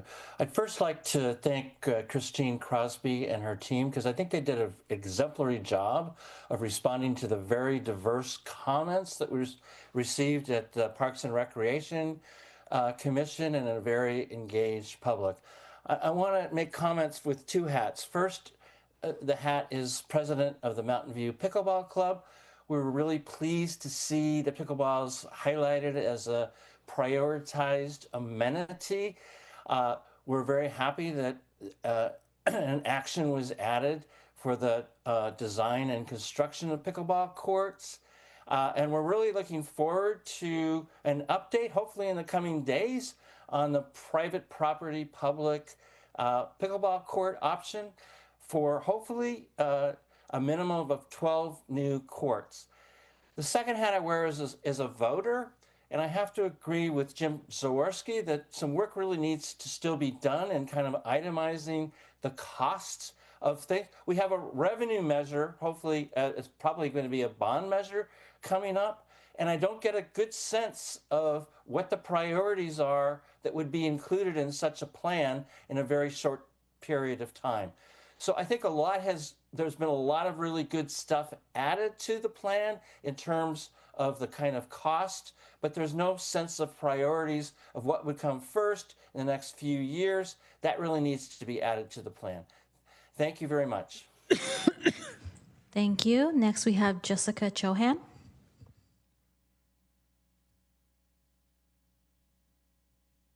Hi there. First, I want to acknowledge the immense effort staff put into this comprehensive plan. We know this was a huge effort. Now it's finally time for council to weigh in. You know, you've heard from the community for years now about lack of park space, and we even see new folks joining the conversation every meeting.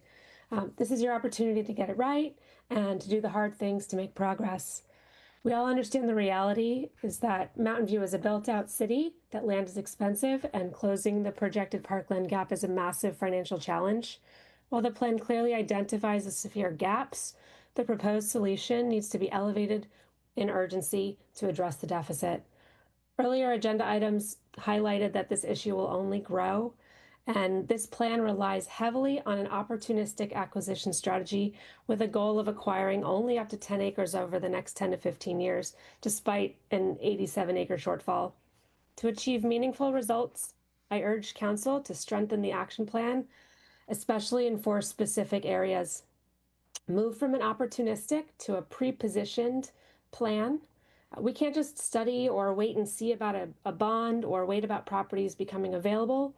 We need to be clear that we will pursue a bond measure, that we will identify specific properties that we will acquire through all means available, potentially including things like eminent domain. We need to strengthen regulatory requirements for developers. As we go through the Nexus study, we should look to maximize impact fees rather than reducing them. This is crucial for residents across the city. You know, residential projects over a certain size should be required to dedicate actual land rather than just accepting in lieu fees. You know, as we grow and densify, this only serves the public more, public health, environmental stewardship, and it's just. Thank you. Next, our final commenter is Mary Datio. Good evening.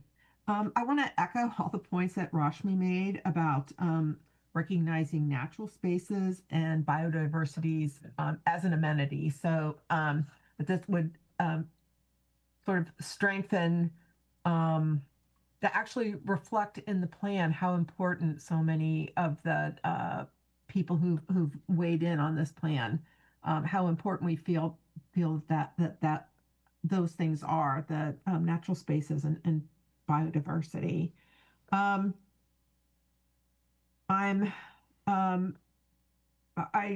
just think we need land is such an issue, and as I'm hearing other people talking about it, I'm especially concerned too because not just because of all the new residents that we expect that are going to be Mountain View residents with all the building, but at the same time, quite a bit of building is going on right on our borders along El Camino in Los Altos and along San Antonio in Palo Alto. And so it's just so important that that we do find a way to acquire more land. And then the third thing I wanted to mention is I feel that I sent a note about this. I hope you saw it. But basically 52 acres of Stevens Creek Trail and Permanente Creek Trail, all that park space is allocated to the North Bay Shore, even though only about a third maybe of those trails is actually in the North Bay Shore. So it grossly distorts the park space per area. And this especially bothers me or concerns me because one of the top amenities in many of the surveys that were conducted, like the top thing people said they wanted were biking, hiking, and walking trails. And so here we have these 2 trails. Thank you. All right, it's time to bring it back to council. Council will now have the opportunity to ask questions, and then discuss and provide feedback on the following questions. Does any member of the council have questions?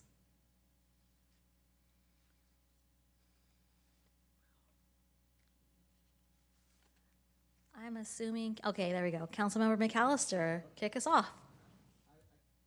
I need to start off saying I've been doing city council for 10 years, and this is the best report I've ever seen.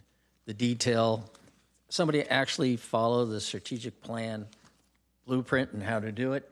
And when you do something like that, it includes a lot of stuff. It makes you think about what you're doing. Yes, there are some flaws here and there, but overall, it's very comprehensive from my standpoint, from seeing other, I was here in 2014, so I get to reflect on that. But it really does accomplish a lot. And what it also does is allow people to really discuss it. You start a lot of discussion. People are going, what about this? And that's why this is a draft program. But you have so many areas that you can bring in so many people, say, hey, this is important to me, this is important to them. So that being said, I just think it's really good. And, you know, the questions I have are pretty minuscule to the overall design. Disappointing that it's going to be 10 years from here. I'll be gone. You'll be here to work on it and get it done. But that is a long process. And we don't have many precise programs like we were talking about, the precise plans for wherever, and we're talking 10 years down the road, and things change dramatically. So I'm glad that you're looking that far forward and that you have prioritized certain items. And yes, your statistics may be, some people view it one way, other people see it another, but at least again, you're getting people look down there and see what's going on. And so it's really nice. So I have a couple of questions. Well, I have more, but I'll probably think of more as we go along. But just follow up on some of the questions that people asked about. Now, I live over by, okay, city attorney, do I have to recuse myself since I live near a park? You said, I'm just making sure. I live near the gateway to the southern part of Stevens Creek Trail, I would say. That's on the west side of Stevens Creek. There's a whole area that's going to be developed. It's like 32 acres or so forth. And when someone mentioned that that's all going to be part of North Bayshore, well, the people in North Bayshore are really using this. I mean, I use the Stevens Creek Trail daily, and so does my dog. And so it doesn't make sense that you don't include it in other parts of the city where it actually is the local, the 10-minute rule that you walk into. So is that something that you may revise to say, getting out of the 233 acres that you say up there, you can clarify the 172 later, to get it down where it actually is used and utilized? Thank you for the question. Once again, John Marchant, Community Services Director. So this is an item that we as staff struggled with a little bit, and even the Parks and Recreation Commission had a brief conversation about as well. And I'll go back historically. The trail systems started in the north, started being connected to Shoreline, and then moving south. So historically, those acres have been associated with the North Bayshore. And therefore, when you look at the calculations citywide and then you take away the North Bayshore, you're actually reducing all of those acres from the total. And in the discussion through the Parks and Recreation Commission, they decided not to allocate or recommend allocating those acres into those planning areas. As well as staff was looking at the where the Stevens Creek Trail is bisected by several planning areas. And so we have not gone through a specific process to see how we can allocate those to individual planning areas. If that's what, a recommendation of council tonight, we can certainly look at that. For an example, in one area, the Central and then Wisman is bisected by the Stevens Creek Trail. How would we separate those acres out? We would have to go through an exercise to figure that out. But once again, if that is something that the council is interested in, that is some work we can do.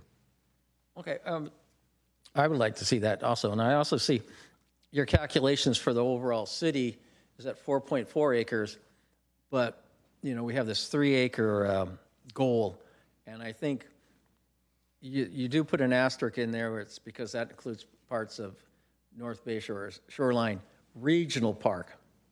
And I think that, and I thought I saw an asterisk in there that would take it down, but when you take a regional park, that's, again, let's use your 10-minute rule. I'd like to see that maybe reviewed because it doesn't really reflect the deficit that we have throughout the city.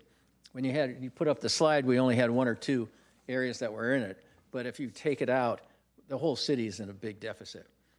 And it was in a deficit back in 2015 when I was mayor of the city and we were trying to get acquisitions. But it's very hard to compete with billionaires and multinational companies that have a lot of money. So it's very tough to do that.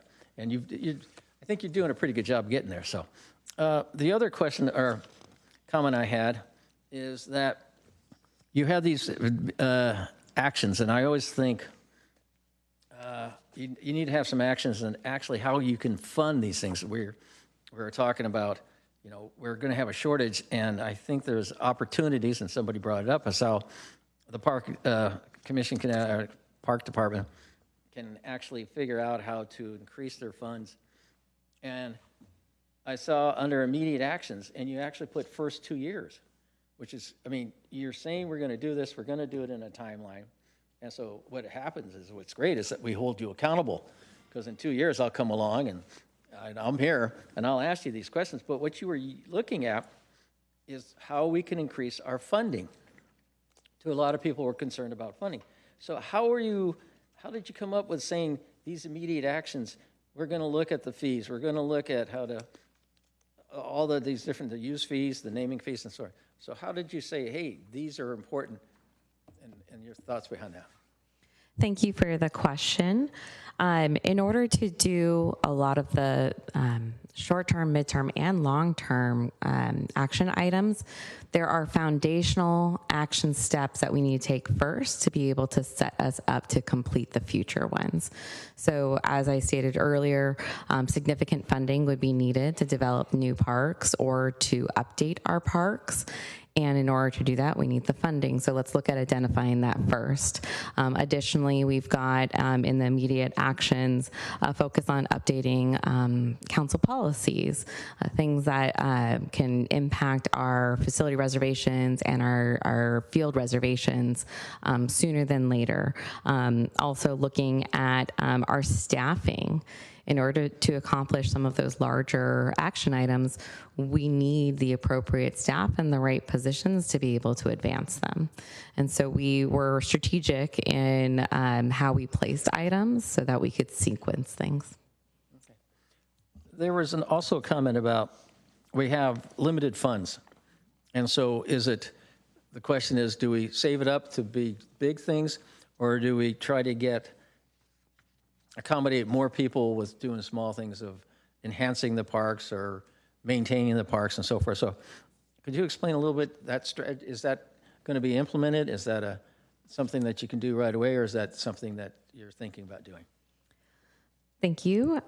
So as we are advancing several of the action items, there are capital improvement projects that have been identified that we have currently scheduled and have funding to do. Those are ones that we hope to accomplish sooner than later because we have the funding and we've got the projects identified. We've also will be looking at some of the, what we did with this draft is we incorporated a whole section of milestones and deliverables that we anticipate for each action item that was not in the last draft.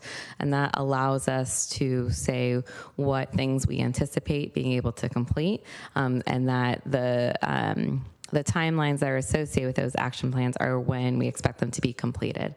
So, for example, a long-term item may have several milestones underneath it, where some of those may be completed sooner than later, because, again, we've got those projects identified.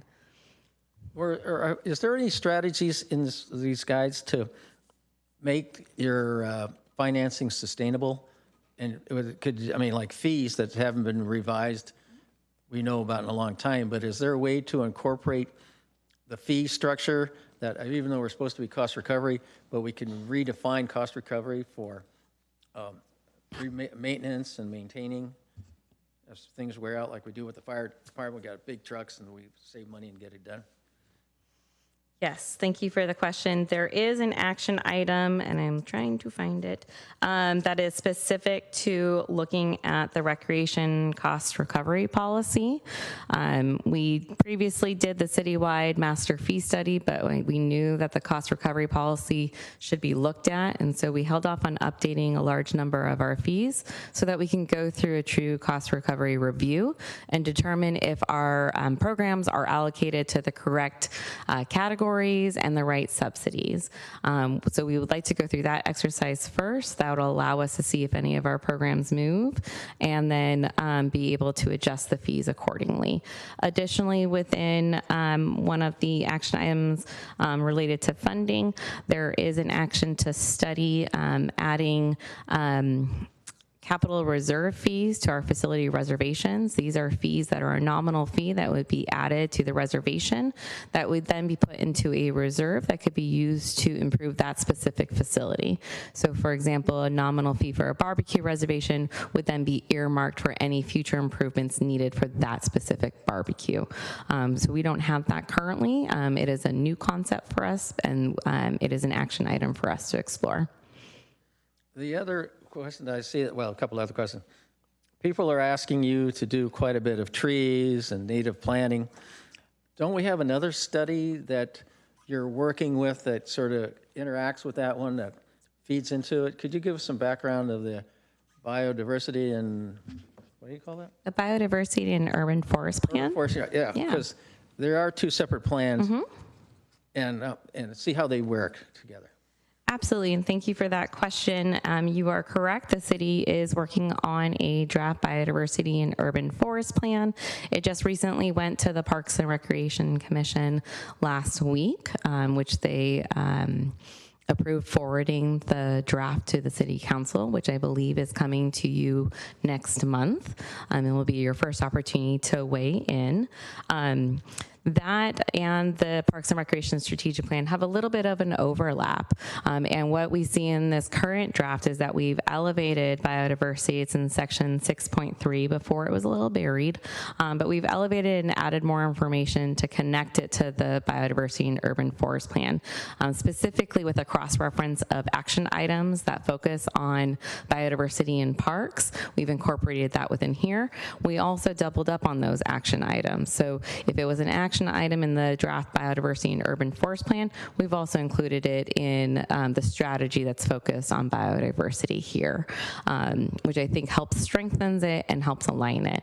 Additionally, one of the feedback things that we heard from the Parks and Recreation Commission at the last meeting in November was they would like to have the city look at having dedicated staff to focus on biodiversity to ensure that the outcomes or the actions of the biodiversity and urban forest plan are carried through. That is not only in the biodiversity and urban forest plan draft, but is also included as a staff position that we are recommending through this process as well. Why do we have two plans?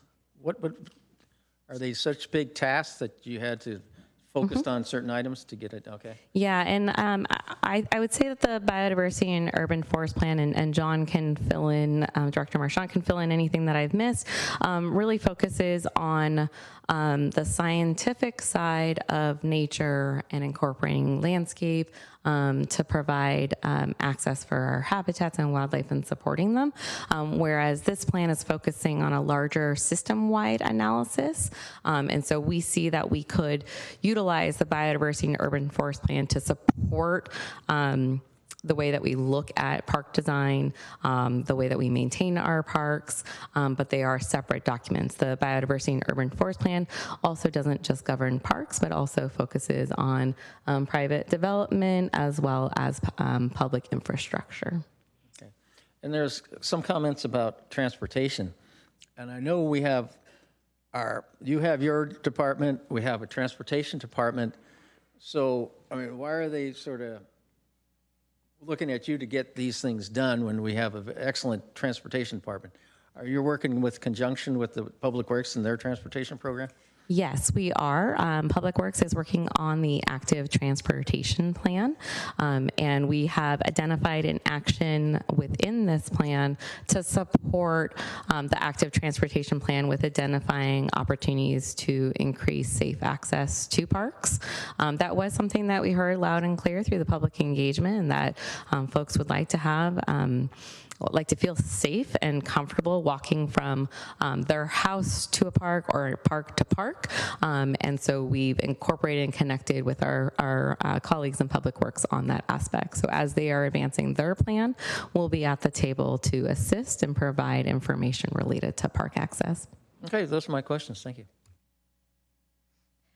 Thank you. Councilmember Showalter. Yeah, well, you asked a lot of great questions, Councilmember McAllister. I have a couple, and then lots of comments. I guess we're all sort of integrating the comments as we go. First of all, I echo what John has said and what Jim Jaworski said about how, this plan has really progressed. I read the November version over the break, and then I found out the new version had changed a lot, so I had to read that too. And I was a little taken aback by that. But at the same time, it really showed me how much the plan had changed.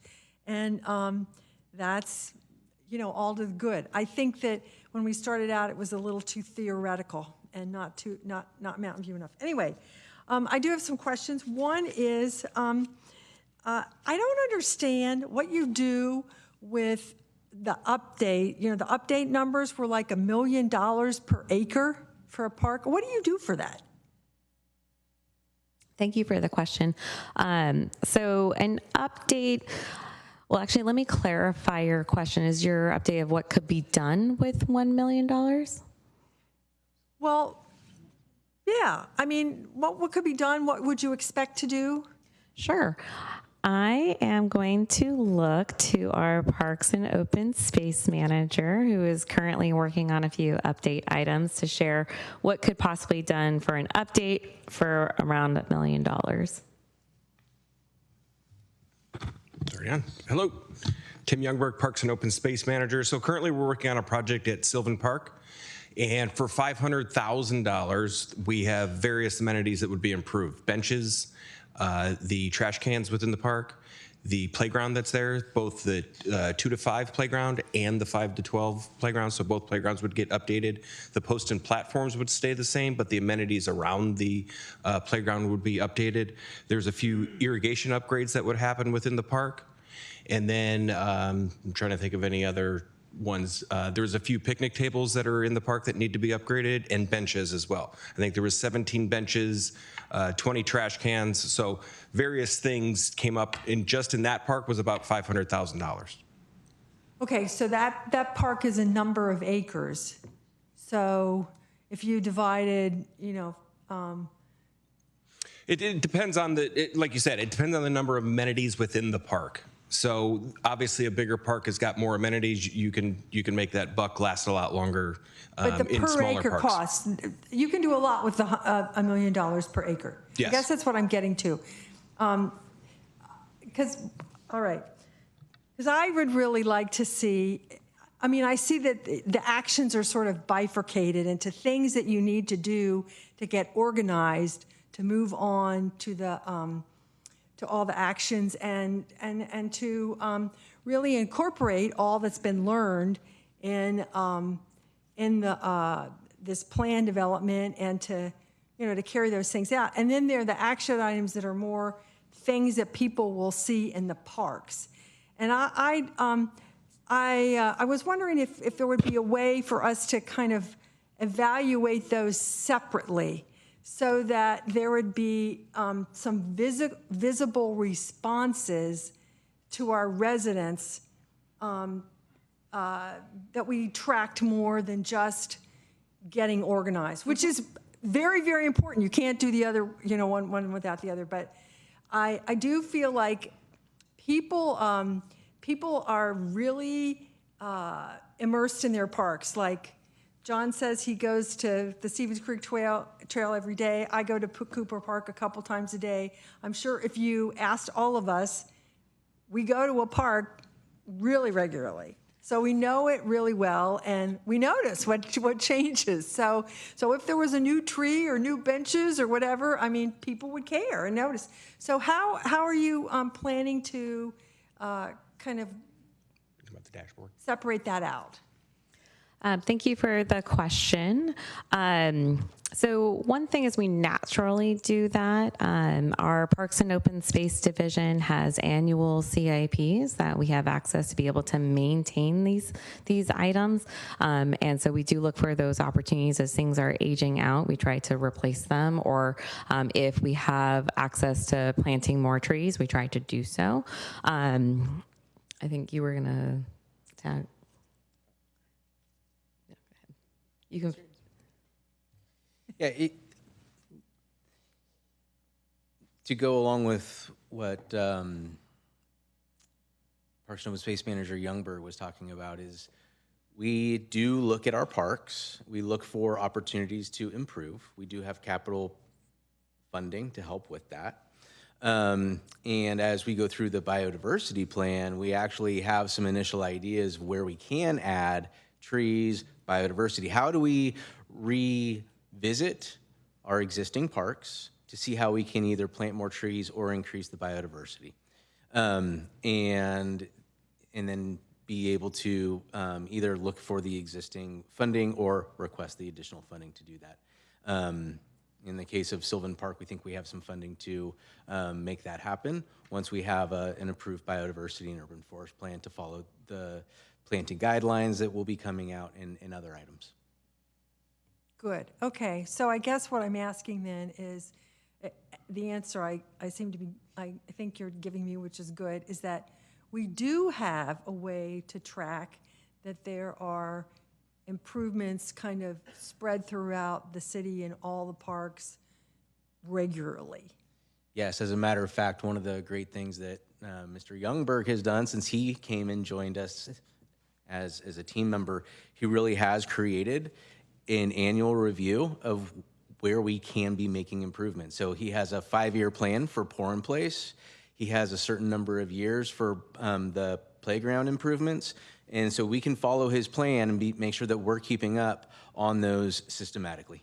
Okay, thank you. And then another question I had was, I wondered why the vision shows up so late in the report.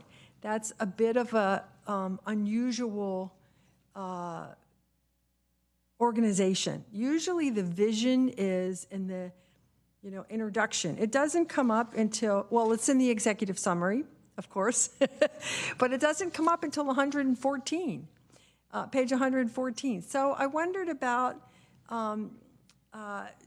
do you feel like you've thought about how to reorganize this.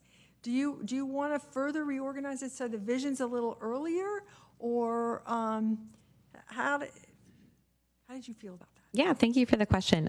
So we did hear a similar comment when we brought this to the Parks and Recreation Commission. However, at that time, we didn't have an executive summary formalized.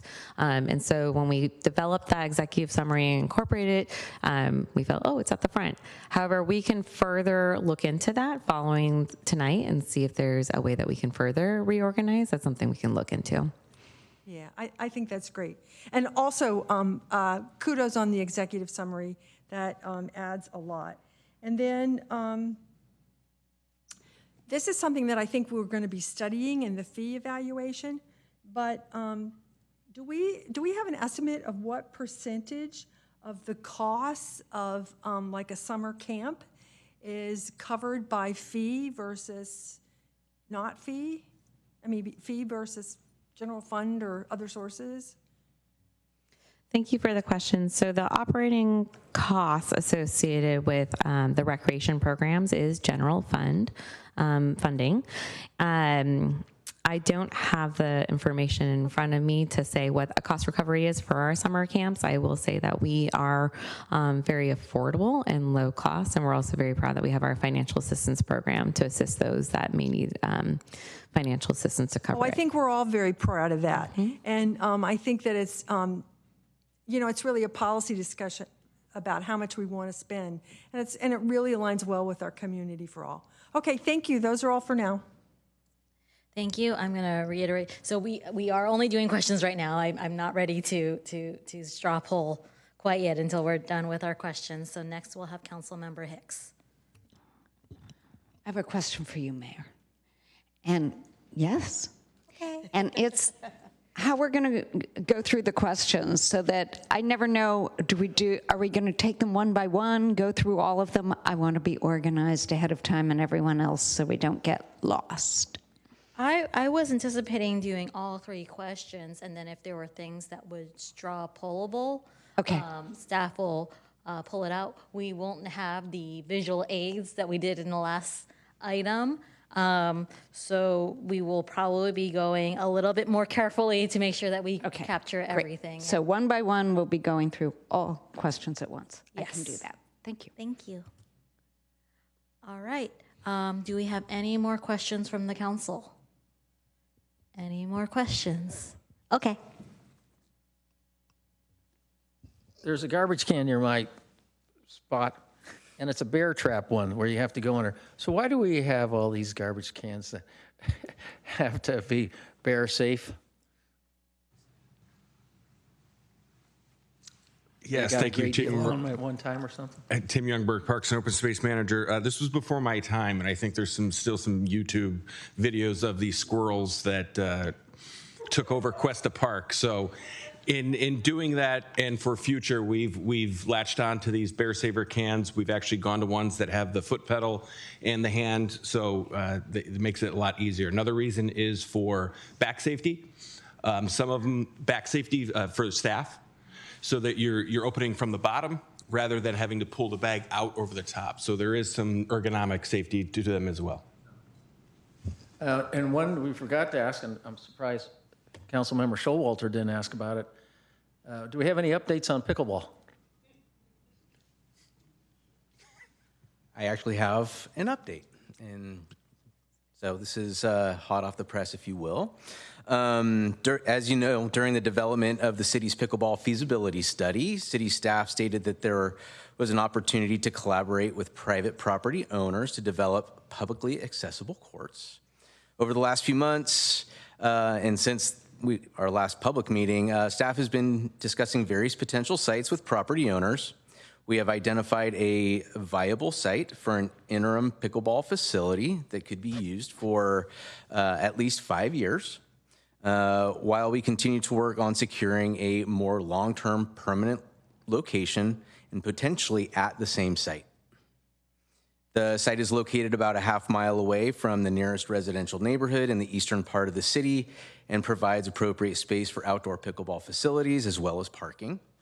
We are in the initial stages of negotiation with the property owner to come to an agreement for the interim use of the site, after which city could begin the process to design and construct the pickleball courts. Additional public updates will be provided in approximately 2 to 3 months, subject to reaching formal agreement with the property owner for the interim use of the site. So we have been able to say that we have identified a specific location. We are now in active negotiations with that property owner. We still need to see what we can do with exactly how much we can provide, including parking and other amenities. So I don't have a specific number yet. All right, thank you for that. Are we done with questions? Because now we can get feedback. Let's go. Any moment now. Councilmember Clark. I will probably be the briefest. Questions 1, 2, and 3. Does the council agree that the draft plan provides an accurate picture of, anyway, yes to number 1. Yes to number 2, I agree the draft vision and goals and strategy reflect what the city should focus on. And number 3, the action plan, I think you've captured, I don't have any specific actions or to add or remove. So I'm fine with 1, 2, and 3. The only thing that I'll add is I do, there was one public speaker, and I think you mentioned it came up at the PRC meeting.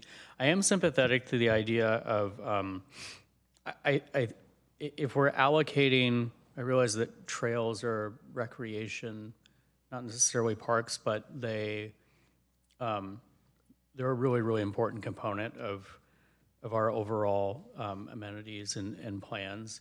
And I think it is given the amount of time and money that we've spent on those trails, I think it's kind of a waste to have those allocated to North Bay Shore or have them unallocated. So, and I realize they cross some planning area boundaries, which, by the way, my only other comment is I don't know how we arrived at these planning boundaries decades ago.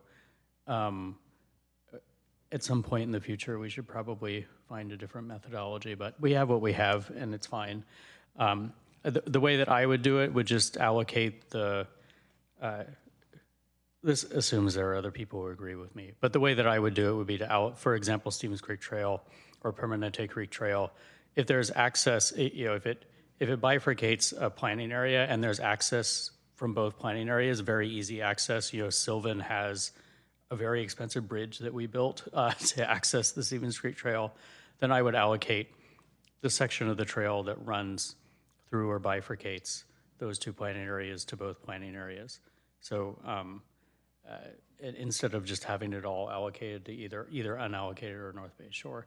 And I was just looking at the map, and I think it's not something you can do in 5 minutes, but it's, and I'm also sure it won't be without controversy, but I do think that is a great amenity for the planning areas that have easy access to it, both the Permanente and the Stevens Creek Trail, plus all the money and time and energy that we put into getting licenses for the Hetch Hetchy right-of-way in certain areas over in San Antonio and then in the Wisman area. So I think there should be some credit given to those things because otherwise it just feels strange to me not to allocate those to the areas that have easy access to those amenities. But those are my only comments. Otherwise, I think this is an excellent step forward. Folks have talked about implementation. A big part of this will be the CIPs and prioritizing the various projects within this, which we'll end up doing as a council. But I think overall, this is an excellent plan. Thank you, Councilmember Clark. Councilmember Showalter. Okay. Yes. Question 1. I do think that this is an accurate picture of the parks, and I would concur with what Councilmember Clark said about allocating the space along the trails. I think everybody doesn't, you don't go on the trail and go the whole length. You might just take a short walk on it. And so I think the people who live adjacent to it are more likely to use that section of the trail. And I guess another thing associated with that is in the future, we'll be able to allocate that 9 acres to the southern portion of the town. Okay. Does the council agree with the draft vision, goals, and strategies reflect what the city should focus on? I would really like to change the vision a little bit. And really that's in response to how parks are, I think for parks we should put nature first. We go to parks to walk around, to play on the equipment, but mostly we go to parks to have an outdoor experience with nature. And we have beautiful parks. We should be very, very proud of that parks. In fact, one of the things I wrote was that a lot of the community feedback has been positive. Residents love our parks. They love all the events. They love the classes. But we don't want to do this process just so we can pat ourselves on the back. Although patting yourselves on the back is not a bad idea. You've done a really great job. We did it because we understand how important parks are. We know they are a significant amount of infrastructure that has to be maintained, refreshed, and evolved with changing community interests like pickleball. We know that during the pandemic, people came to treasure our parks even more, and we know that increasing population, there is always increasing needs. So I really want to put that message of putting nature first out there. And we've heard that from many people. I took a stab at in a conversation with one of the PRC members, we took a stab at changing the vision. And the vision we have, the original is a vibrant, inclusive, and sustainable community where accessible parks, open spaces, and recreation opportunities inspire connection, well-being, and stewardship for generations to come. And we thought it might be a little better if, first of all, we put our name in it. Mountain View is an inclusive, resilient community where a rich network of parks, natural open spaces, and recreation opportunities builds community, enhances physical and emotional well-being, and inspires care for our natural environment. So I would be willing to, maybe we could share this with staff and you could think of it going forward, or I don't know what my fellow council members think, but the idea that we should put nature first and we should add Mountain View in there. So that's two things I would like to see change. And then we talk about, I guess it's strategies, or maybe it's actions. And the actions on question 3. I really thought this was a great list of actions, but I did come up with a couple more that people might want to think about. One is continue to emphasize learn to swim activities. The city has had a robust swimming program for decades, and that's just as it should be, because swimming is very important from a safety point of view, and also it's just wonderful for physical fitness. So I think we should explicitly have that as part of our goals and actions, that we want to do that. There's a lot of pools, because we have 65% of Mountain View population is renters and apartments. There's a lot of pools that are basically not watched very carefully. So it's really important that our children learn to swim. So that's why I would like to have that added. Continue to emphasize learn to swim activities. And then another one kind of relates to our active transportation. And that's, I'd like to teach bike safety and how to ride a bike as part of our programs. So those are two actions I'd like to add. And that's the end of my comments right now. Thank you. Thank you, Councilmember Showalter. Councilmember Hicks. Thank you. Well, I also agree that it's a very good report. I would say more on that, but it's 10:30, so I'll go I won't belabor that, and I'll go to my comments. So question number 1, do we agree that the draft plan provides an accurate picture of Mountain View's parks, etc.?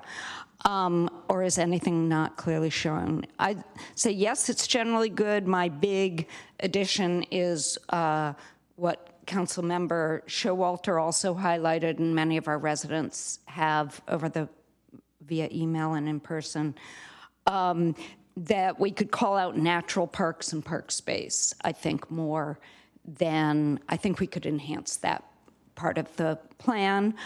And I actually think this is a paradigm shift we need to make. I think that when we were, actually I have a neighbor who was a child here in the 1920s and 30s. He's since passed on, but he told me that back then when this was a more rural place, and even decades later, you didn't need green space in parks. You could just go, there were orchards all around.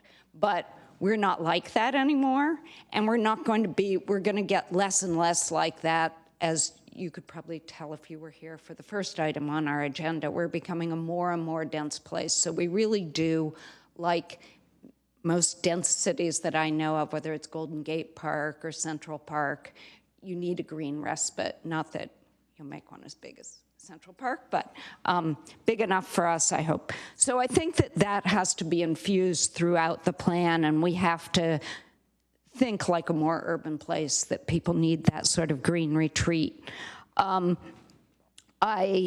Let's see, and so I'm going to put that into some of the action items. I agree with what people have said about allocating the trail, basically the way they said it, at the access points and so forth. And, you know, the other big item is what people have called out park equity. And unfortunately, the fees we can charge are being greatly reduced. So that's something that we have to, park equity and how to get it is, of course, something we have to keep our eyes on. So question 2, the draft vision, goals, and strategies. I heartily agree with what Councilmember Showalter suggested as a change to the vision. One of the things that I saw is that the vision and goals and so forth don't call out our parks as physical spaces, and I think that vision does that. So and I also like that Councilmember Showalter used the word beautiful when she talked about the parks. I mean, I think we have to see them as actual places that are, you know, green with trees, with, you know, more than things like playground structure and trash cans, you know. Okay, so that's the vision I would change. I don't know whether that changes the goals or strategies. Let's see. And the rest of my comments are for question number 3, which is the action plan. So there are a number of places. A lot of this is putting the nature-based changes. So I do think that the resident that said Fairmount Park might make a good dog park, it might make a good, maybe you have reasons it shouldn't be, but it might make a good dog park. Then I'm going to call them out by number mostly when I've found the number. 1.3.1 is expand tree canopy in parks. I think this really needs to be emphasized. I would add more funding to that category if possible, and I would work very closely with Canopy. They do a great job, and you know, the more we work with them, the better. So 1.3.2 says establish and enhance native and pollinator gardening, et cetera. I would say that either needs to be emphasized and expanded or add another category, because survey responses include a lot about serving people of all ages, and particularly how adult needs are often given short shrift. But the surveys also show that adults most often requested more areas for walking, running, and green respite in one's own neighborhood, and not adjacent to, as we heard from the pickleball in Cuesta Park, not adjacent to chain link fences, noises, et cetera. So I think that section could be embellished or add a section on that. 3.1.3 said establish dedicated biodiversity expertise. I would expand that to include design for natural parks, not just expertise on biodiversity, but also on, like I said, design for natural parks. Then 4.1.7 says evaluate and enhance potential establishment of a foundation. I would say that will take some time. I'm repeating myself, but in the short term, we already have a nonprofit, and that's Canopy. We used to have a nonprofit called Mountain View Tree, but it was not easy to run one, and it was easier to combine with canopy, so that may still be true. Although I understand the foundation and canopy would have different roles. Then 7.1.2 and 7.1.3, which are about enhancing parks and updating parks. These sections, as they're written, they talk a lot about adding unnatural things to parks, signage. I think we talk about signage a little more than we should, but anyway, signage, shade structures, recreational infrastructure. I think we need, and one of our commenters said this, we need to conceptualize and name natural elements, and those should be, also 7.4.3 says amenity investment areas. For all those sections, I think we need to conceptualize and name natural elements that we would add. Trees, vegetation buffers, natural play structures, tree-lined walking paths, groves of trees, green meditative spaces. These are all amenities as well, and I think these are the things that we're leaving out. And I think we need more models of more natural parks. Commenter mentioned the Charleston Retention Basin, which is probably my favorite park in the city, and it has no lawn, but all the models that we picture have lawns. I would like to be able to, when people in neighborhoods are designing parks, that they have some different models. And Stevens Creek Trail, Pat, you said add a park horse. I agree, add a park horse there. But a natural park horse, not a like metal and plastic one. I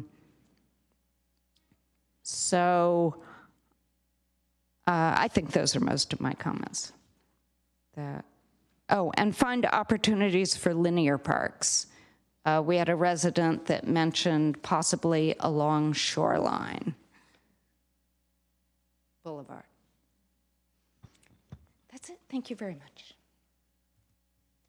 Thank you, Councilmember Hicks. So, Councilmember Ramirez. Thank you, Mayor. I'm going to belabor the point that Councilmember Hicks did not want to belabor it, and that's how well staff has done in, as I shared in the briefing, snatching victory from the jaws of defeat. I feel like a few years ago, the plan was in a very precarious state.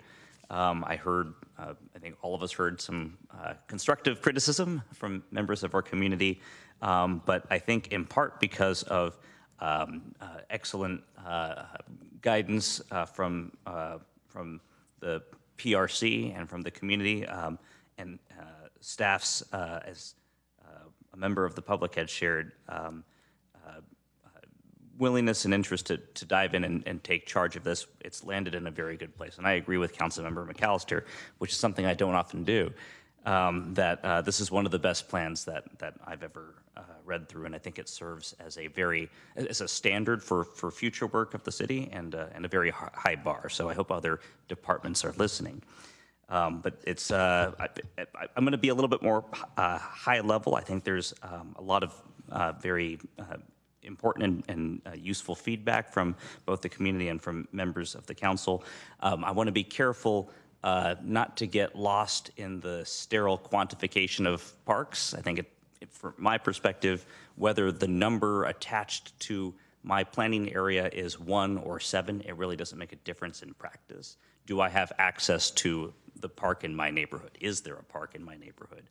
I think there is certainly value in and I think, as you had explained to me, the exercise that you've done in the quantification is not it's not a waste of time. There's a lot of like the work that you've done to append whatever the GIS information is to every asset in every park means that it's easier to conduct maintenance, right, and to keep track of what's there and what needs to be updated. So that's useful stuff.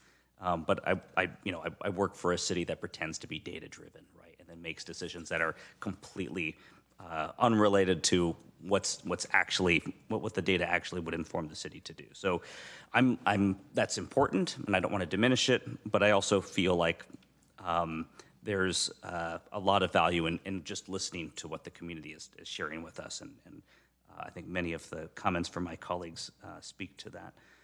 So I did have one question. I think we got several members of the community had shared about further elevating the biodiversity elements that tie into the biodiversity strand, which I think, biodiversity plan, which is already very strong in the plan. But is there value in having almost like a new goal that is explicitly related to the implementation of the biodiversity strategy, and also elevating or enhancing some of the natural, unpaved, unprogrammed elements of parks and open space that Councilmember Hicks and other members of the council have shared? Is that a trivial task? Is that non-trivial? I'd love to get your sense of whether that's a good idea. Thank you for the question. So I do want to point out that strategy 1.3, we did update in this version to incorporate stronger language to biodiversity. This is also an area that we expanded the number of actions. So there are 5 actions associated with biodiversity just in that strategy alone. If the council wishes to elevate this to a 5th goal, I would propose elevating all of strategy 1.3 to being a goal, and then we'll have to, I guess, then update a strategy with it. Or just update a goal. So I think it can be done, and that could be something we can look at in the revision. And I echo what Ms. Crosby has said. However, I think I'm trying not to put the cart before the horse, if you will. I think once the community sees and also council sees the biodiversity urban forest plan, maybe you will see more of that connection. Naturally, compared to trying to, because this one's coming first, is there a push to try to put more of that language into this because of the timing sequence? If we were going with the biodiversity plan first, would there be more of a request to put more of some of these elements in? I don't know. Just trying to put things into perspective. That's helpful. I think that's important for us to consider too. I don't have. I'm not going to suggest that we take a straw poll. I just wanted to get staff's take on the value of a recommendation like that. For the questions, question 1 is hard because I feel like I'm not in a position to independently corroborate the work that you've done. I trust you. I know that you've done a lot of great work to incorporate community feedback, and I don't know if I have any value add in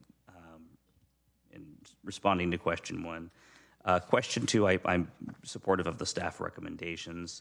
For question 3, the only thing I'd love to suggest that we explicitly include, and this also is something we talked about in the briefing, so if staff has had a chance to think about it and has some recommendations, I'm very interested in how you'd want to include this. But we have I think you had suggested action 4.1.2, which is utilize the Park Impact Fee Nexus Study process to evaluate and update Chapter 41 of the City Code, including new or revised parkland dedication requirements and fee structures. One of the things I've been interested in is ensuring that development standards for new, with the Nexus Study, both commercial and residential development, facilitates the dedication of parkland and facilitates, to the extent they are desirable, POPAs.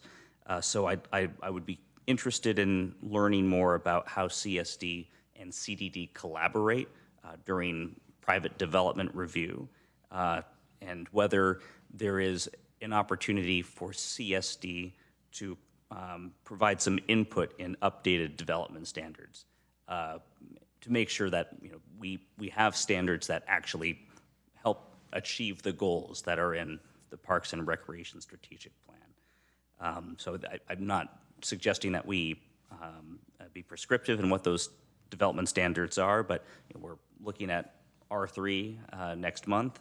We've provided a lot of guidance today on a TOD alternative plan, development standard, and we also have the objective design standards. There's a lot of work that's going to be done in this, and it also feels like a good opportunity for community services department staff to work with CDD and say, if you're thinking about, this particular development standard, here's something you should know, something that we've heard about when working with developers. So, love your take or your feedback on that. And similarly, I think it's also, more implicit than explicit, but including standards for POPAs and thinking about ways to streamline that process. There's certainly value in lieu fees, but in lieu fees are tough because they will lose purchasing power fairly rapidly. So I think where we can get dedicated land, ideally, right, that would be, I think that's the hardest thing to get. Anything that we could do to facilitate that, including through updates to development standards, and then having greater clarity or guidance for POPAs when we would want a POPA instead of a city-owned public park. Those are the kinds of things that I feel like could go into 4.1.2, but would defer to staff on whether there's a different way to include some of those considerations. Thank you. Thank you, Councilmember Ramirez. Now, Councilmember Kamei. Great, thank you. Well, I'm grateful to go after Councilmember Ramirez because I had written some notes that will be similar. But first and foremost, I just want to thank staff. I know that this was just a journey, and we're here. And it's just, I just want to say thank you, and thank you to our community who stuck with us through this process. But I think what we're reviewing tonight is such a better plan and product and 10-year roadmap of what we'll be able to do. And I agree, like anything, there's room for improvement. And we heard from some of the members of the public tonight on what we can do, but we know that this is kind of like iterative work.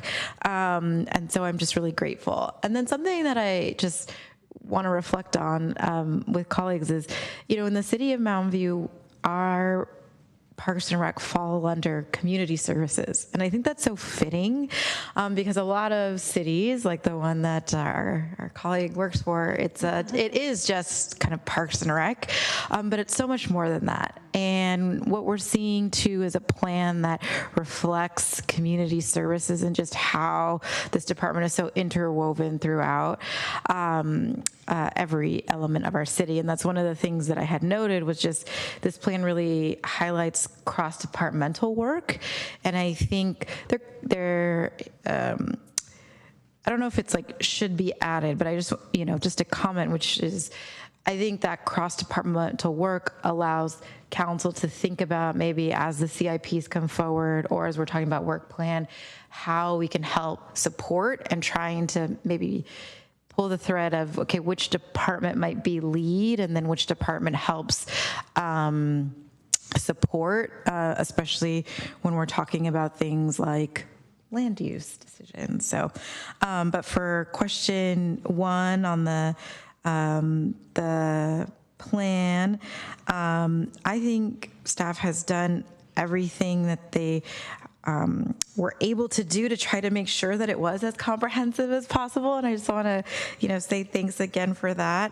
And if anything is missing or not clearly shown, I know a resident will email us after this meeting and let us know. So I feel like we are headed in the right direction, might be how I'd answer question number 1. And then for 2, on the vision, goals, and strategies, just appreciate the comments from my colleagues, especially the additions from Councilmember Showalter on how we might be able to do that. And then for any actions moved up on the timeline, I think there's just some things that I wanted to highlight. I think that what I appreciate about the plan is it is honest about the assessment of where we are at in our community. And I think that it's great in terms of transparency to say we're going to share those performance metrics.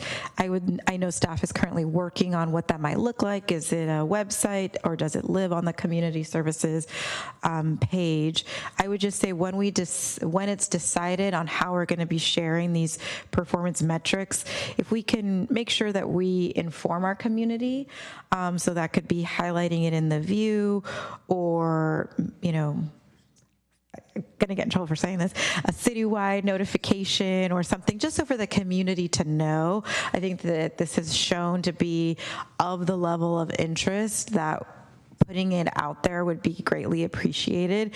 And then as we're doing so, working closely with our multi-cultural engagement program to make sure we're doing that in other languages, and also maybe trying to double tap it in our Spanish Civic Leadership Academy, our Mandarin Civic Leadership Academy, for people to know, and they can be able to track work. I think when we were talking about some of the things that the city can work on, programming came up, and so further exploration on how we might partner with the nonprofits in our area as, like, I would say, existing resources. So for example, at the Senior Center, we have our Avenidas Rose Kleiner Center. I'm not sure how much collaboration we're doing in terms of programming together, but maybe that could be a way for us to mutually share resources without it being a resource drain, if that makes sense.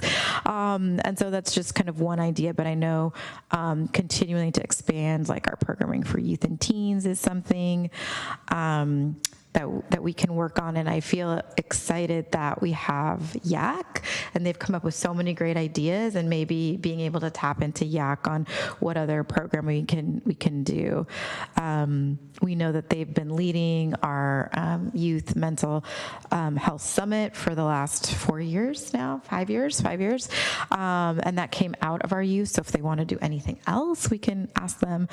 As we're talking about doing improvements on our parks, I think and apologies if I, the very dense document, missed it, but just making sure we're highlighting accessibility. I think one of the wonderful things that was highlighted for Magical Bridge is just all abilities, all ages. And so when we're thinking about accessibility, having that lens for all of the improvements that we have going forward. And I think one of the other things is how we might balance this ambitious plan to gather funds that are very scarce resources is something the city and the council are going to need to be increasingly creative about. And so I just wrote like POPA in my notes. And I think Councilmember Ramirez highlighted it. I think with our inability to gather fees as much as we have in the past, and having a POPA option, finding ways, and I know that it was called out in the plan on making, if it's a POPA, not necessarily making it feel, I think right now, a lot of our POPAs feel like POPAs, but finding ways to make them feel as much as possible as I don't know, lack of better word, like a regular city park. And I know that there was language in the document that talked about that. And really, if there's any carrots we can use, I think would be great as we're talking about more accessibility.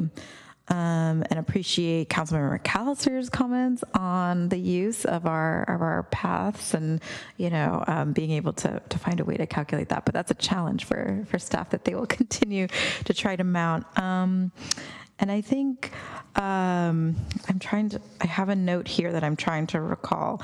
I think one of the things too in the plan is, I think, highlighting what the city is able to do, but also maybe how we can use our community members, our nonprofit partners, our private sector partners on how they're part of the solution as well, is something that I think we can think think about more with the plan. I think everything, we're not going to achieve these ambitious goals ourselves. And so I think making sure that it's not just all on the city, but a creative and collaborative partnership.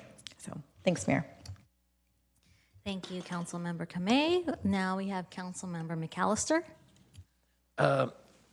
Councilmember Ramirez, we do agree on some other stuff, so we'll get there. But I first have to do a shout out to our Assistant City Manager, Audrey, to John Marchant, to Christine, to Tim, to Colin. I mean, that is collaborative work. I mean, that is, I understand we had some consultants, but that you guys took the bull by the horns and really, really went on it. And so that is a great example of what can be done if we let you alone. Okay. We just have to shout it. It's really nice. And I wanted to say now they put all this work to, and Lucas and former Mayor Ellen both mentioned financing. This is where council has to step up and decide what they want to do about financing or getting these things. And you guys meant private property, public access.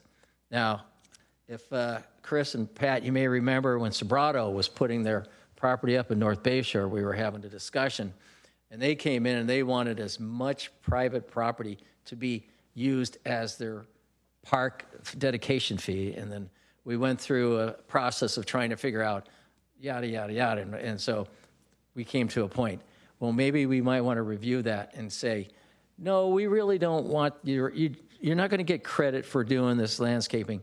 We need the city, we need that money to be put towards the whole city and start looking at that as a revenue source to get us to where we need to get.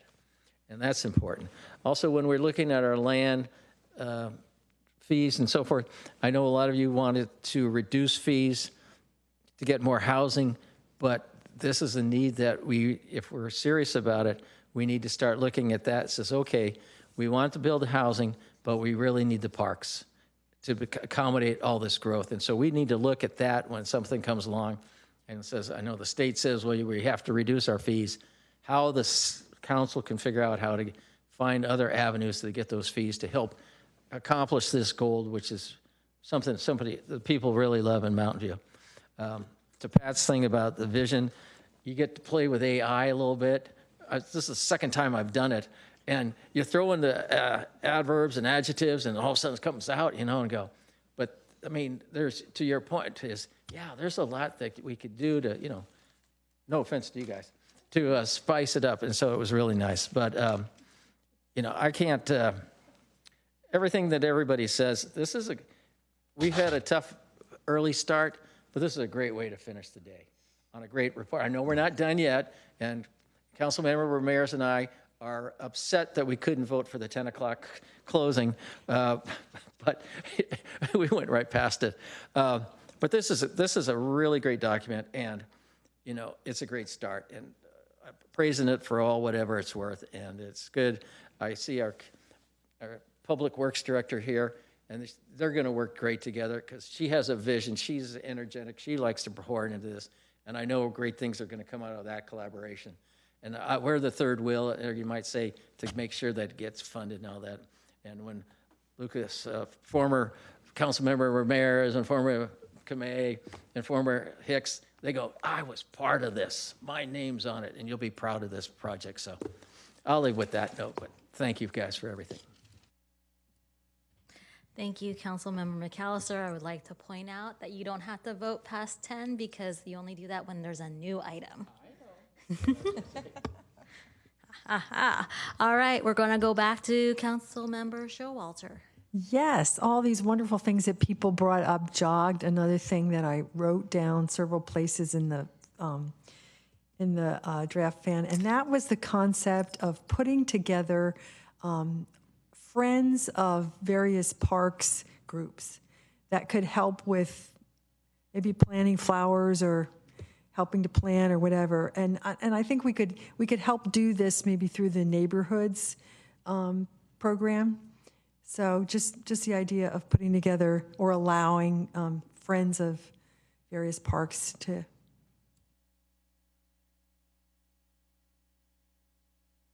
All right, bringing it back to me. I'm writing this down.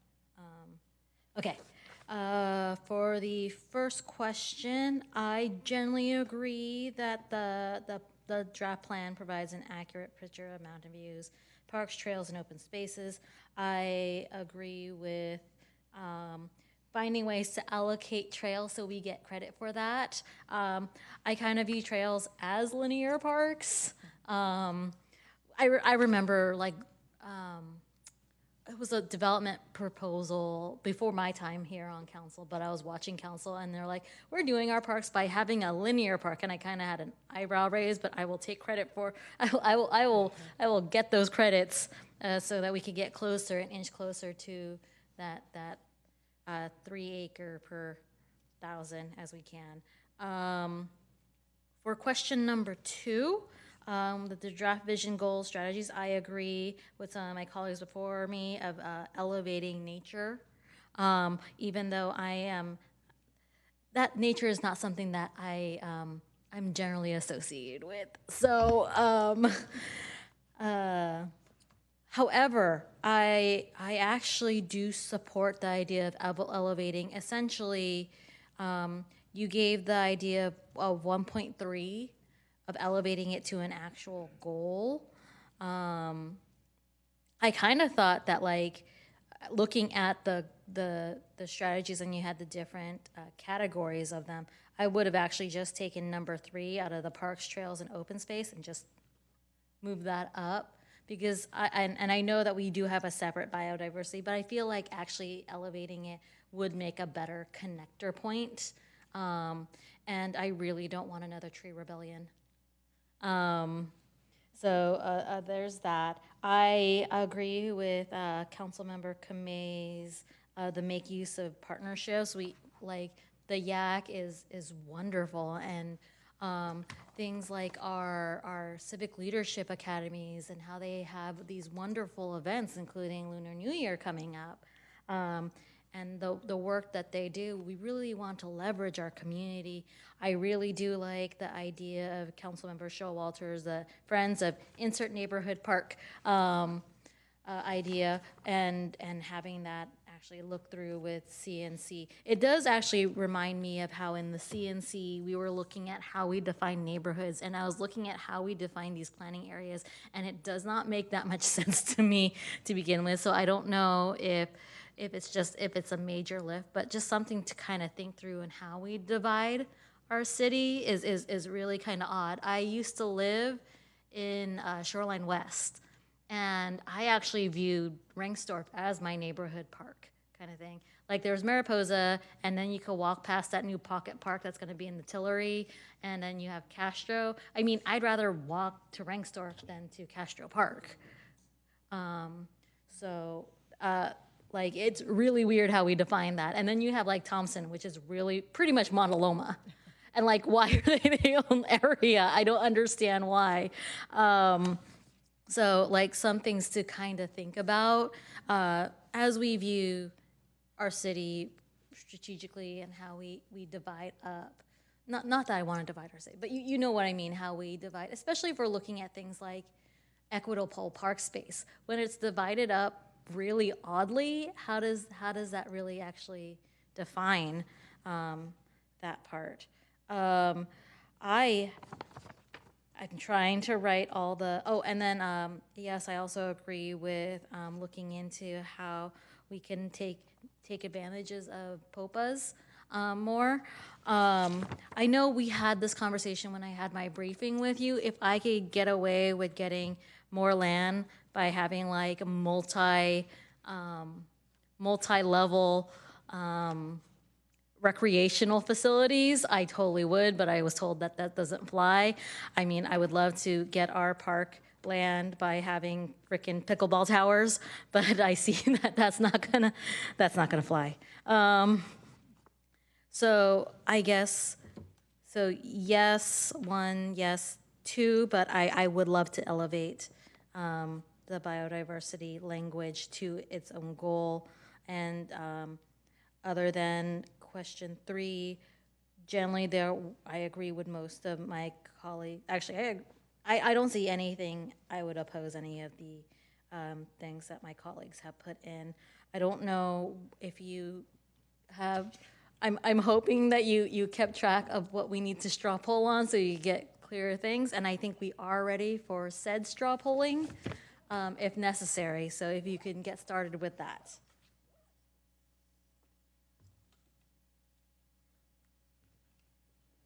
All right, we're going to tag team here. We haven't debriefed amongst ourselves, so we're going to help each other out.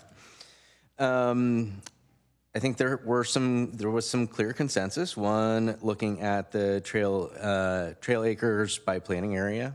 We heard that from the majority of you. And then going to Councilmember Showalter's, looking at the vision, if you'll send us what you put together. It sounded like there was enough consensus to look at that, which incorporated the utilization of the city name within such.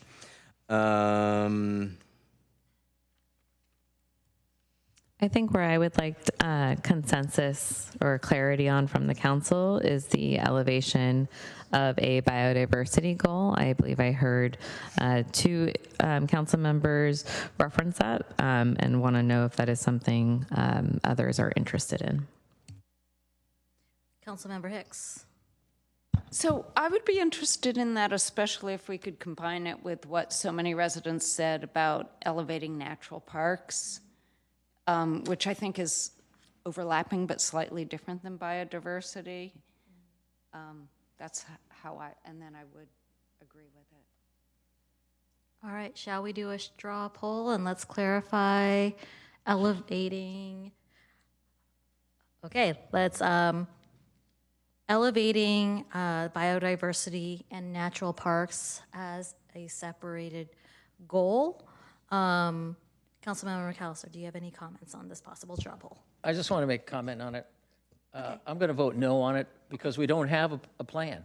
So it's a little hard to say incorporate it. So once we get a plan, yeah, I'm all for it. But to do something early is, I'll just say no on that one. That's why. No worries. My understanding is that because there are things here under the Parks Trail and Open Space, and then there's items here relating to, it's interesting because like if you break down the action items, like the Parks, Trails, and Open Spaces had 19 actions, biodiversity is inside that.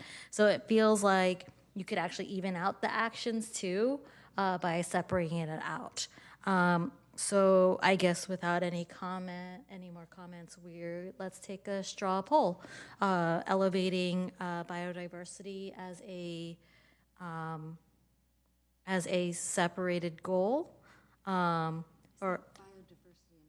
yes, biodiversity and natural parks, as was mentioned before.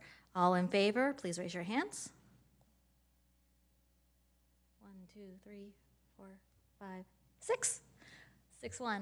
Oh wait, actually, all oppose. Okay, 1, and then all abstentions. So 6-1. So another item that was coming up frequently, and that has to do with the POPAs and looking for different ways to look at increasing park space. I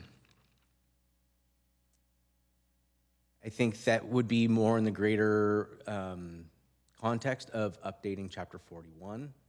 And I think there's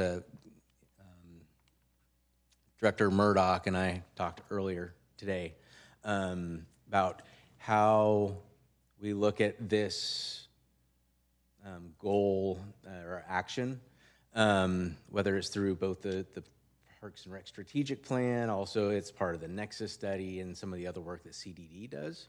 And so if I can maybe look to, I'll say, broaden the idea of which is to look for opportunities to be creative within creating partnerships with the development community such as POPAs, update the POPA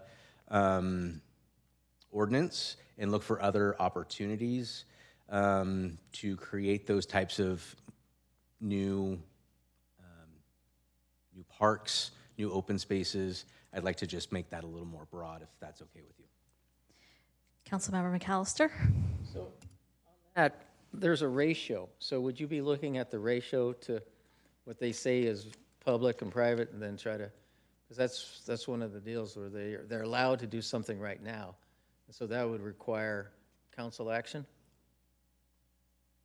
If a POPO was to come forward? Or the ratio, yeah. Yes, correct. Okay, so that would be part of your review to say, hey, this.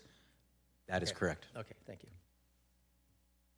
All right. The straw poll is expanding out some options for staff to look into POPAs and go ahead. As part of the update to Chapter 41. As part of the update to Chapter 41. All in favor?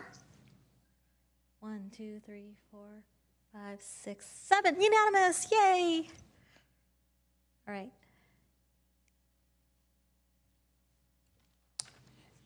And then I do have one more that came up, and that had to do with the friends groups. I think staff's going to have to think about that one a little bit. I am all for it.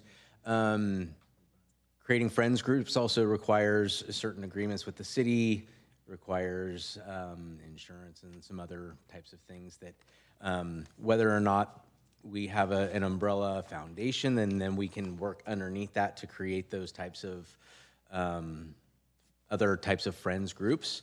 One of the programs we're working on as part of the council work plan is the volunteer groups and bringing forward some ideas how we can do things differently. We are in the process of that.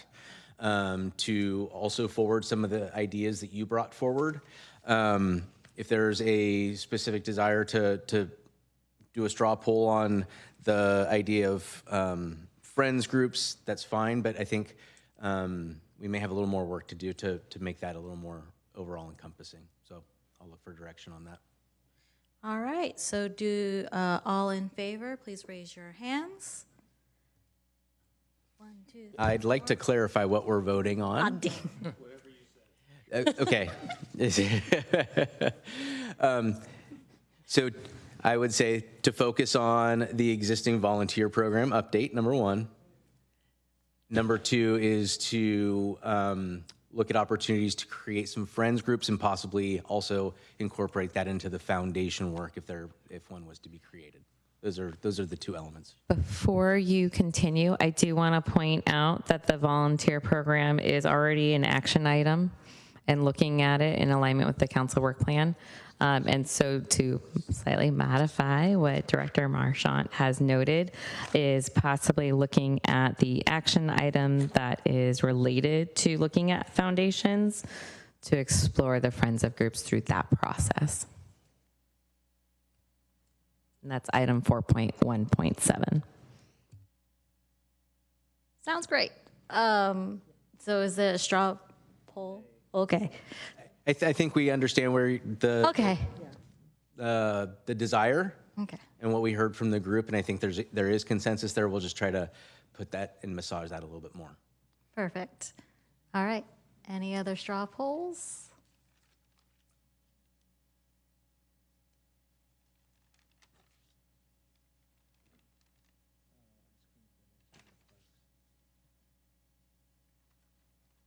Not unless any of the other items that council members brought up, we missed.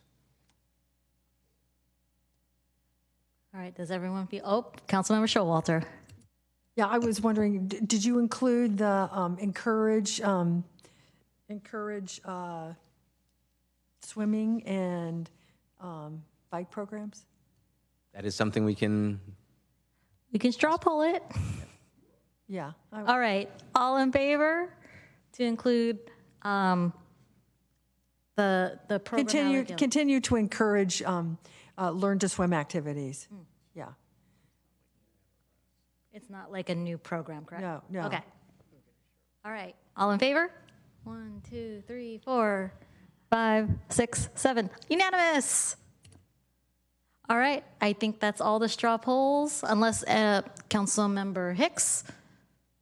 So I liked what one of the residents said, and I tried to encompass it, but maybe not very much. naming some of the green and natural elements as actual amenities instead of only sort of equipment type stuff. Is that something we need to straw poll on, or is that something you would just do? I think that's something of feedback in general that we've received that we'll look at incorporating, and we will do that through this next iteration. Okay, sounds great. With that, I think we're good. Woo! All right. There's nothing else that we have. So, okay, mayor to provide or ask staff for summary of majority council. Okay, we're good. We're good. So that closes out our item for our Parks and Rec strategic plan draft review. Thank you so much, staff. We are now on to our next item, council staff and committee reports. Any council staff and committee reports? Councilmember Showalter. Yes, there was a BOSCA meeting last week, and for the first time in 25 years, you might have seen this in the newspaper, the drought map for California doesn't show any areas of drought. This is really quite something. It follows really 3 wet years, and previous to that we had 12 dry years, so there's a lot of variation. We had a long discussion on the water demand study, and this is formally designed to provide all the member contractors with the information that they need for our water management our urban water management plans, which we're required to submit to DWR. And the nature of the urban water management plans is basically for each city to say, if we build out to the maximum that's allowed in our zoning, will we have enough water for it? And so that's a very different view than is that a realistic amount of our water demand? So there was a lot of discussion about kind of both of those viewpoints and where BOSCA should be planning. Because if you plan for the most possible you could ever use, you obviously have to have more water, you have to have more sources of supplies, all of those things. So it's a philosophical argument that we will continue to wrestle with. If anybody wants to talk to me about it, I would be glad to talk about it. Also, we had a Silicon Valley Clean Energy meeting. It was our January meeting was really our organizational meeting. So we voted Larry Klein to be our chair and Sally Meadows to be our vice chair. We also appointed the executive committee, and we met on Friday, and I was elected the chair of the executive committee. So that should be. Comes with the pay raise, right? Yeah, it comes with right. another sandwich, I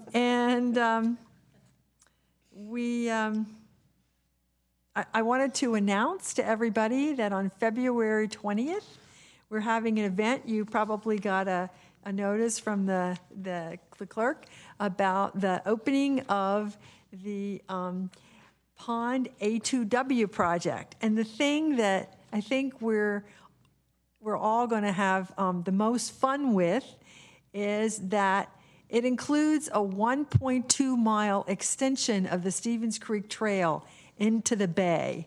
So that means that my go-to exercise, which has been riding down to the end of the Stevens Creek Trail and back, is about to get 2.4 miles longer. But that's pretty cool. So anyway, so I hope as many of you as possible can make it. It'll be 10 a.m. Thank you. Thank you, Councilmember Showalter. Councilmember McAllister. Yeah, as a newly appointed member of the California League of Cities Transportation Committee, we had a committee meeting up in Sacramento. I attended that. That was, we were getting updates on various bills, how it relates to transportation and funding.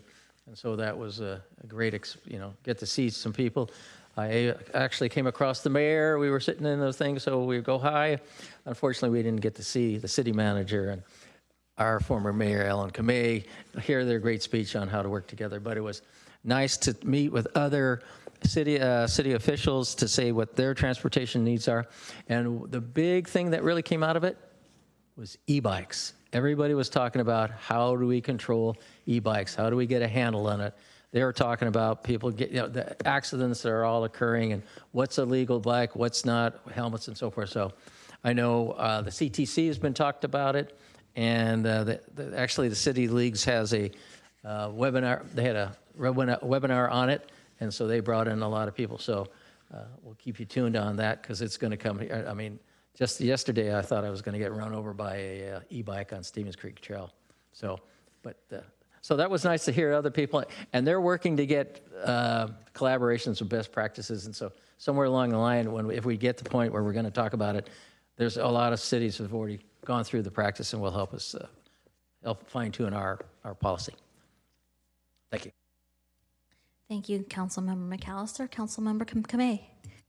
Great, thank you. So as Councilmember McAllister mentioned, City Manager McCarthy and I got to participate in the annual League of California Cities, Mayors, and I think it's new council members Academy last week, where we spoke about developing an effective city council and city manager team, the key to good governance and city success.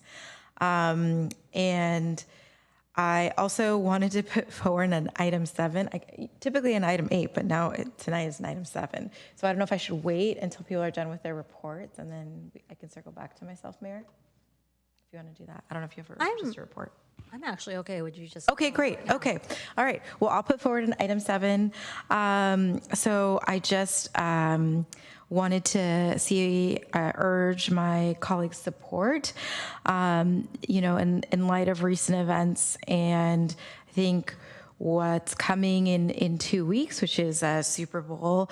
Members of our community have, I think, asked probably all of us what we're doing in terms of safety protocols. And I think it's an opportunity for us to once again reaffirm being a community for all. And so I would ask for 2 items. One, add information on our website. We have our FanFest page, but it would be a really great opportunity for us to put on safety protocols and how we're protecting our community, and different resources. I think it'd also be an opportunity, the second item, for an off-agenda memo to council on what's being done to support our community. I know that our police chief is very much in touch with many of our community partners, our nonprofit groups, but not everyone is connected to those organizations or those groups. And so I think it would be really great for us to have that information so that we might be able to pass it on and make sure that we also have that information to pass on in other languages. I know that there might be, quite a bit of focus on those who may be undocumented or immigrants, but we also have those who are green card holders here on H-1B visas. And so it would be, I think everyone would probably be interested in those resources. So ask if colleagues would be supportive of that as an item 7 tonight. Thank you. So there's 2 asks. There's 2 asks. Oh, go, okay. So one ask is to update the FanFest page to include information and resources, as this is a big event that's coming to our general area, and there has been seen as increase in activity that many people have found concerning in our immigrant communities. And so to provide some information on our FanFest page, and then also to another vote, we're going to do 2, on an off-agenda memo to see what our city is doing in response to some federal actions relating to immigration and their agencies relating to that. So we'll go with the first vote, which is the updating of the FanFest page. All in favor? 1, 2, 3, 4, 5, 6, 7, woo! That is unanimous. All right, and then we have the second one, which is the off-agenda memo. All in favor, please raise your hand. 1, 2, 3, 4, 5, 6, 7. Great. Congratulations, Councilman Kamei. Unanimous on both counts. Next, we have Councilmember Hicks. So, as you all may remember, we reconstituted our Senior Advisory Committee, and I'm also the liaison to Avenidas that serves our senior community. I have Nirvana Nwokidu, who is on the Senior Advisory Committee, and I have taken up visiting the various locations of Avenidas. And so we recently visited the Chinese Community Center, really worth a visit in my opinion. I don't know how many people may have ever gone. I had never gone before. It's an extremely active community center. It's at the Cubberley in Palo Alto.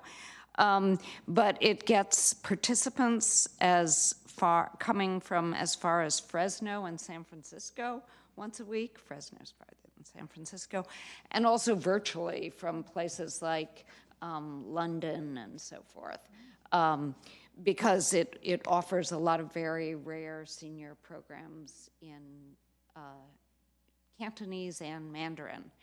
And very active with an art show and singing and language, and yeah, they would welcome any visitors. Wonderful. I have some updates. I also went to Sacramento I am on a Cal Cities Policy Committee. I am on the Governance, Transparency, and Labor Relations Committee. We got some reports on the AI Coalition and a lot of discussion about civility and safety issues for elected officials. I'm very happy we're in Mountain View because we don't have a lot of those issues. They also went over some of the changes with the Brown Act and more advocacy relating to that to make things manageable for cities as the state does a lot of changes to the Brown Act. And some cities are struggling adjusting to those changes. I also went to the ABAG meeting on the 15th. I'll get to that update. I'm the alternate in ABAG, and they went over mostly the only action item that they had that day was selecting the members for the advisory board. And so that was nice. I did the Cities Association meeting, the selection committees, which is usually sat on by mayors.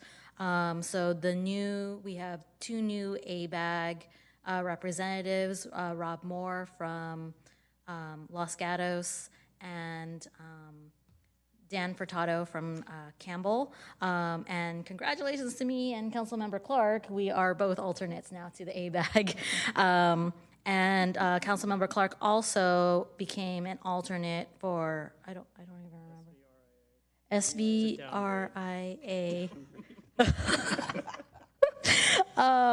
And also, they also voted on the air quality district rep for the Cities Association, and that went to Councilmember Linda Sell from Sunnyvale. I can't recall the exact name of it. I just remember the initials pretty much spell it as BAD.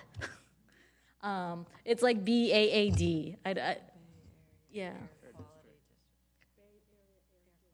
Yeah, Bay Area Air District. They dropped the Q. And so with that, we move on to adjournment. Tonight, we are adjourning the meeting in honor of city employee Leon Rosario, who passed away in December 2025. Leon worked for the city for nearly 17 years, starting in community services as an hourly laborer, eventually rising to the position of a post-closure environmental systems specialist in the Public Works Department. Leon cared deeply about the Mountain View community. Over the last few years, he spearheaded efforts with students at Alta Vista High School in Mountain View to introduce them to careers in public works through presentations, career fairs, and conducting mock interviews. He shared his background and job responsibilities with students and offered advice on how they could succeed in a similar career path. Leon also worked tirelessly for days and weeks in a row to make repairs at the closed landfill during emergency situations. He even holds the wastewater section's record for the most sewer pipe repairs made in one day. He was a wonderful coworker, motivated in everything he did, always willing to barbecue at city events and share his pride and knowledge about the landfill. Leon will be remembered for his infectious smile, sense of humor, generosity, strong work ethic, and dedication to his family, job, and the city organization. Our thoughts are with his family and loved ones. I'll also note that some of us went to his, many of our city staff went to his memorial service this past weekend, including Councilmember Kamei and the city manager. So he will be dearly missed. Our next council meeting will be held on February 10th, 2026. This meeting is adjourned at 2333, and that means 11:33. And we are adjourned.